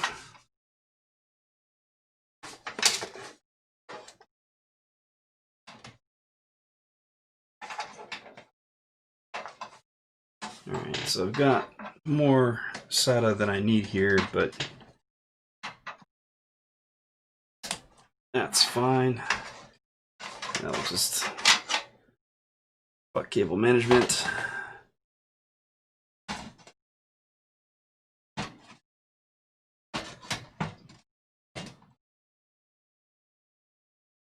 Although this drive cannot be under the 10 gig card. It has to be over on this side. And the reason behind that is the metal of the drive enclosure can touch the bottom of the 10 gig card and cause interference problems.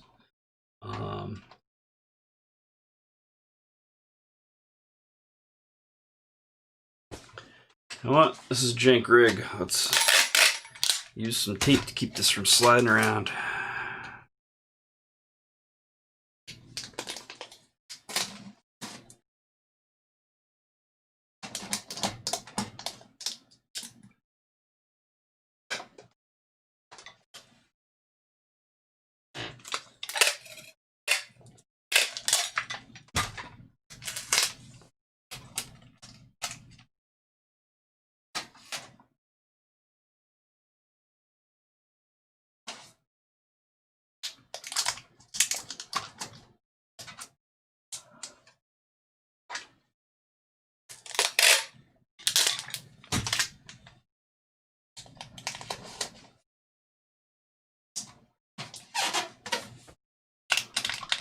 That's going nowhere. Not my favorite drive mounting method, but it's in there. And nothing's interfering with the board, it's just metal on top. I think we're good there. Oh, so janky.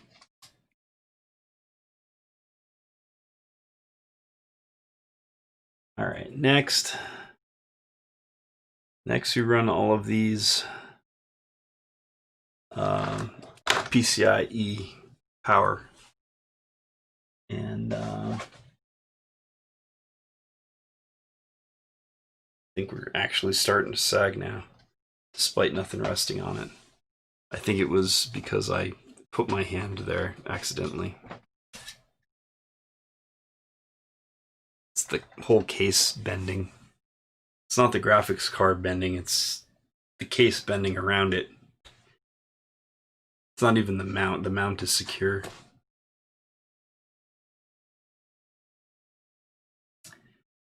All right, so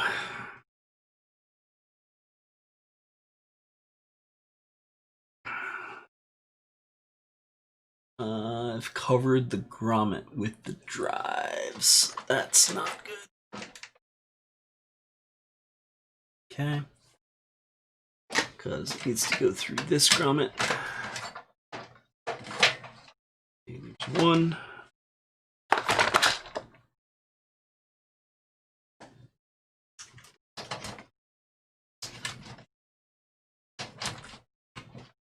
There's two.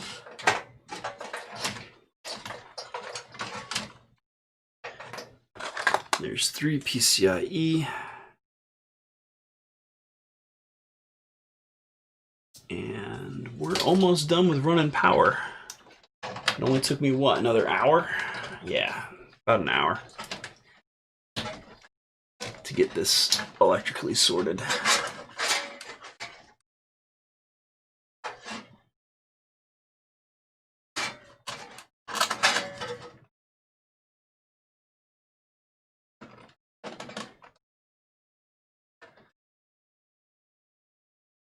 One more. Come on, you can fit. There we go. Okay. And that's 3 PCIe power connectors. I'm going to go ahead and plug those into the GPU.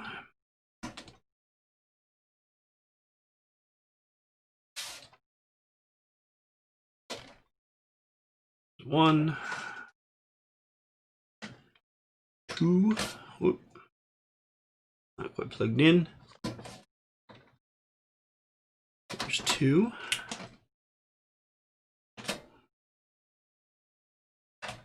And there's 3. Pull as much of that cabling out from behind as possible. All right, let's try this one at a time.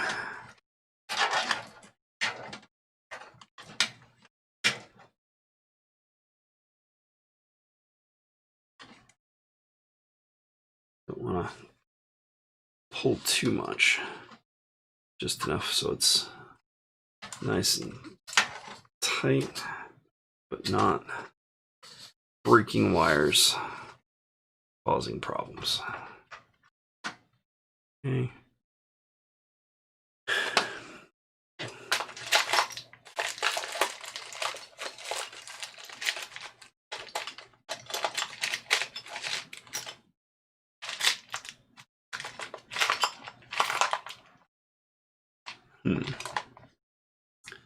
Thought I had twist tie in there.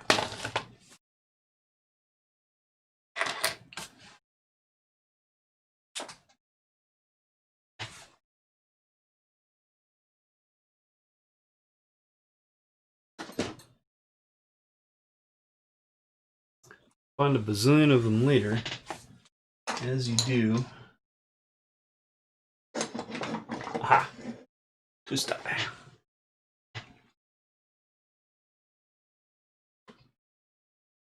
Ooh, that might not be long enough.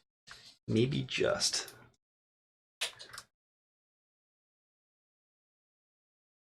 Ugh.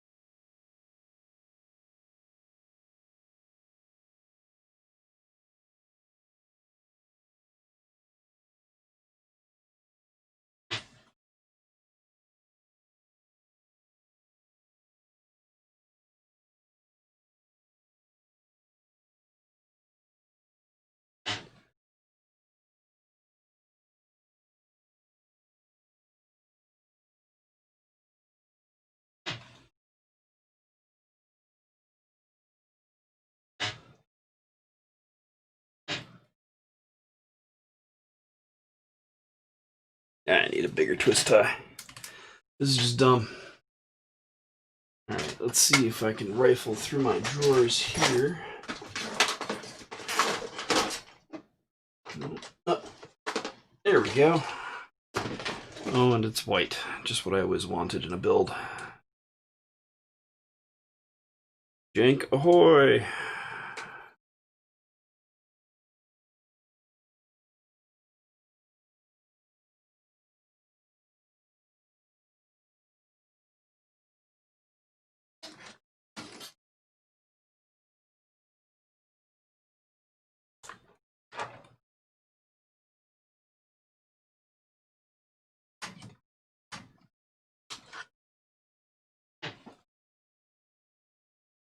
Alright, that's as good as that's going to get. So electrically, that power's fine. Let's put these drives back up here.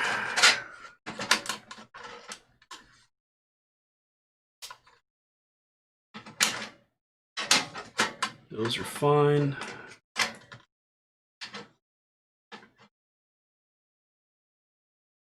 I'm just going to give them a bit of tape at the top. Tape at the top of the case.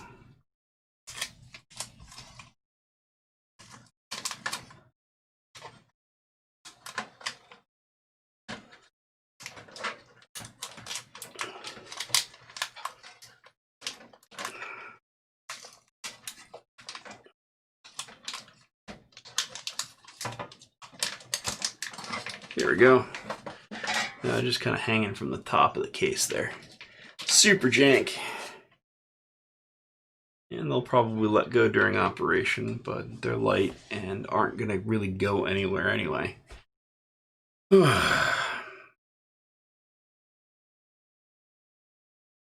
Okay.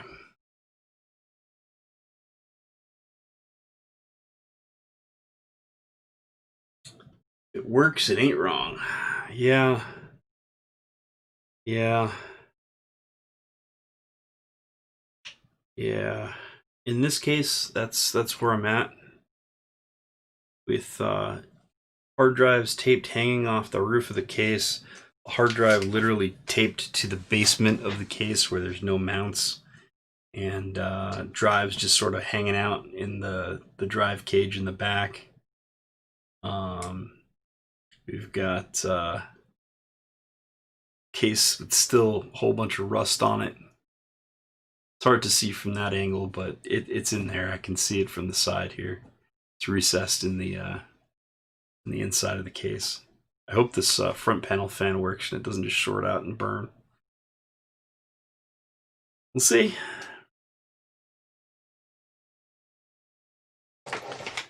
What's this? Nope. I think that we've routed all the power.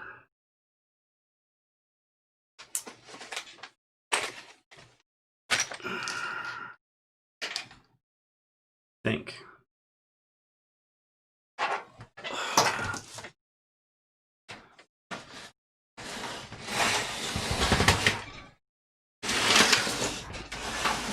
And there's the cable mess. All right, let's lock down this mess. All right, pull that through. So all of this will end up at the power supply. Power supply, power supply, power supply, power supply. All right, so let's keep all of the SATA cables together. Route all the power together. All right, so this will go just down below. Yeah. So SATA cables will be the lowest layer. And then power cables will be the next.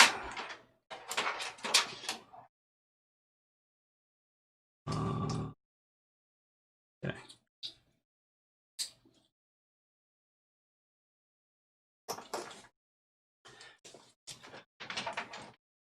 We can layer these flat-ish. That's not terrible.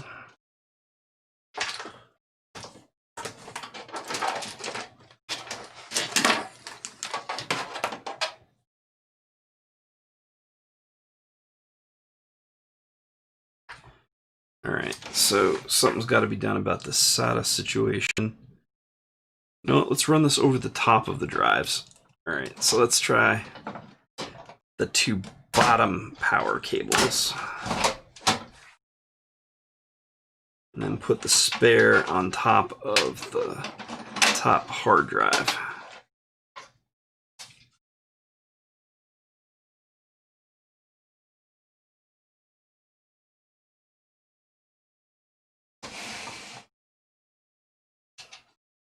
So just unplugged the hard drives, and now I'm shoving the two spare power connectors above topmost hard drive.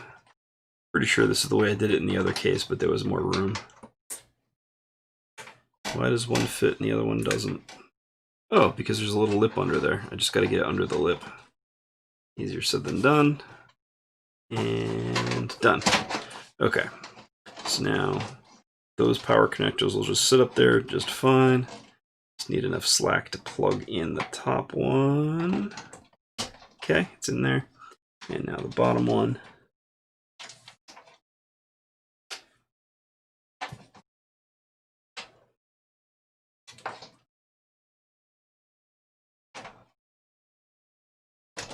And that's in there. Okay, so then this routes flat against the bottom of the case. Routing is going to be a problem if I ever want to get this side panel on, and this is the side panel that's actually important. Okay, so that's routed as good as I can. This is nice and flat here, so that's fine. Okay. We've reached the stage where we install the power supply. So we need to plug all the things in, starting with the biggest connectors. 24 pin is obviously the first choice, but I'm just going to do the 8 pin because it's in my hand.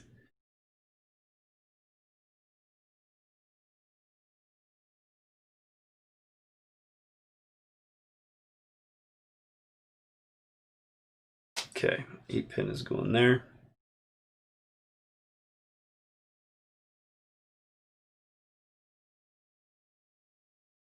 And then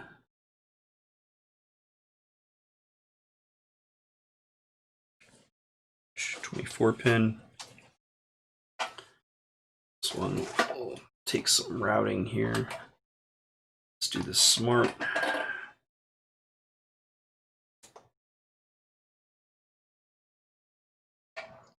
Okay, that can be done mostly flat-ish.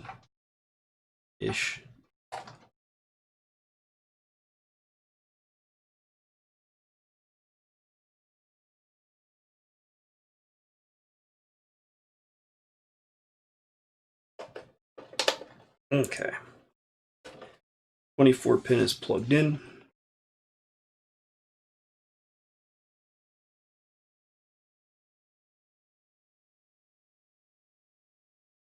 Okay, this is peripherals.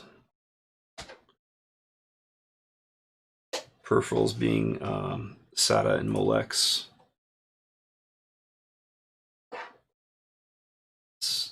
Let's do all of those.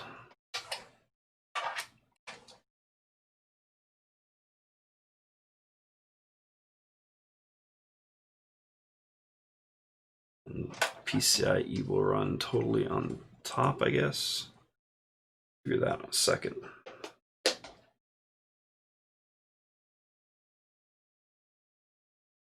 there's one more of those somewhere. Got it. Okay. Now, PCIe.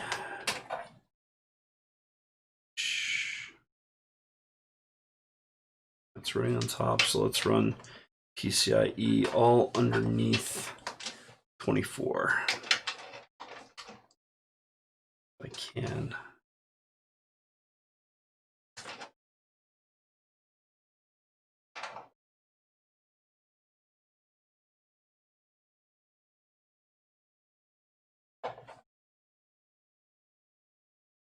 These are the 3 for that. So then, yeah.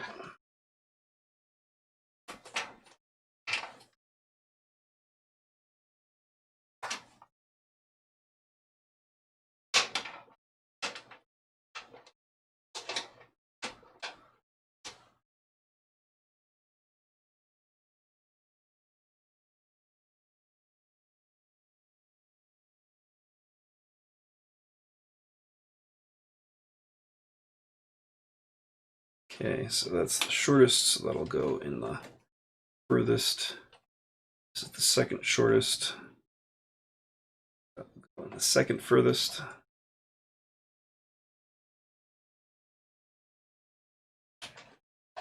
And then the longest.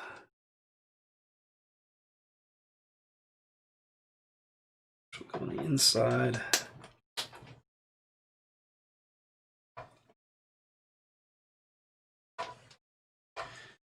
Okay. And last but not least, USB cable goes in the back.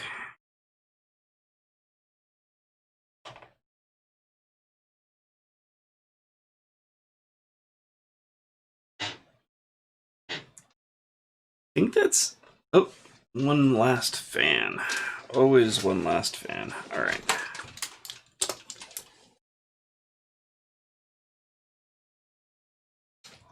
Set you here.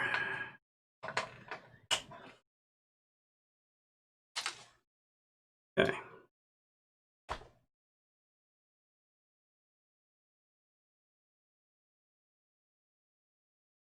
Let's go ahead and install the power supply.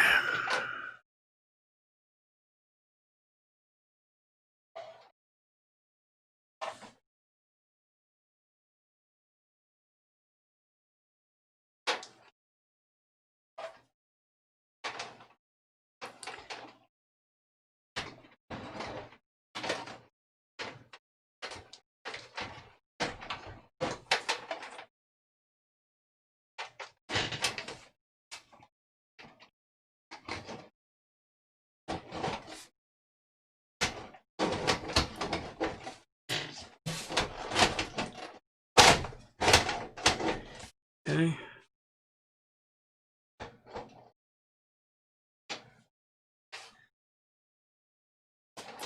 Try not to put too much tension on these cables, but they all have to magically fit in that little space in the basement.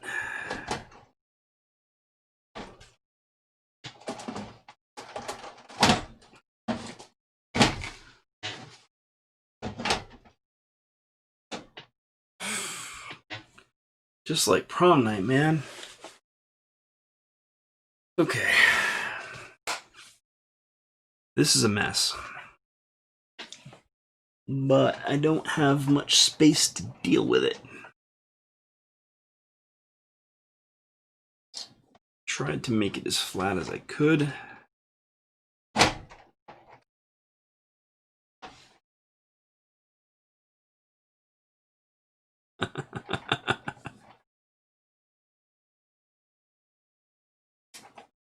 This is just a Gordian knot of power cables now, despite how much time I took to layer them the first time around.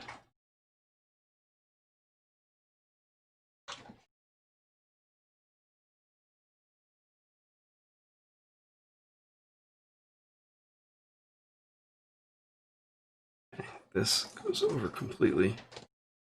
Yep. Okay.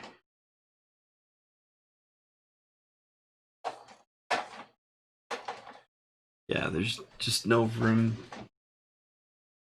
to put anything. How am I going to get back panel over this?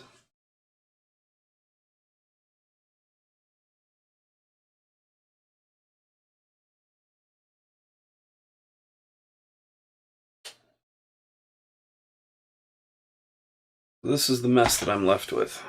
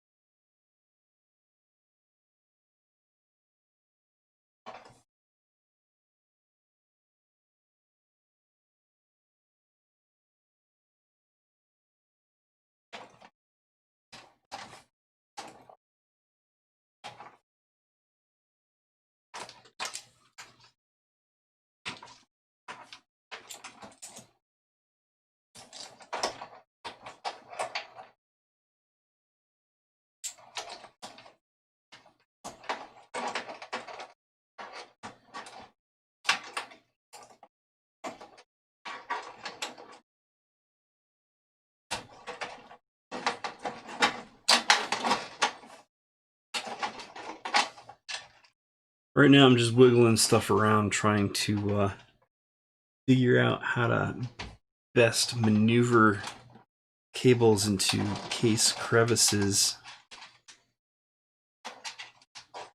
without bending any wires beyond their stated bend radius, which I have a decent feel for.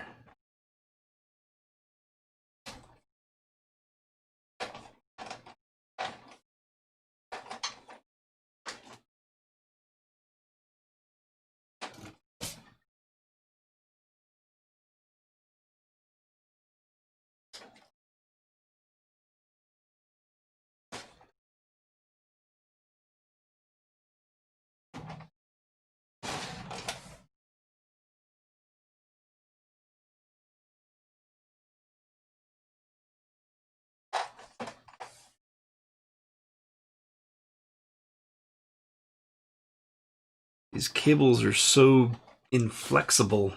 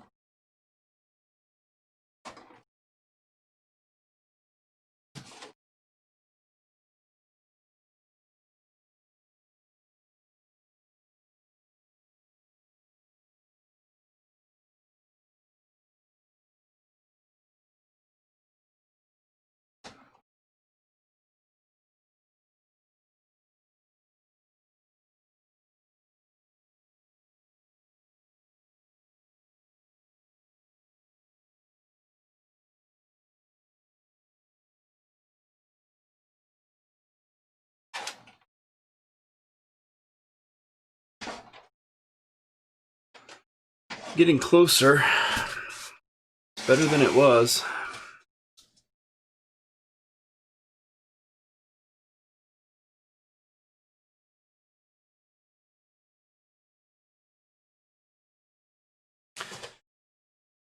Now, the back panel on this case is neat in that it actually bows out a little bit.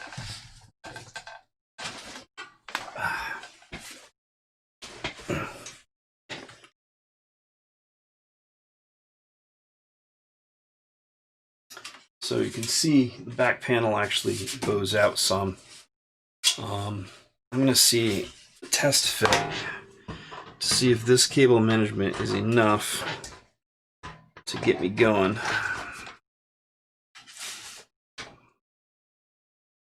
It doesn't bow out where I need it to, though.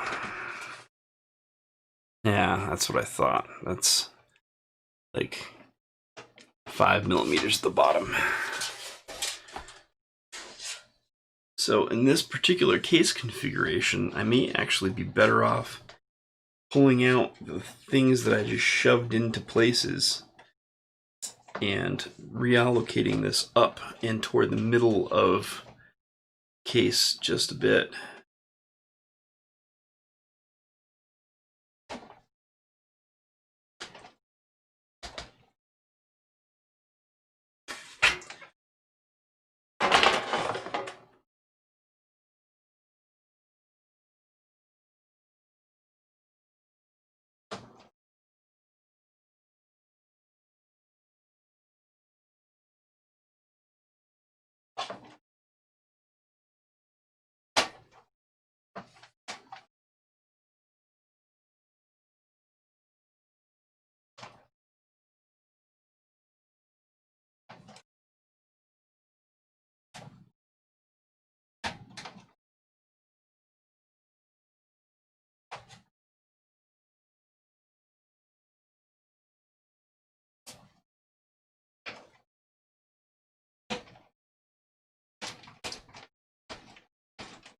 That's probably fine.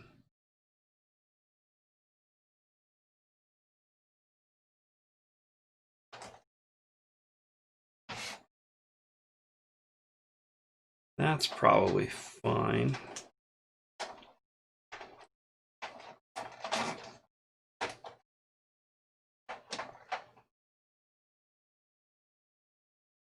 That might actually work.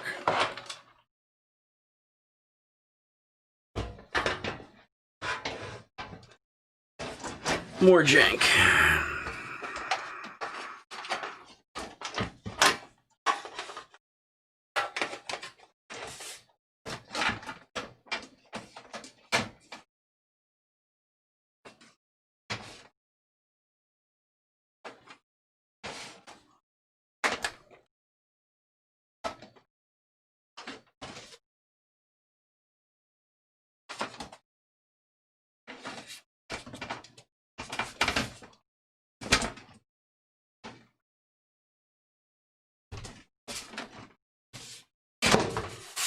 Yeah, no.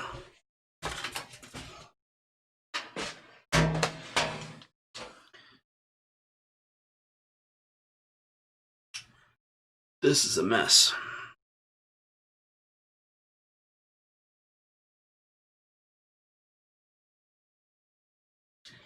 Clearly, I talked through my expectations for cable management as I did them, and it all seemed pretty logical at the time.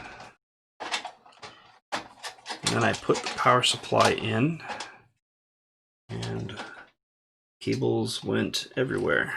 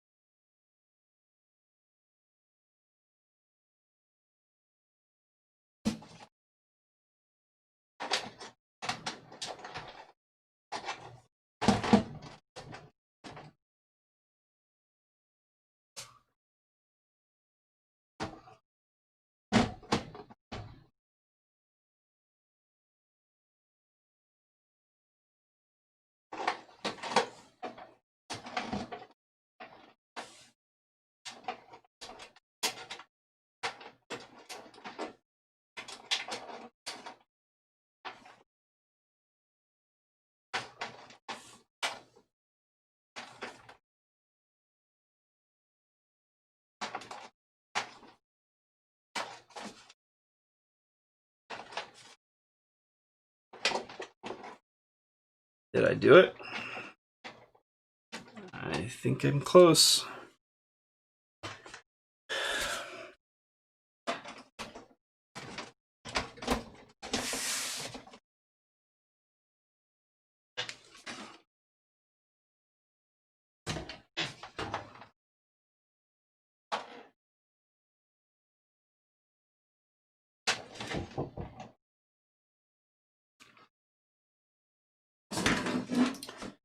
Come on in. Live streaming at the time. Oh. I'm online. Why do I have a kitty? Because you brought me a kitty. You brought me 2 kitties. Okay.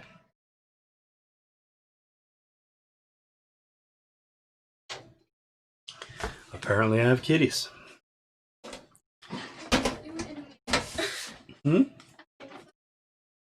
I am. I'm streaming right now to 2 people.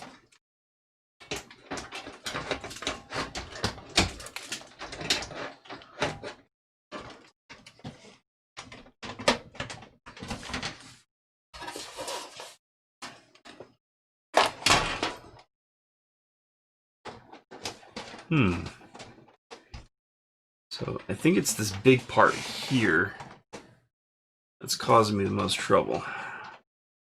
If I can turn these to minimize the bulge and separate out the data cables from the power cables.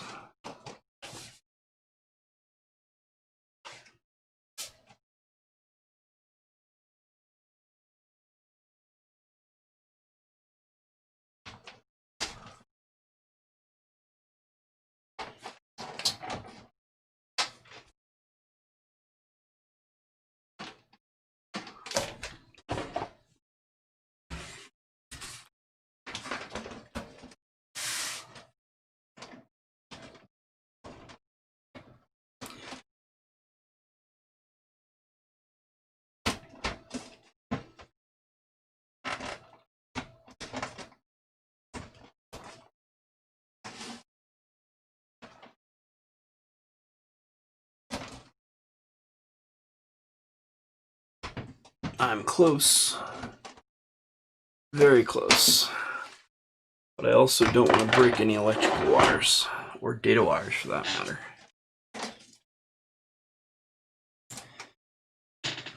If this case had like one more set of grommets at the top, or even on the side here, this would be a much better experience.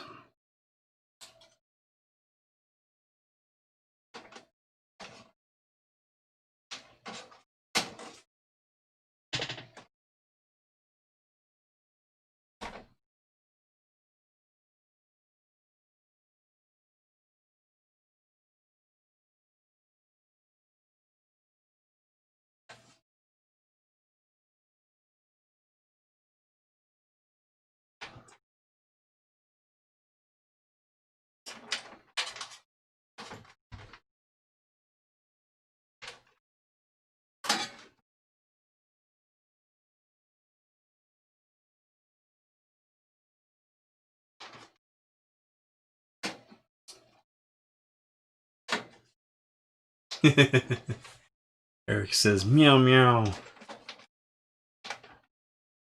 Or meow.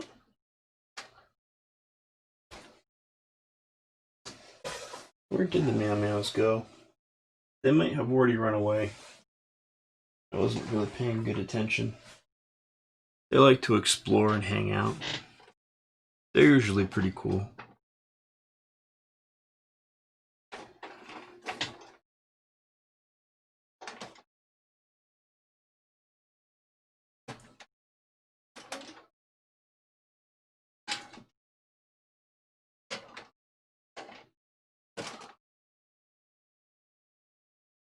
That might be it.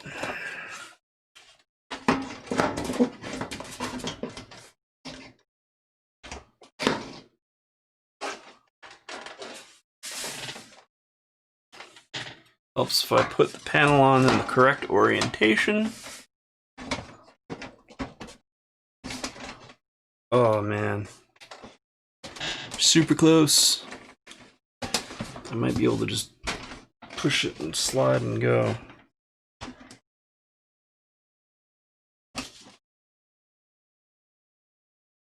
Oh, hello, kitty.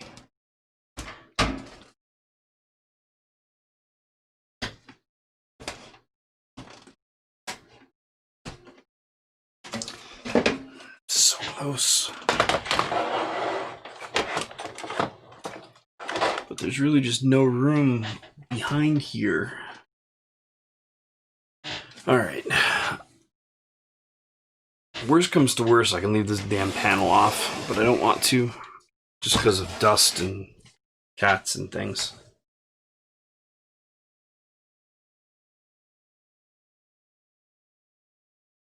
Alright, I'm just gonna put screws in this power supply. Set that back there for a minute.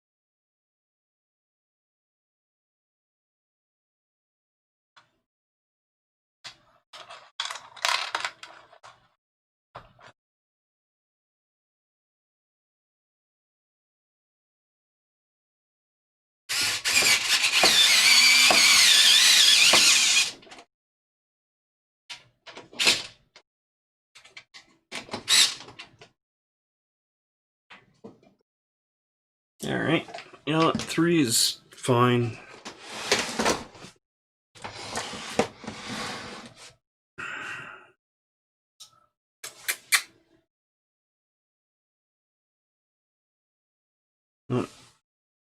Not in the mood for petting? That's okay.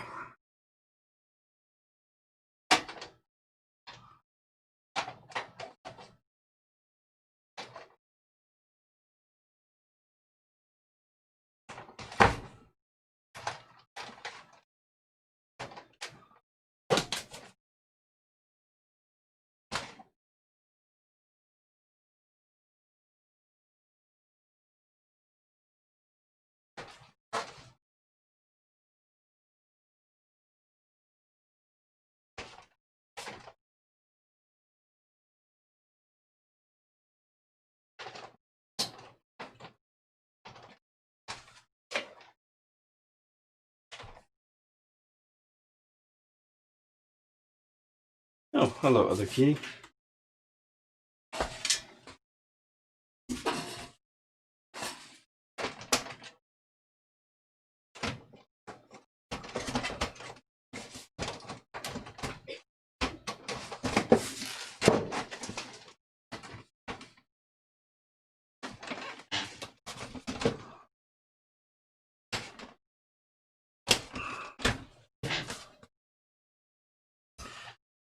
All right, I'm to that point where I'm within a couple of millimeters, and I really don't think that I'm going to break any wires because wires are laying flat. So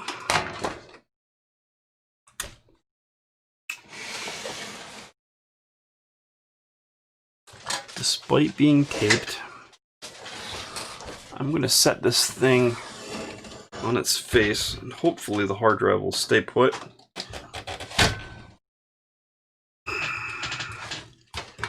Far from ideal.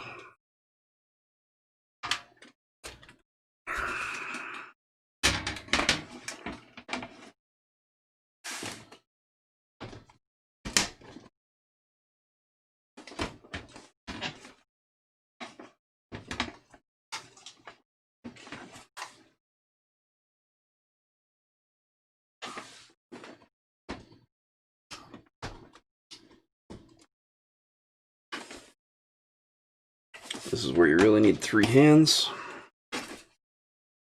Okay.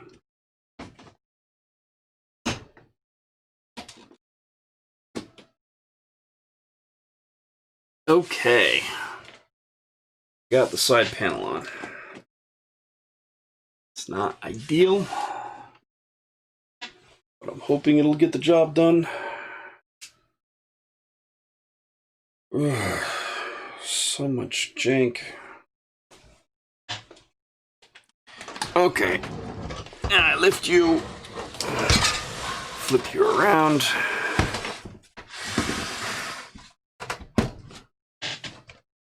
Okay. All right, the GPU sag is real.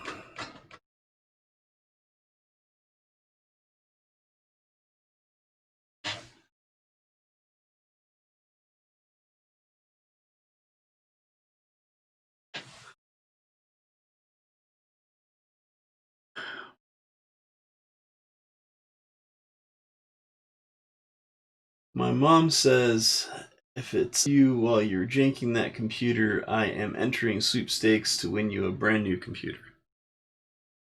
Well, thank you. And chances are I will probably still need an appropriate case to fit this 3090 into it. As this is one of the most powerful GPUs on the market. And the reason I'm having problems is because it doesn't fit in my other case.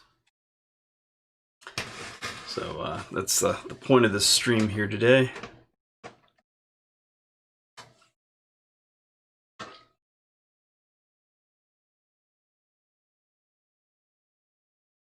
You know what? Looks showroom, huh? Taped SSDs, a taped hard drive on the front, saggy GPU, and that really is the case, just bowing.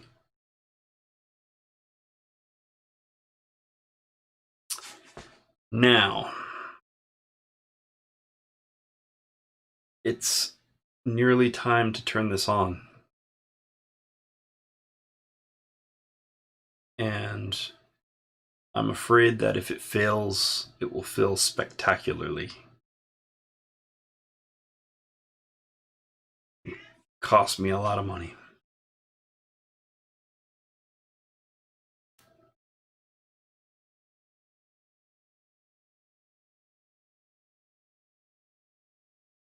Also, air intake.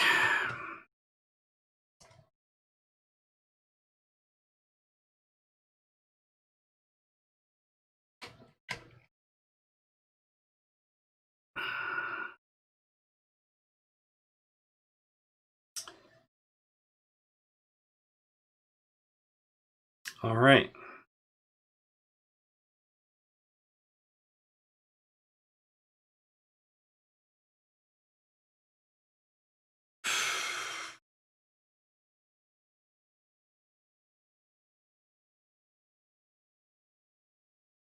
I'm just trying to think through the methodology to see if I missed anything. I think everything is connected properly.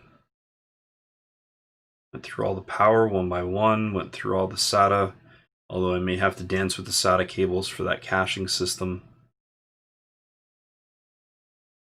Should be adequate airflow and mounting for the new video card. All three connectors are powered properly. It's screwed into the slot, so it's installed correctly. A little bit of air blockage for my CPU cooler, but it's about as good as it gets. I may have to reduce the overclock just a little bit. Boo-hoo.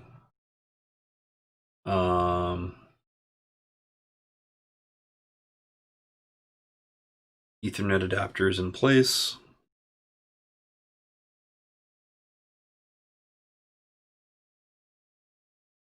Front fan's wired up. Rear fan I'm not going to bother with because of the way that the Noctua coolers work.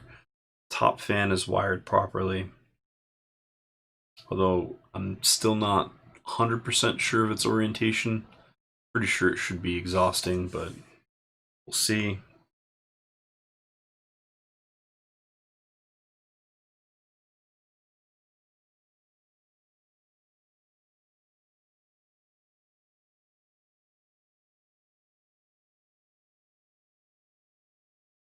If I've squished any of those power cables, though, beyond their bend radius, they could ground out and short circuit.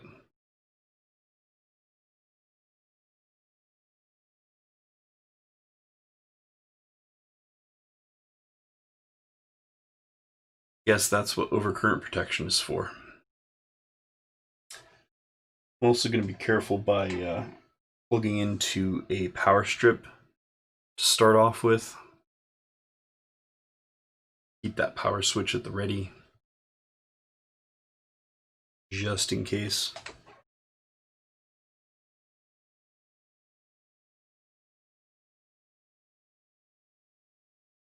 Yeah, I think that's it. I will need a display.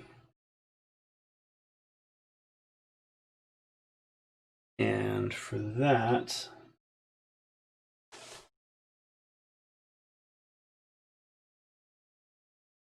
I have displays here, but nothing is particularly handy.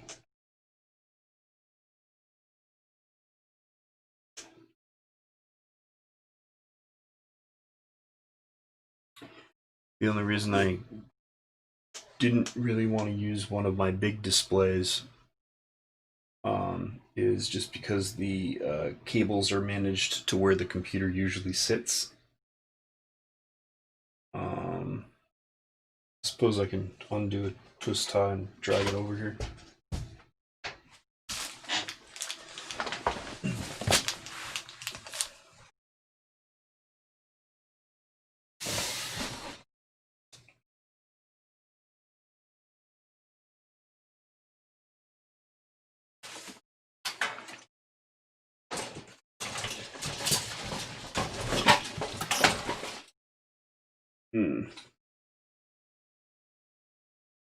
Yeah, that's not gonna go. I think somewhere I have HDMI extension. That would be super convenient in this particular situation.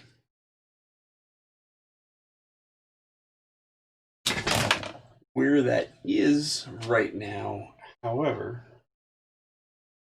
who knows? It should be second drawer here.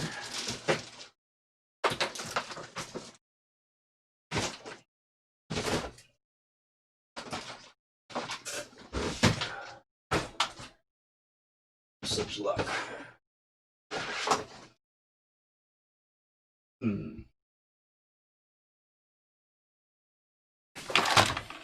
Well, that's good.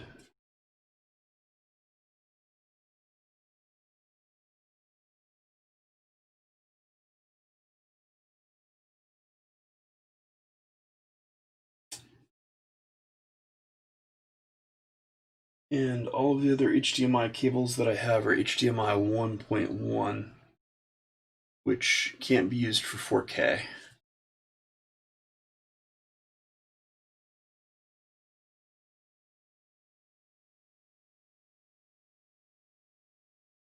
I mean, I could put the computer where it's going to live, but if it's going to have problems of safety, then that's not a good place to deal with it. Oh.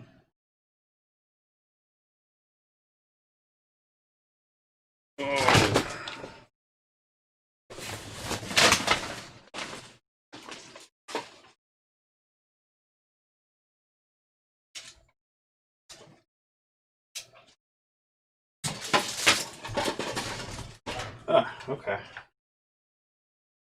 This bundle is available. I haven't undone this twist tie since I managed this. When did I get these monitors? Some 3 years ago. Take off the DP adapter.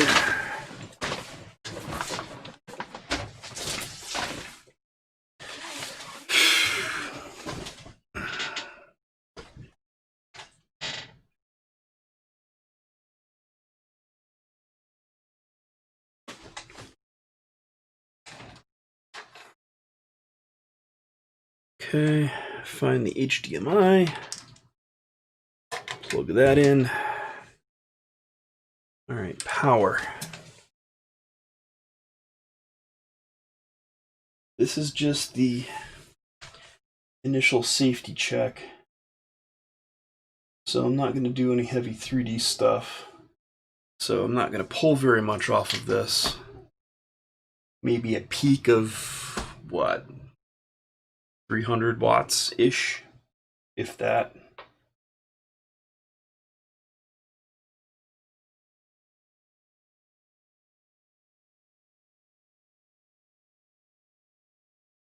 So I'm just going to go ahead and use a standard cable direct to the surge protector.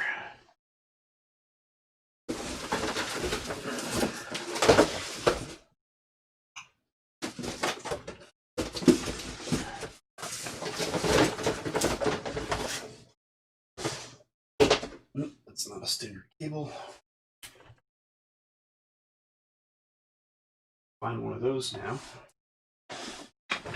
All of my supplies for that sort of thing are all out of sorts because of holiday upgrades for other members of the family.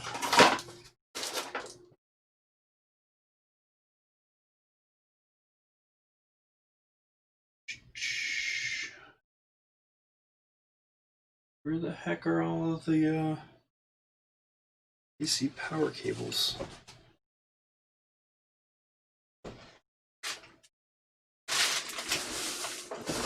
I apologize for blocking the camera.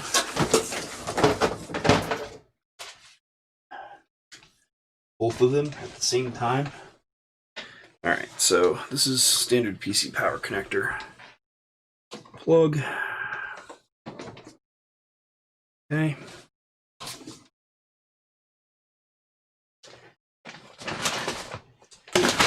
Now, power strip is plugged into the UPS. Power strip in the off position. Plugging into the first port of the power strip, which is closest to the intake here. And I'm going to flip it on.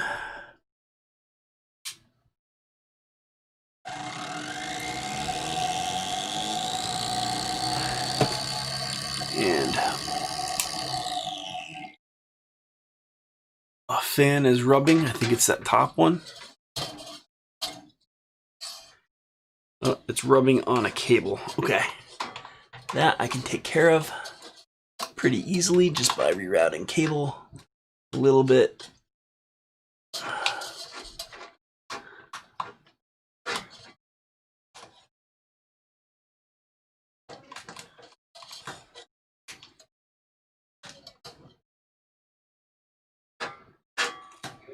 Okay, let's try that again.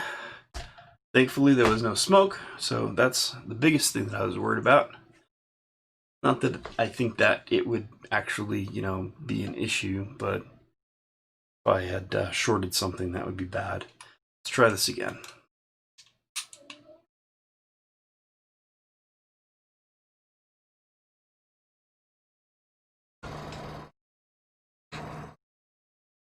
Somebody's still rubbing somewhere. All right, it's rubbing on the hub. Okay.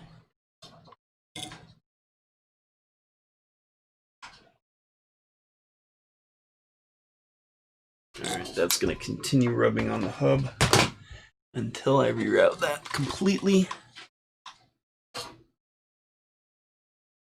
Just going to use these scissors. Note there's no power going through this machine, and I'm not cutting anything. I'm using it as a probe. Just shoving a cable behind stuff. There we go. This is just tolerance, fit and finish type stuff, which I can handle. Also, I need to turn on that display for it to, display anything. Where is the remote?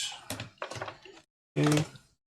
I'm honestly not sure which of the 3 displays that I plugged in here. So I'll turn all of them on.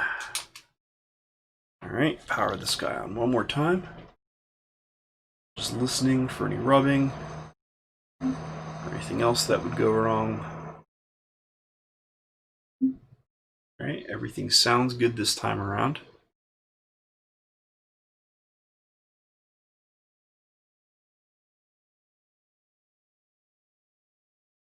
Computer just powered itself off of its own accord, but it might just be memory training for the new GPU. It's still powered on. I did not turn it off. I didn't hear any pops or anything. All right, it's still cycling. It's just going through its memory training. RGB strip on the new GPU. It's like, I have RGB too.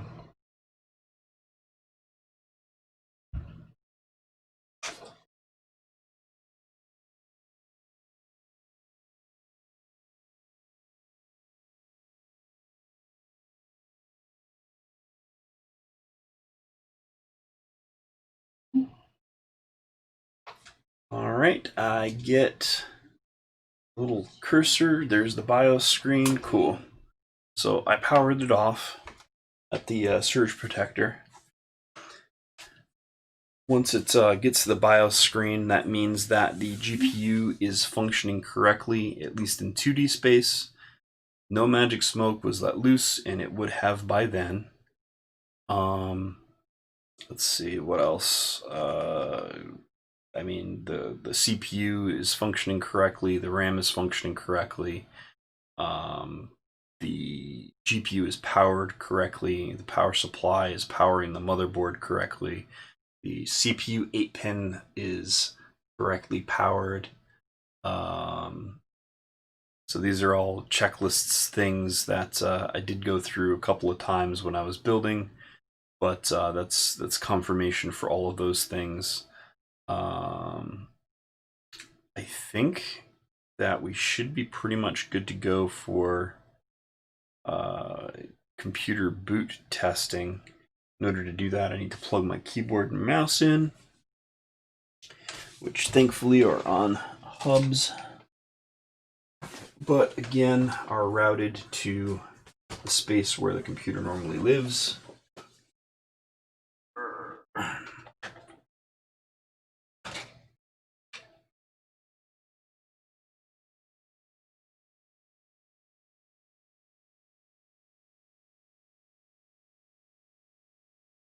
Of course, it's a rat's nest of cables back here. So I'm just digging through to find those USB connections. All right, there's the hub. And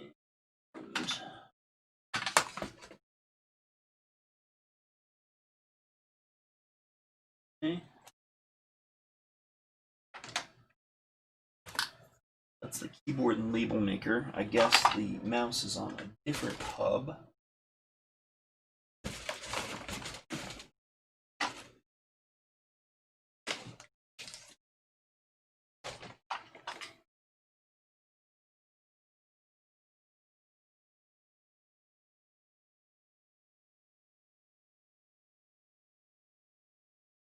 This might be it.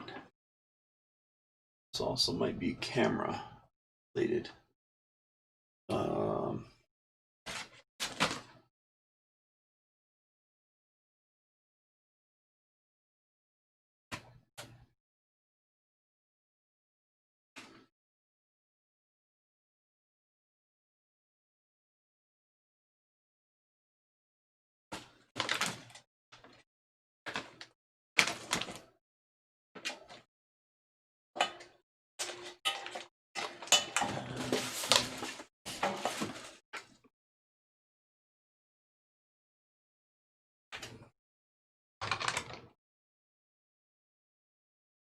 I think this is the mouse.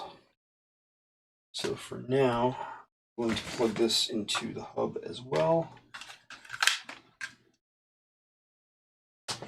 Let's see if I'm right.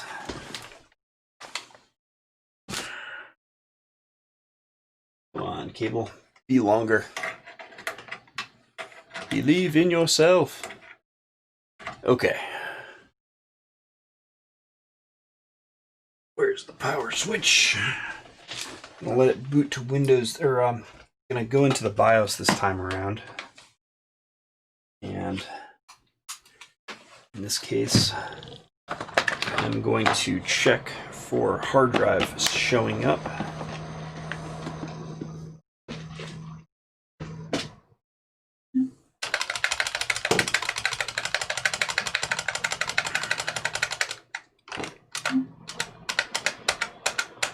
And we made it to the BIOS main screen, and there's the BIOS, and the mouse is functional, so I got the right one. Cool. All right, let's zoom out, turn, and zoom in, reframe. This tripod is terrible. Probably not going to see too much there anyhow, but it is a pretty big screen.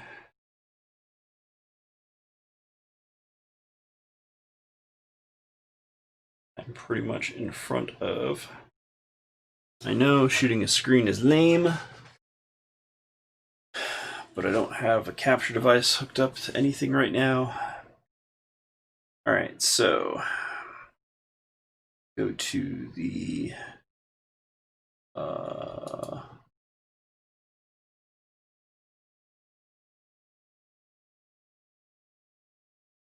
am I at 2133? Oh, because I need to reboot for the timings to show up correctly. All right, SATA configuration.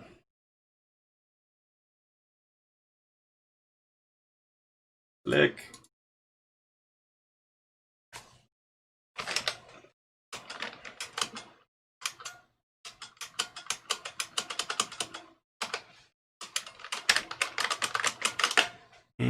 I think it crashed.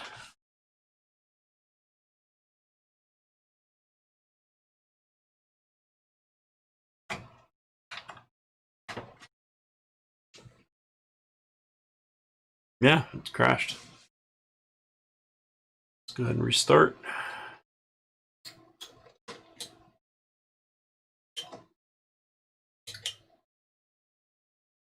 Reset switch did nothing, but that might be a contact issue.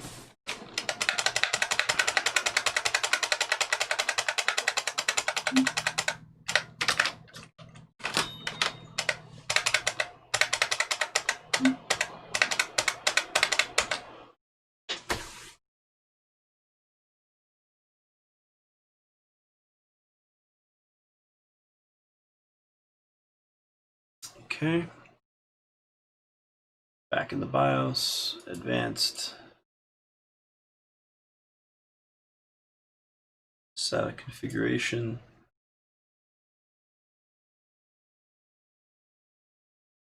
Okay, and we have the Western Digital 500 gig SSD. We've got one 4 gig hard drive, or 4 terabyte hard drive. We've got the Evo 1 terabyte SSD. Got hard drive 2, hard drive 3. Okay, so all of the drives are seen. They're in a strange order, but I'm hoping that Windows will just pick up on the serial numbers and assign them correctly and won't have a problem. First off, memory frequency is currently at 2133 despite being set to, it should be set to 3200 by the DOCP or XMP profile. So I'm going to go ahead and just tell it to exit and save changes and reset.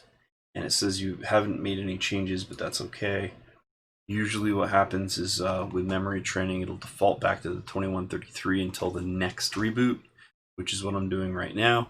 And hopefully those configuration settings should just reappear when I go back into the BIOS to check it out.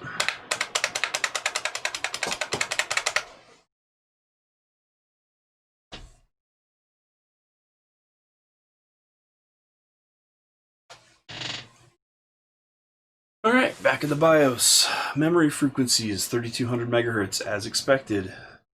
So that was exactly right. Let's go ahead and exit and go into Windows.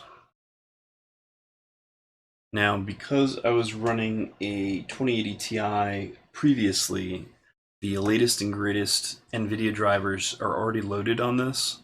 So I shouldn't have to worry about any software whatsoever beyond the initial, I found a new card, I'm installing its appropriate drivers from my cache already. And I need to check out the possible problem with the cache mechanism that I was talking about before, Primo Cache, just to make sure that the drives are showing up correctly and I didn't lose any data.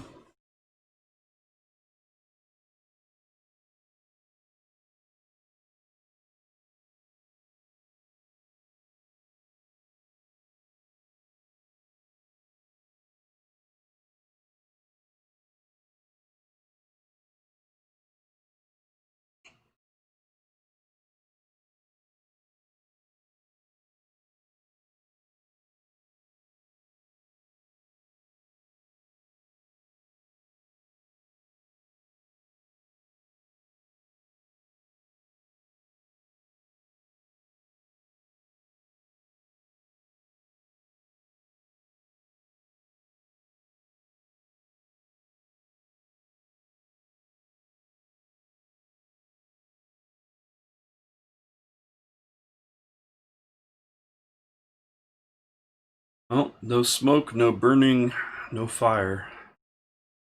So, quite happy about that. Everything appears to be working correctly. I did see an entry that in the BIOS that showed my 10 gig card is showing up correctly. just as if nothing happened. It still thinks that it's in the previous case. I'm just checking out the fan configuration. Looks like the two CPU fans are perfectly fine. The case fan is in fact an intake and is blowing perfectly fine. I can feel the CPU exhaust from the back of the thing. It's not hot, it's just airflow. And on top, I actually think that I have that configured backwards. You know what? I honestly don't think that it'll make much of a difference in this particular configuration.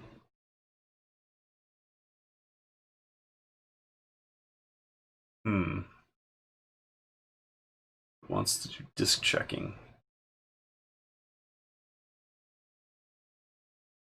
Scanning and repairing drive E. Uh-oh.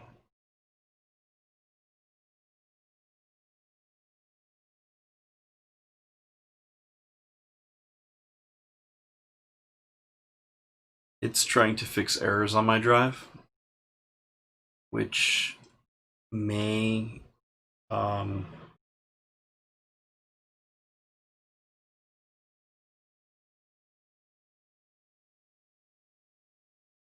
if I can catch it before it goes to the next drive, I will, because it may mean that the caching system is broken, and this may actually cause me to lose data. This is not good.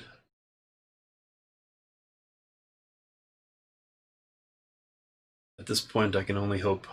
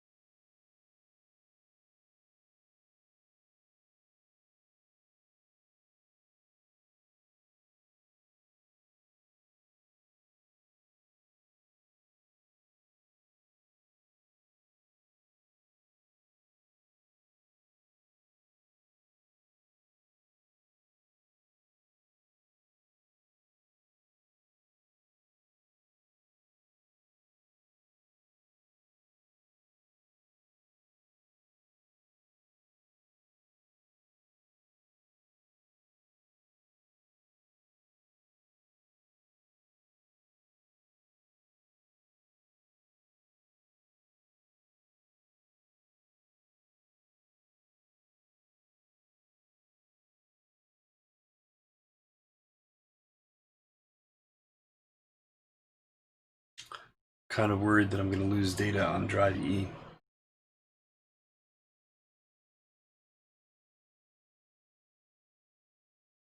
I'm going to try to catch it before it goes to the next drive so as to maybe reduce my data loss. But I don't know.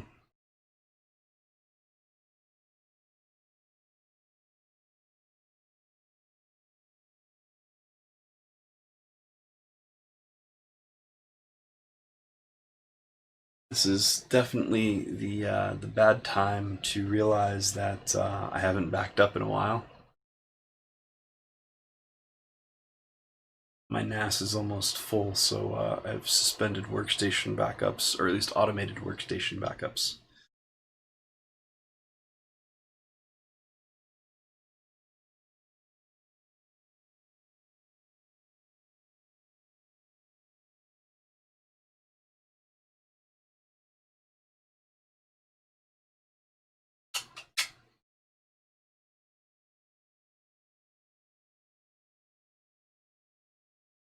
Come here.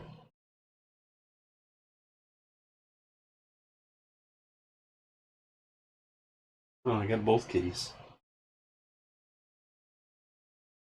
Hello. Heard meowing from the other room.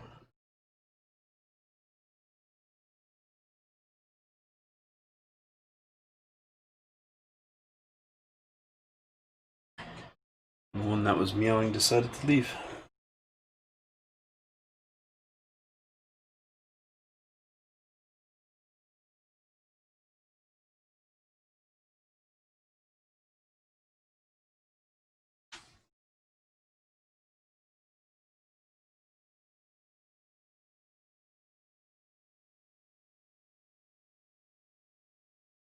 Yeah, Eric, that's kind of where I'm at. I've also heard that the disk repair system in the latest and greatest version of Windows 10, which I'm currently running, is kind of broken and has been corrupting hard drives. But my choice when I saw that was to either interrupt it and maybe break things more, or let it go, and maybe it might work. I don't know if it's been patched since the problem. I'm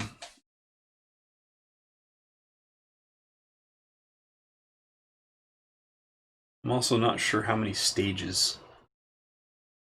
It's saying total 68%, but it's 90% of stage 2.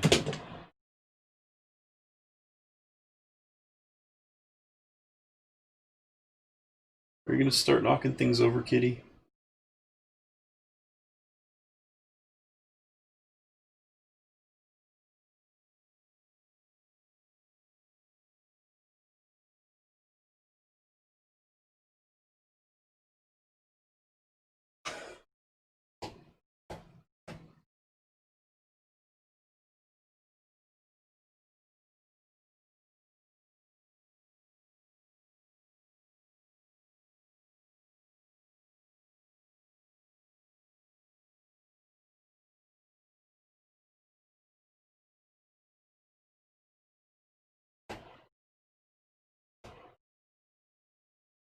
%92% of stage 2.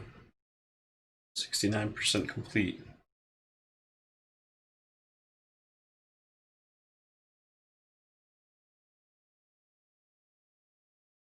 ETA, I'm hoping that's 2 minutes 35 seconds. That's 2 hours, I'm going to be sad. I don't really want to wait in this state for 2 hours. Fixing E stage 2, 2%, total 91%. Okay, so this should be 20 seconds. All right. Just want to catch this before it goes to the next drive.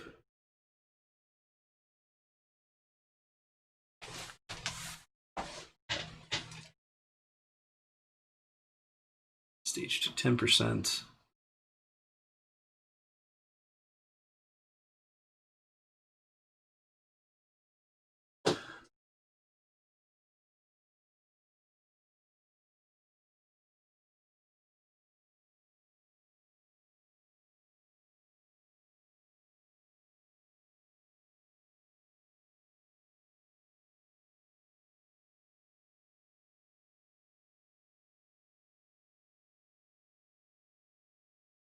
Well, this is a boring part of the stream.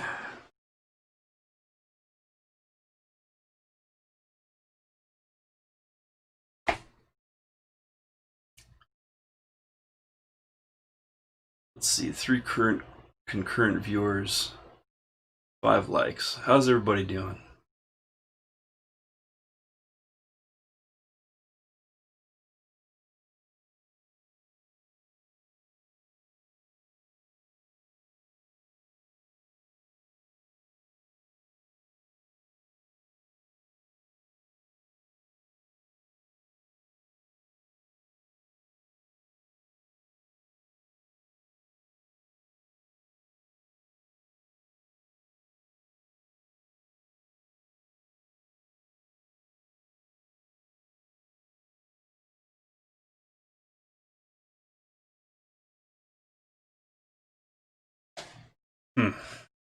Well, this is looking like it's taking a while. I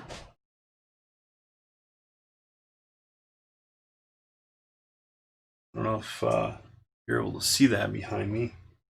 Kitty just jumped off my desk to her cat bed right behind me. You're meowing from the other room. Hello.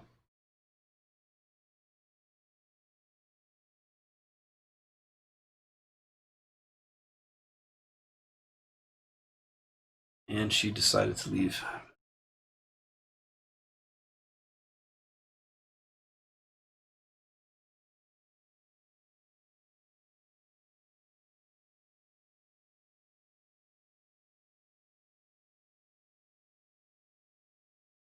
And you know what? While this goes on, I think I'm going to take this time some 5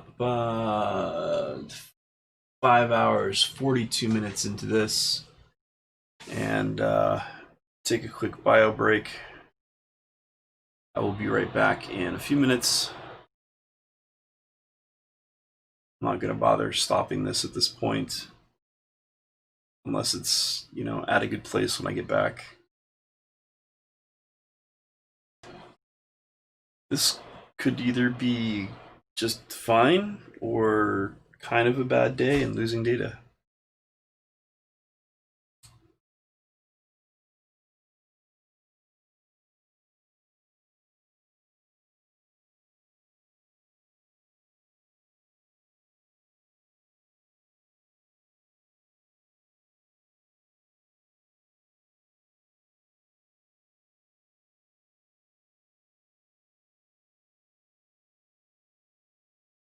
And drive E, for what it's worth, if the drive mappings hold from the previous setup, drive E is my ingest drive, which holds a whole bunch of photos and videos that I've shot, and haven't had a chance to do anything with it yet.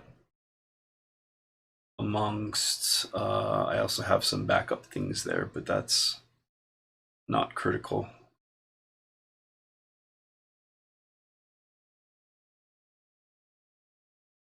Most of the photos that I shoot with my phones get backed up directly to Google Photos pretty much immediately.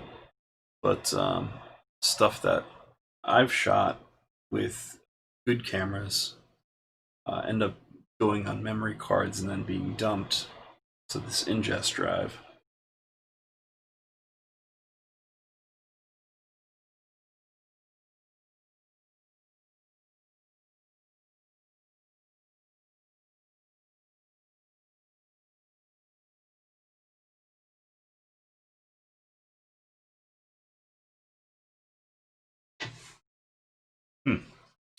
CPU fans seem to be spinning up.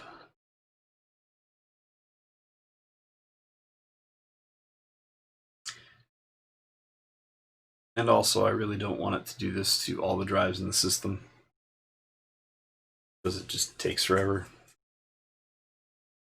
ETA 4 something, 30 something. I think that means 4 minutes.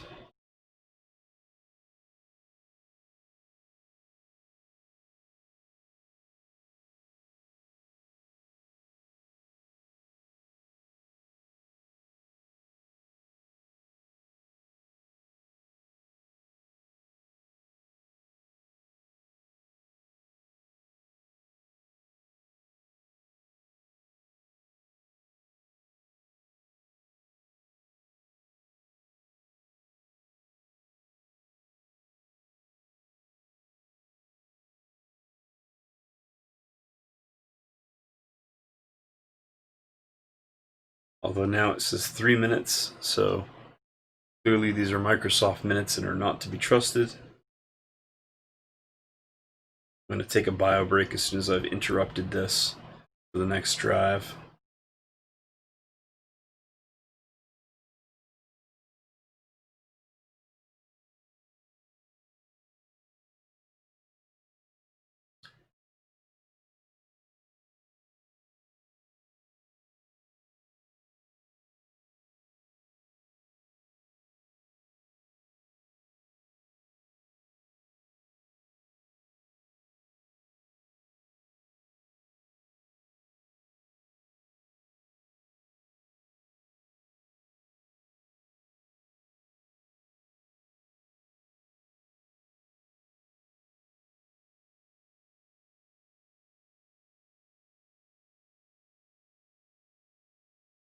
ETA 250.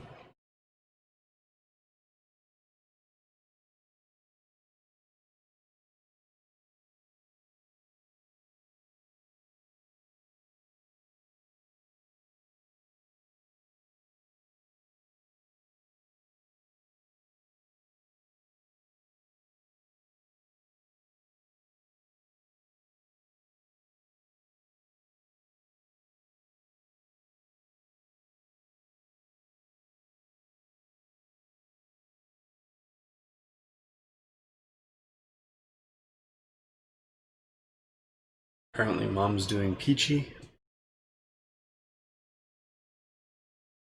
That's good.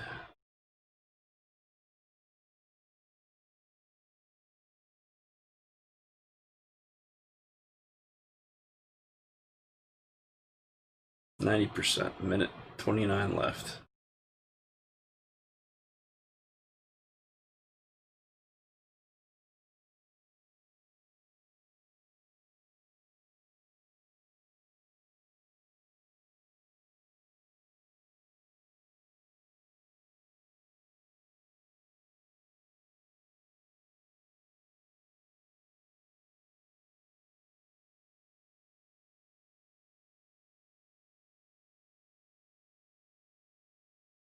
$30.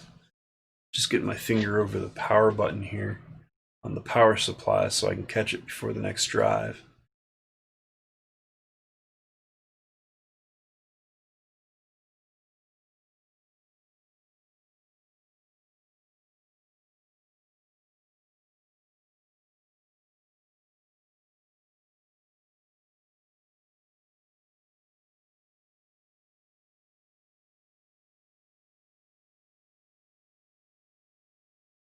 Mm.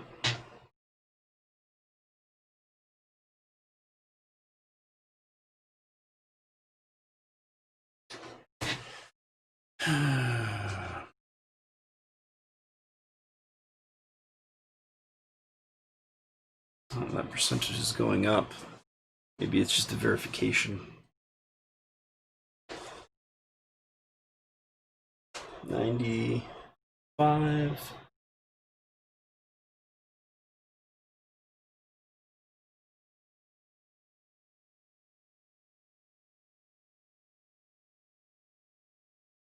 As soon as I see it switch to F, I'm going to throw the power switch. When it restarts, I'm going to not have it scan.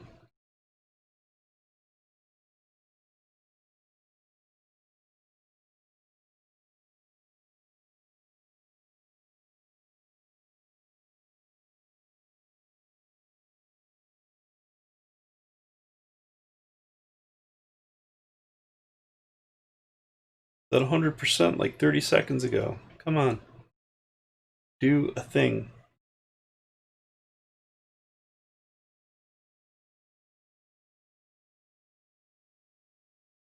Either boot Windows or show me F so I can flip the switch. Come on.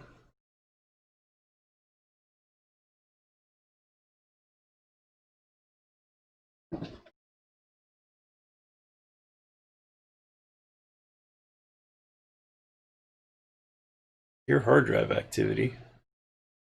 It's doing something.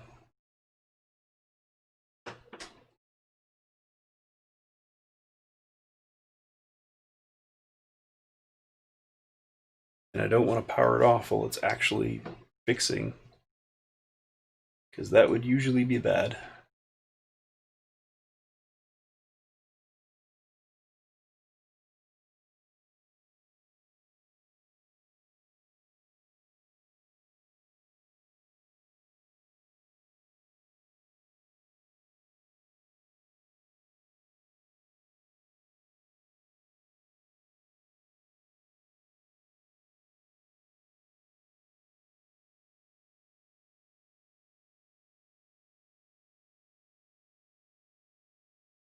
I don't hear any drive activity anymore.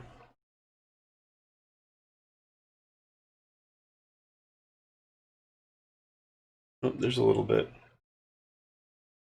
Different drive on the back side.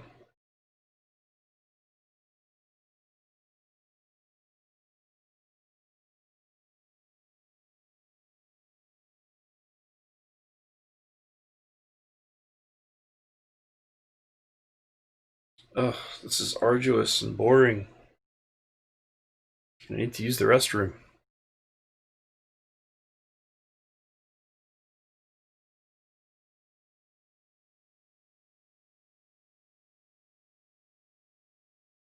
It said 100% like a minute ago.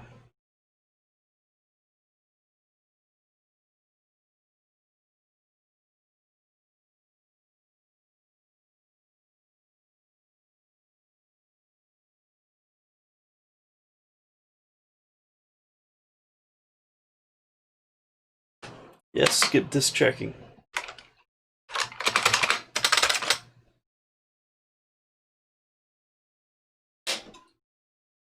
Said F. It did not skip. All right, power the computer back on. I'm gonna try skipping disk checking.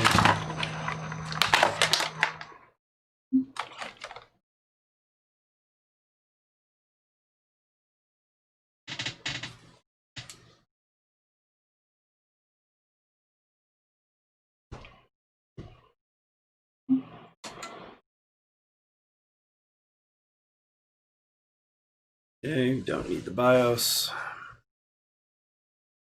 Boot Windows, thank you.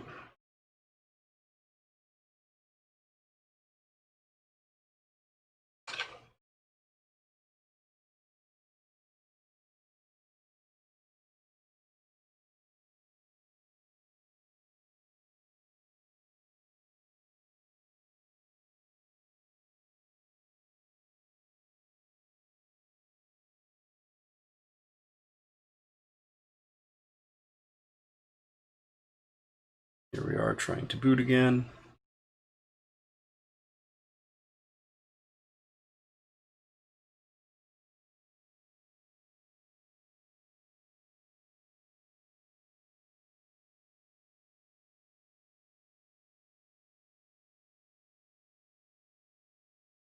It's taking a really long time. I usually hit the Windows logo in like 30 seconds max.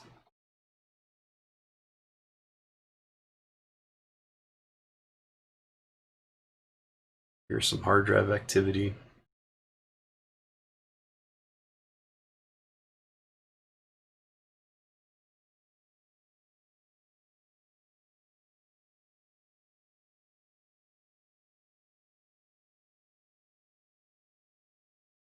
Heard a little bit of drive activity from each drive.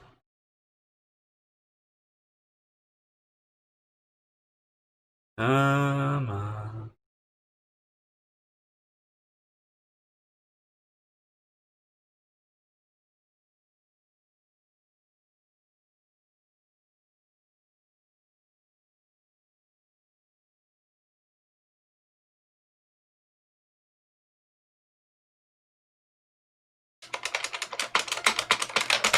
Yes, skip disk checking. Don't do that. I have.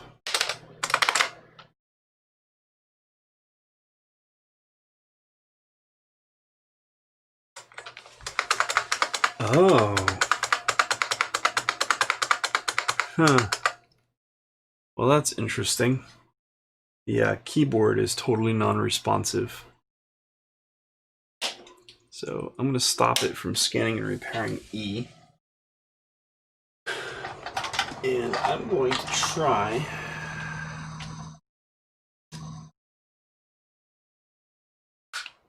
to reset the keyboard and mouse when that screen... Well, that's not going to work either.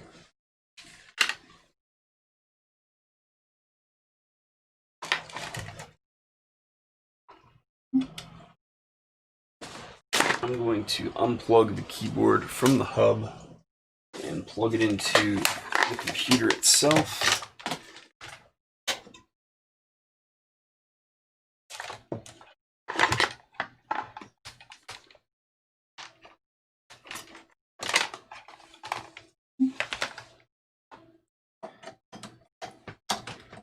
In hopes that that was the issue.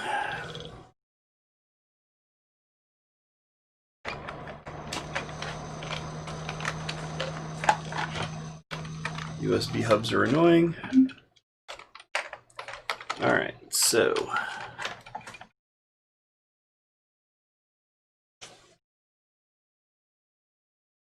it's booting. We should get the BIOS screen in a second.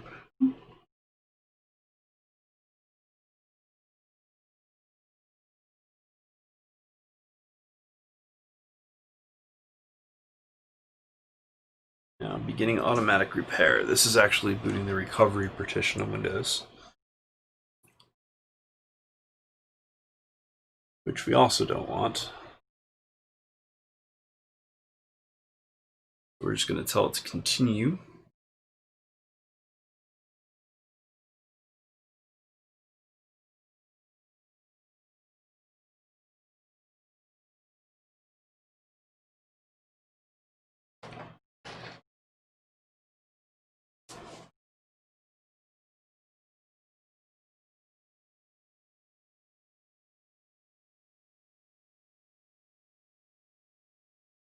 Come on.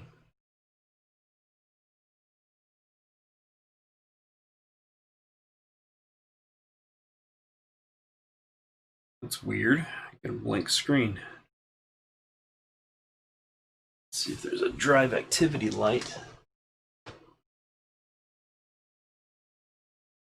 There is.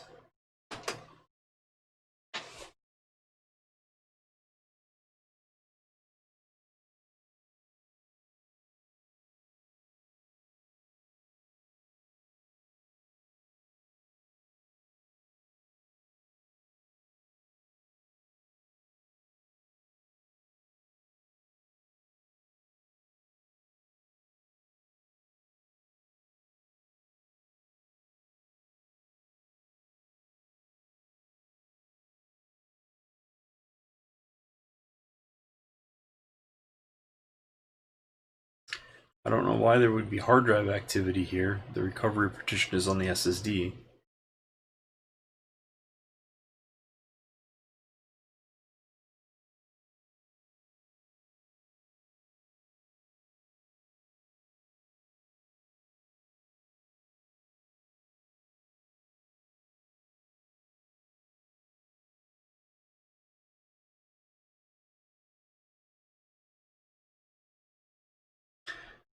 Alright, I'm going to force another reboot because this isn't getting me anywhere.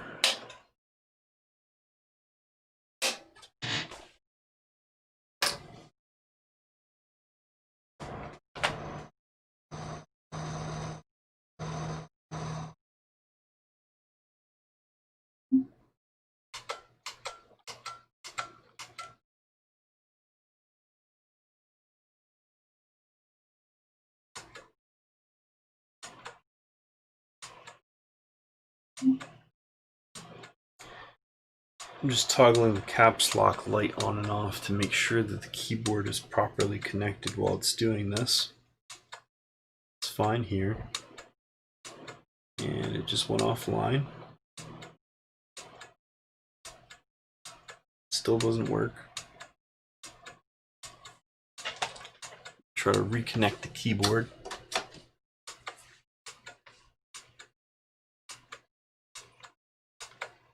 Still doesn't work. Lights came on, but nothing happened.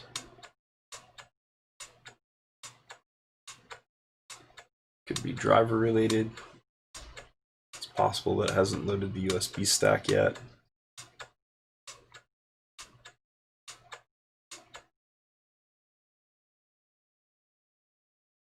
Again, this is a pretty long time to boot.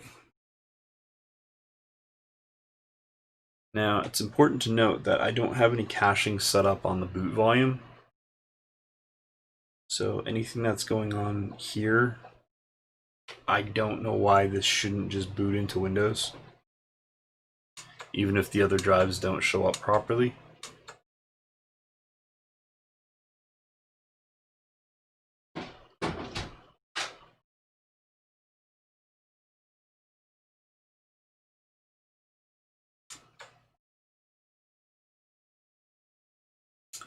I might have to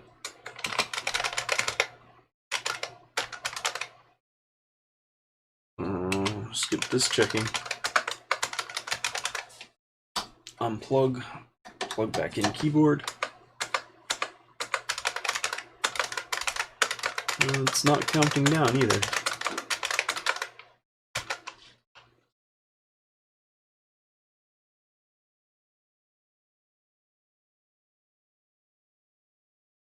So the animation is still running, but it's basically stalled at this point.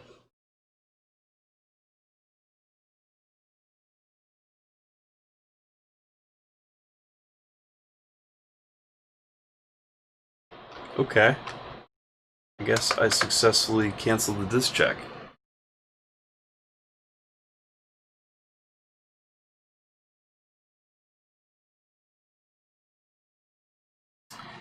Also, for what it's worth, it's totally normal that it looks like 1080p.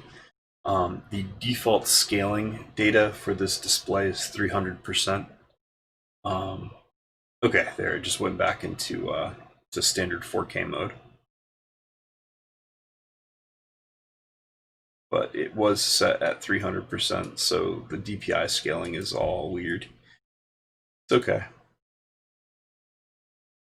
3840 by 2160, 125%.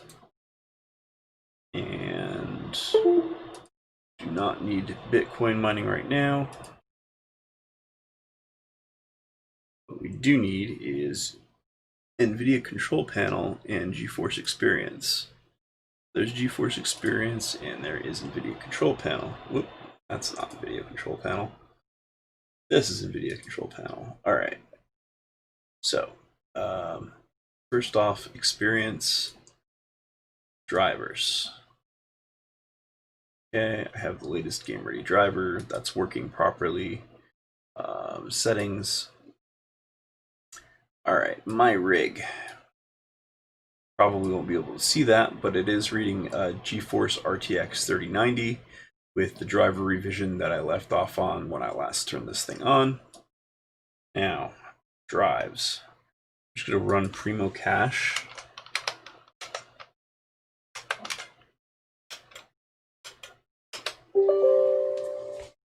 And see what the state of the caching of the drives is. All right, so I have the caching process, cache task.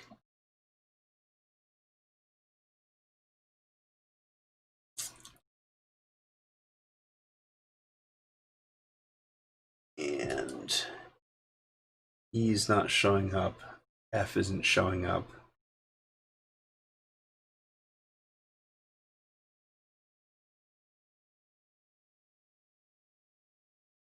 I'm opening this PC. E and F are totally not mounting.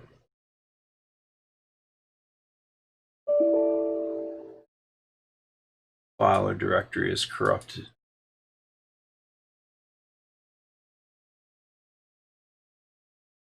And Primo Cache is crashed.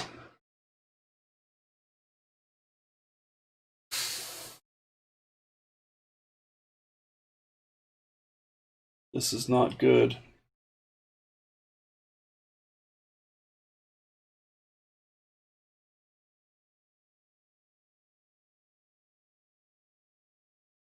F is where most of my games are or were.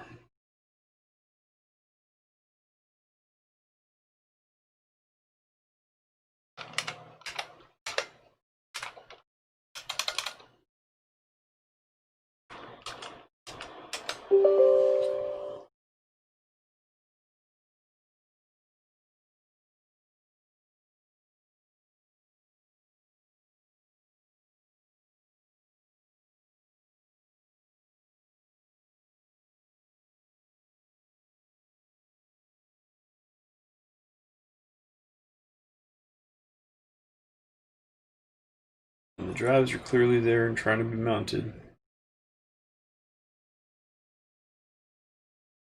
Getting the properties of the drive reveals 0 bytes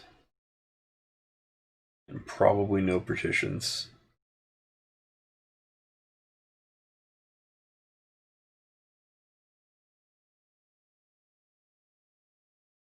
H was also a cached drive.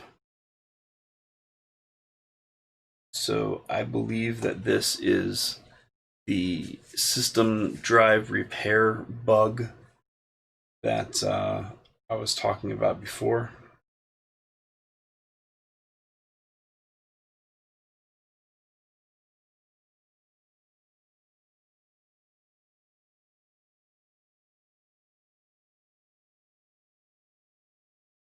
If I can get Primo Cache to work at all, I'm going to try to turn off caching.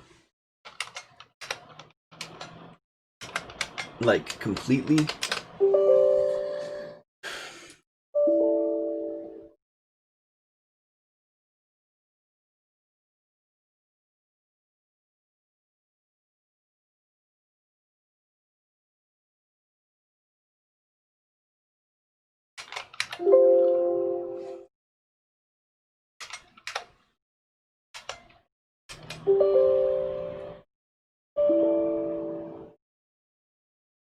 So Primo Cache thinks that there's an instance of Primo Cache running.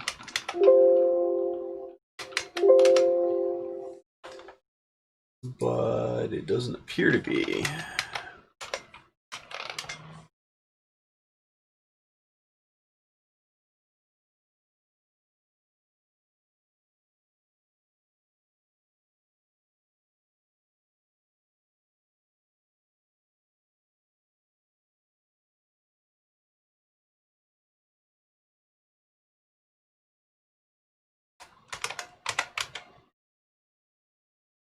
Ah, it's called something different.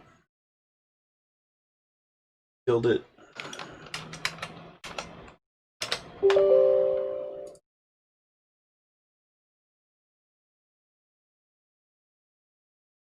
Relaunching it.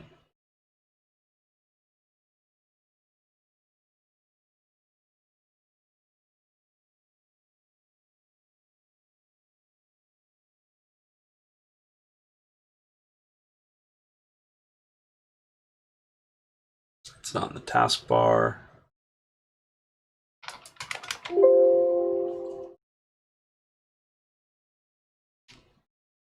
Okay, so it should be running.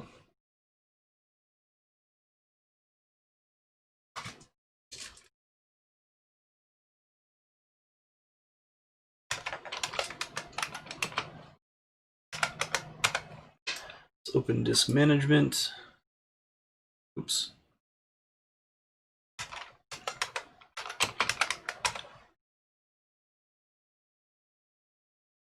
I'm betting it shows 0 partitions, or the virtual disk service may have crashed.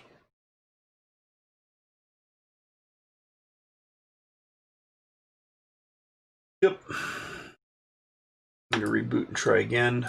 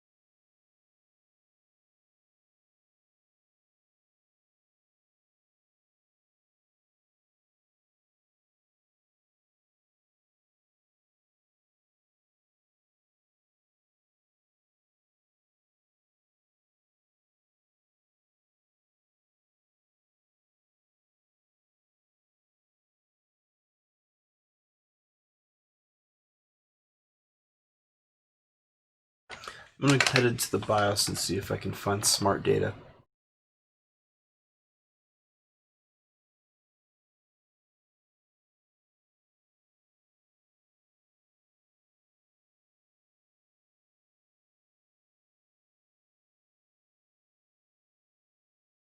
It also set the fans while I'm here.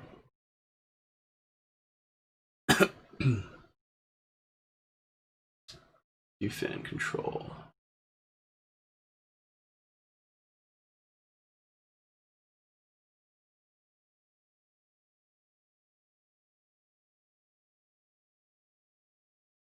So this calibrates all the fans in the system.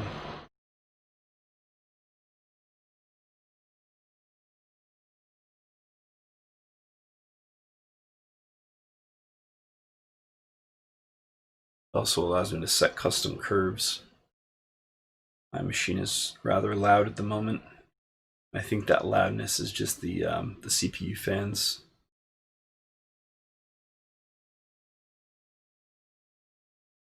I know I also swapped around what fans were plugged into what fan connectors.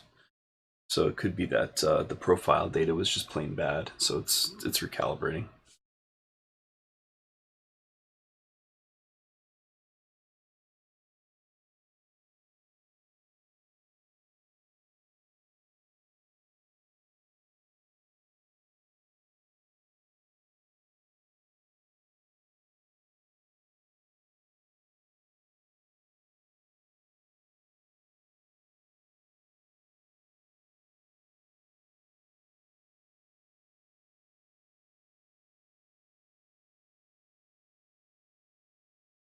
All right, well, profile didn't change all that much, but okay.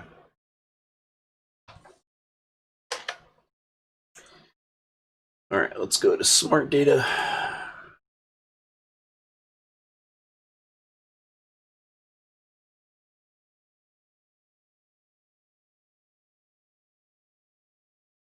All right, so the drives themselves seem to be showing up okay.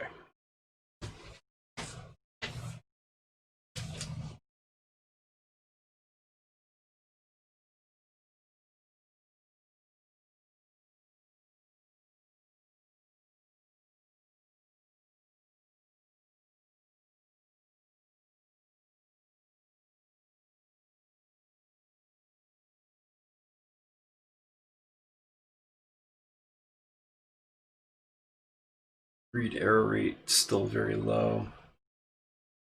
Relocated sectors count 0. Relocated sectors count 0.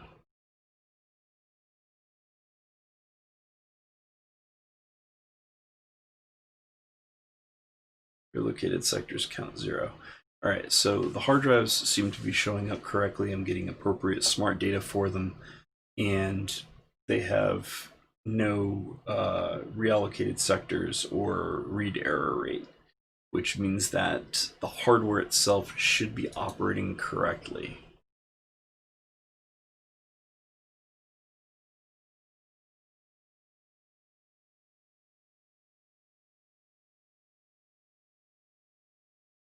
Let's reboot into Windows.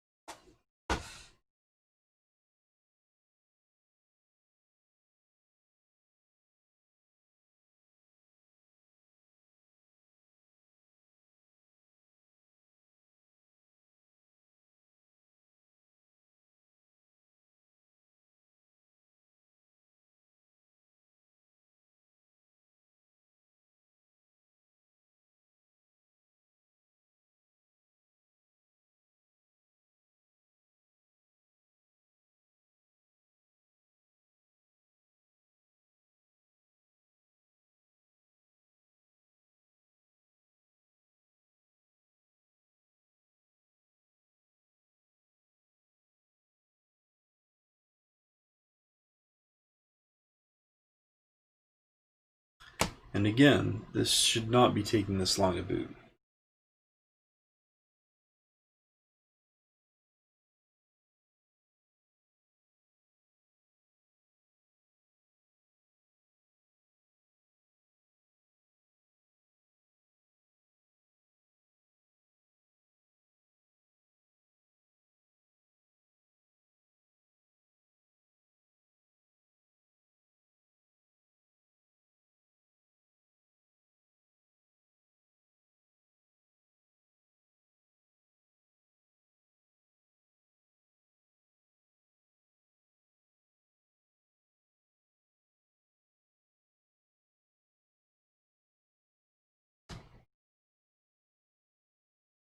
Falling asleep over here.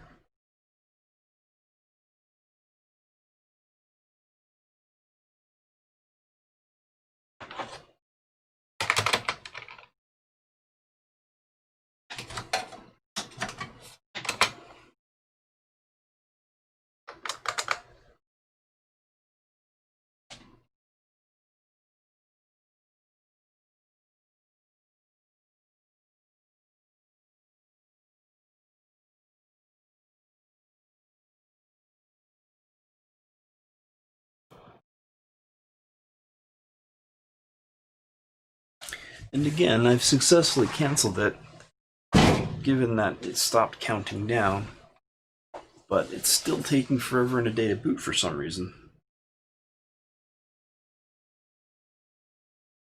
Let's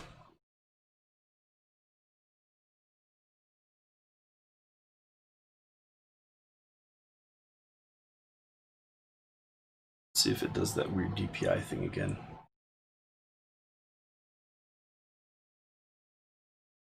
Also, there's never a reason why the display should go blank here.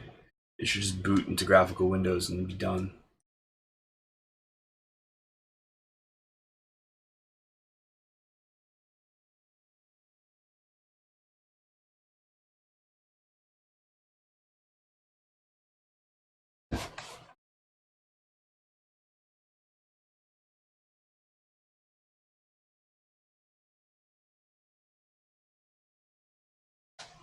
Like that, only much faster.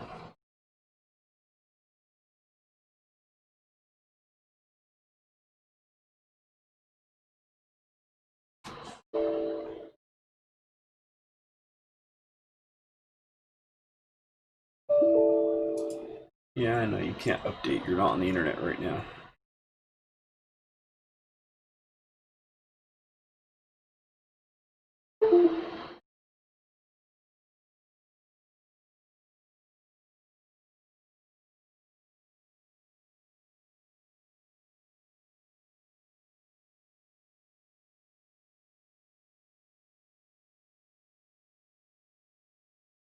Okay.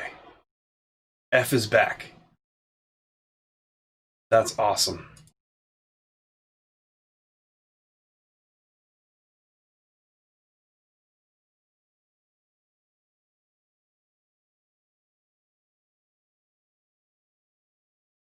Content seemed fine.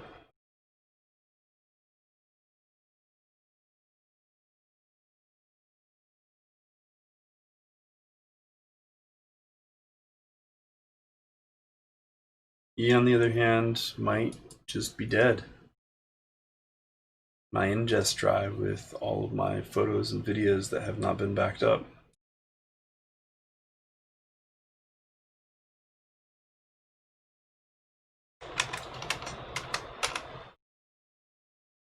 All because I let Windows scan and repair the drive.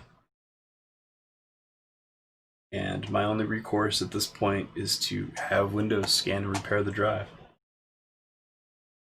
That's pretty sad. I haven't done a backup of that drive. Let's see, almost 2 months.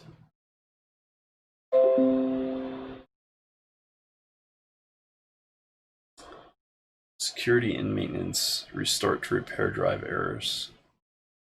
Click to restart your PC. Alright, so from here, let me see if Primo Cache works.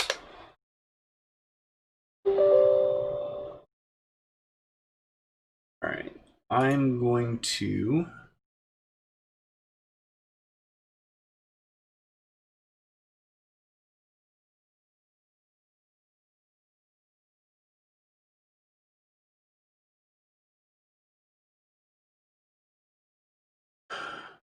stop and remove the cache. I can resume the cache.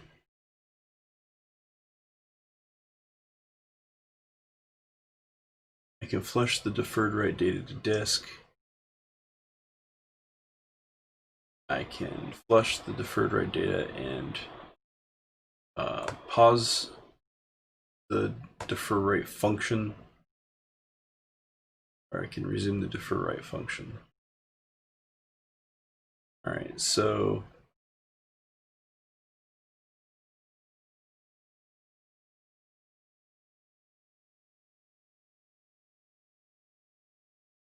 I'm gonna go ahead and remove caching for F.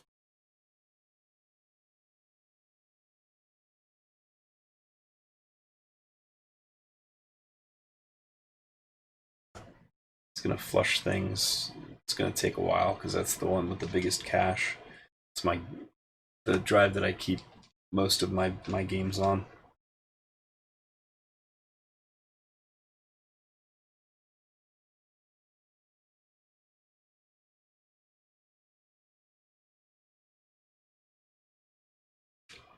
Kind of sad because it has a really high cache hit ratio, which means that the cache is tuned pretty well now, but meh. I can deal with just a hard drive.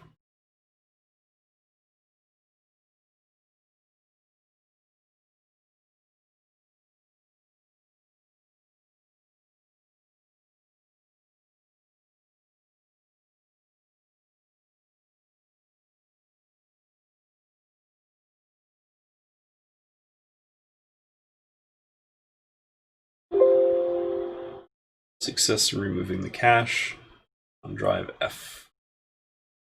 We'll do the same thing with drive H.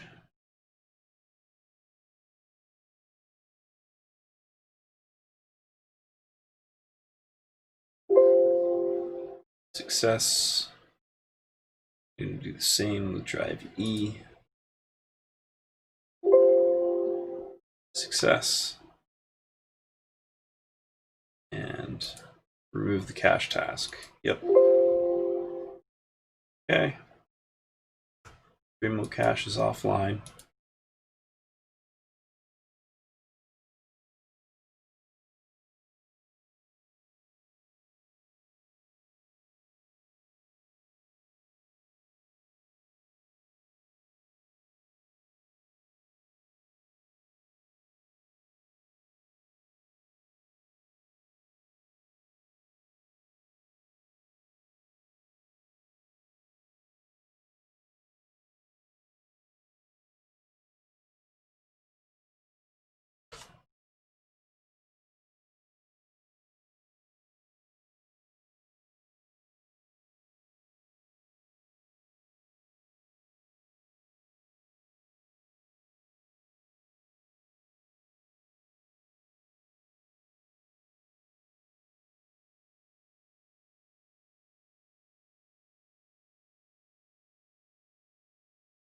Now this should be where I test out the RTX 3090.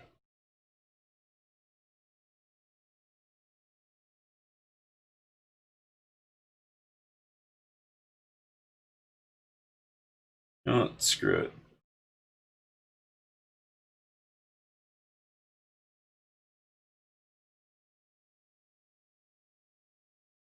Start Steam in offline mode.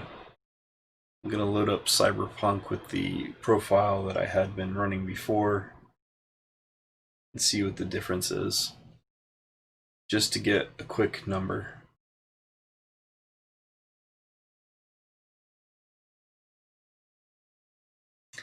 I do have Cyberpunk directly on the boot SSD. It's the only game that I have there.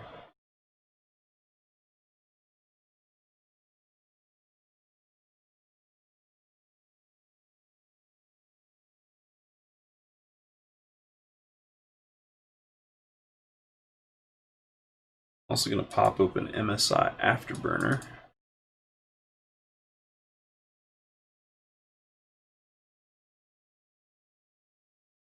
Alright, so MSI Afterburner tried to apply profile.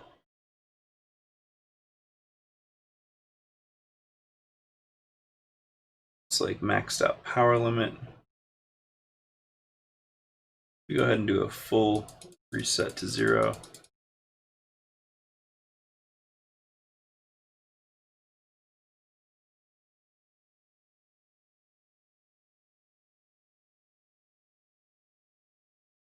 Just to make sure there's no profile. Save the default as profile 1.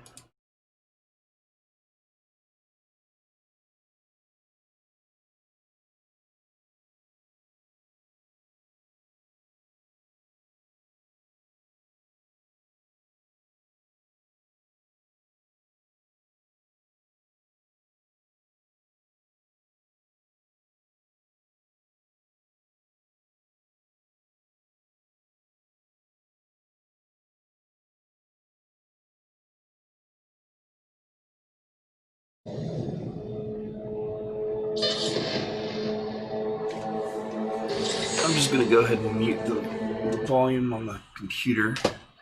You'll notice that blink every couple of seconds.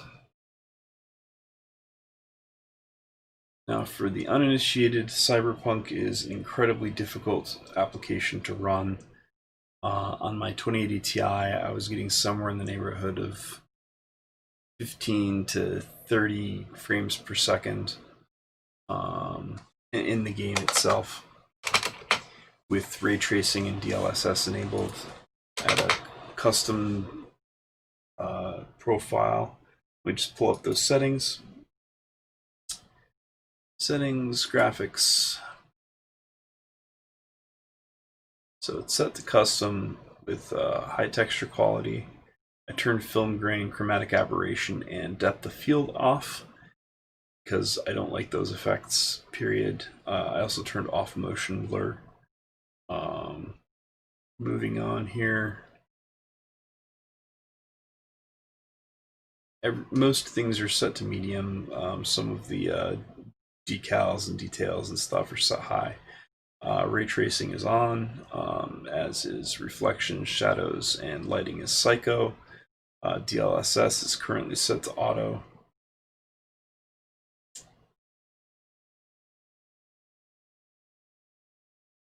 And from there, let's continue.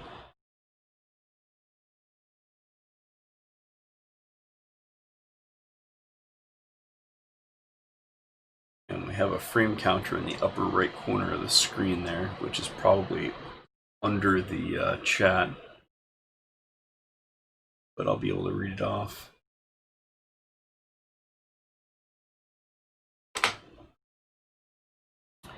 And this game often does take a couple of seconds to get fully loaded and into the environment and get everything going. So this is fully default. Holy crap. I'm locked at 60 frames at 4K. This is unheard of. All right, so this is a really nice GPU, and I can already feel it throwing heat at me. But 60 FPS was not what I expected. All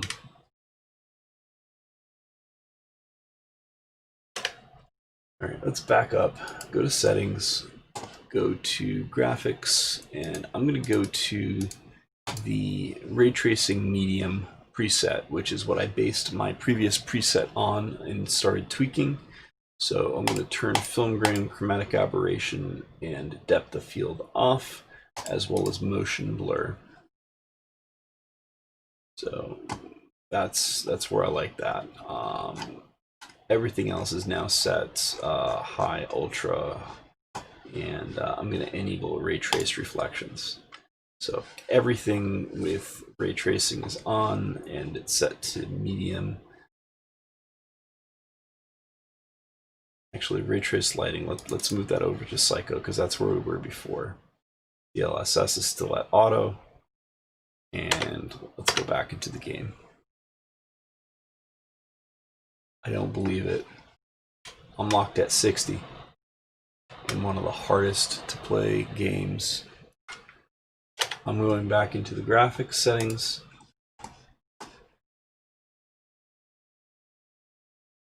I'm going to go ahead all the way up to ray tracing ultra. Again, turning off film grain, chromatic aberration, depth of field, and motion blur. These don't affect performance pretty much at all. These are basically just filter options for the way that the game looks. I'm just taking a scroll through. Everything is set on either high or ultra. DLSS still auto. And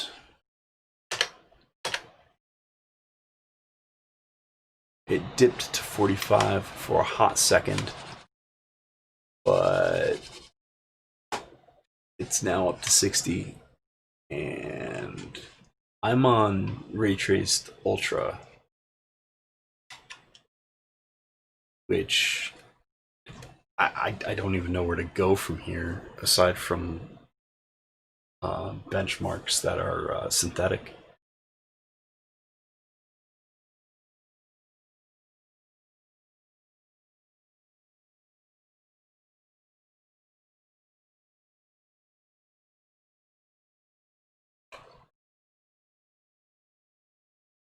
What are my temperatures like? I'm just alt-tabbing into Afterburner here. Only running at 1920 and 68, 69.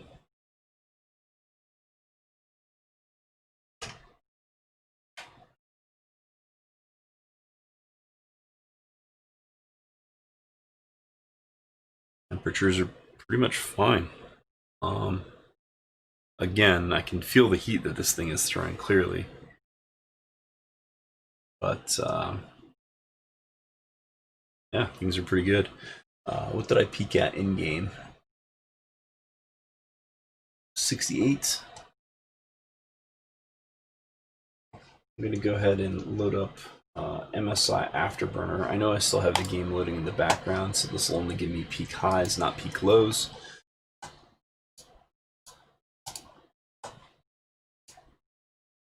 Sorry, not MSI Afterburner, 8 to 64. Alright, so currently, where is GPU? GPU.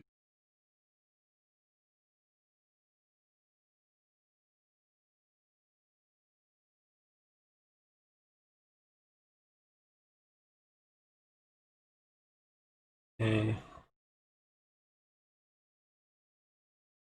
So that's GPU fan. Or GPU temp.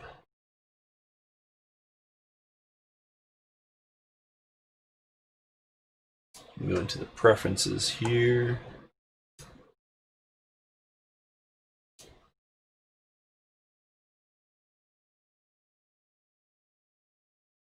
And for temperatures, GPU. Okay.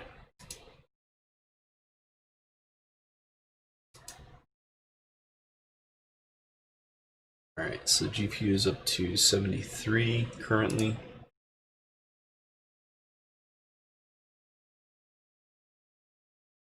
Saw it dip to 59 for a second.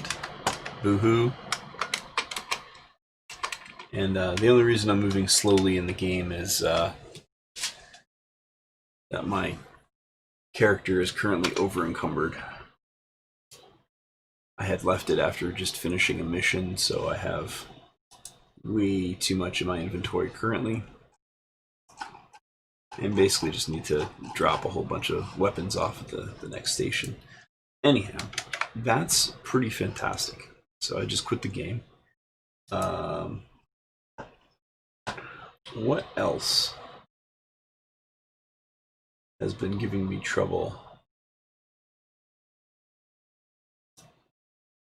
Shadow of the Tomb Raider. I thought that I had that installed. Let's see how quickly it wants to install. Oh, games can't be installed because I'm in offline mode. That makes sense. Internet required. Fallout 4 is kind of rough. Let's see how that works.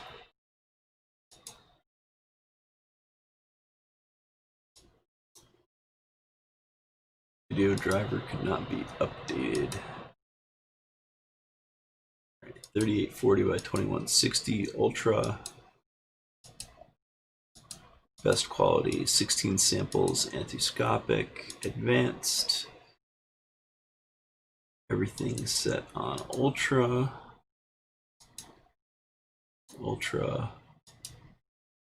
Okay. So this should be as good as it gets. Play.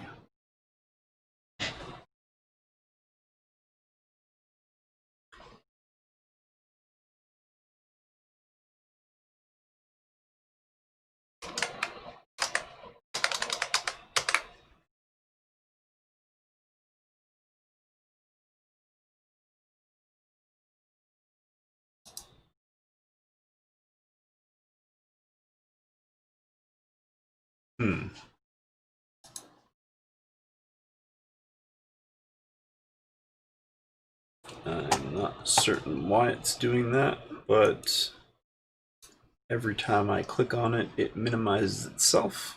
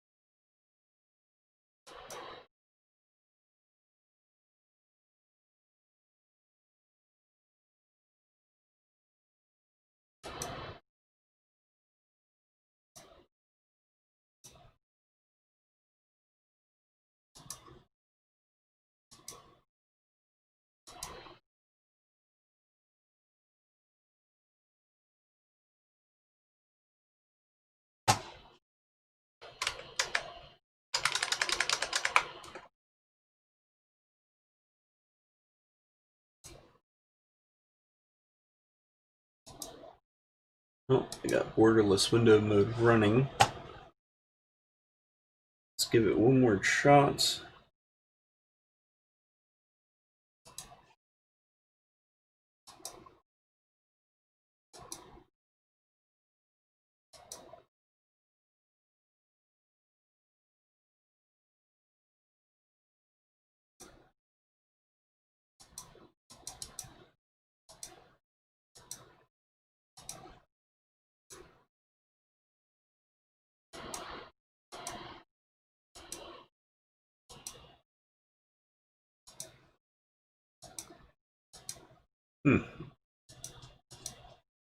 For whatever reason, it doesn't want to run in 4K. I think this is just a problem with Fallout 4, though. Yeah, it just minimizes when I try to run it at 4K. I don't think it's the GPU. I think it's something messed up with Fallout. What else is difficult to run?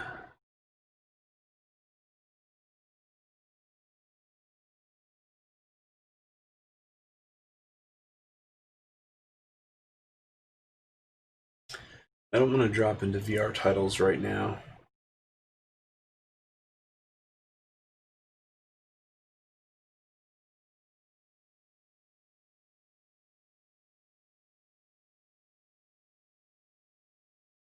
But yeah, with ray tracing and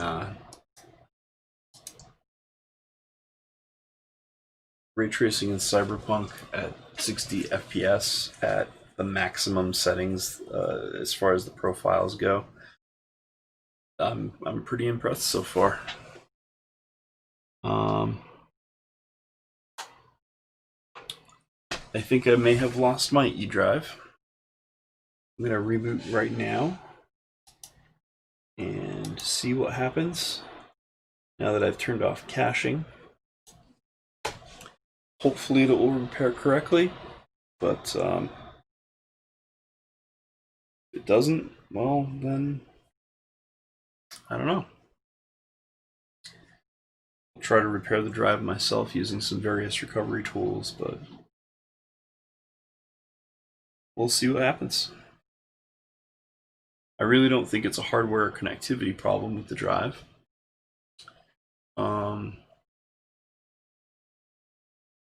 I think it's the bug that I spoke about earlier, that Windows likes to totally mess up partitions if it scans it at boot. I'm not quite certain how to recover that, but perhaps there's a guide. Anyway, I've been streaming for like 5 hours now.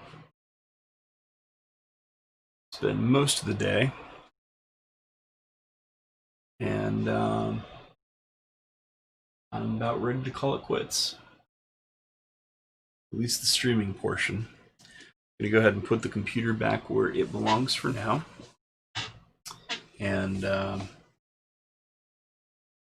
hook everything back up again, try to recover my drive, and more than likely play Cyberpunk, have some dinner, hang out with my family for a little while.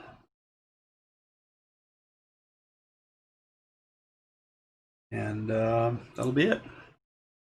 So thank you everyone who tuned in. Hopefully somebody found it either informative or interesting in some way. If you liked it, go ahead and click the like button. If not, the other button works too. Please leave me comments down below. What case should I pick up while I use this jank case and try to sort out my computer issues? I'm still gotta study and find a case that actually works properly, and I don't have to leave the side panel off of while I use. So please do let me know. Only cases that can take big GPUs like this need apply. I believe this is 336 millimeters if I'm not mistaken. It's the MSI RTX 3090 Gaming X Trio by MSI. So yeah, it's a big honkin' GPU that I basically had to rebuild my computer for, at least temporarily, and buy a new case for in eventuality. I'll keep messing around with this thing and see where it gets me, and I may post a follow-up or a stream or something soon. I'll probably do a rebuild stream. It should not take me as long as this one, just because I should have the available physical storage for setting all of this stuff up with appropriate cable management and making things pretty with the next one. Scanning and repairing E. So gonna let this run. Yeah, so please leave me a comment. Let me know what you liked, what you didn't. If you have any tips, tricks as to how to get my E drive back up and running, maybe this will save it. Who knows? I thought about unplugging my my F drive for running this. Just hoping that it doesn't touch that. Don't want to have to download a whole whack ton of games, and there's some other stuff on my F drive as well. I think I have the last of my. I do have also some ingest footage on F as well, but that's not really what it's for. It's mostly games. But for what it's worth, I would have rather lost my games drive than my ingest drive. We'll see what happens. So yeah, leave a comment below if you liked any of this, or want to tell me what I'm doing wrong. I'm very interactive. If you go on over to Cpgeek.org, you'll find my website where you can also click on links for the Facebook page. There's a Discord server. You can hit me up on Twitter. It's at Cpgeek. And I look forward to talking with you.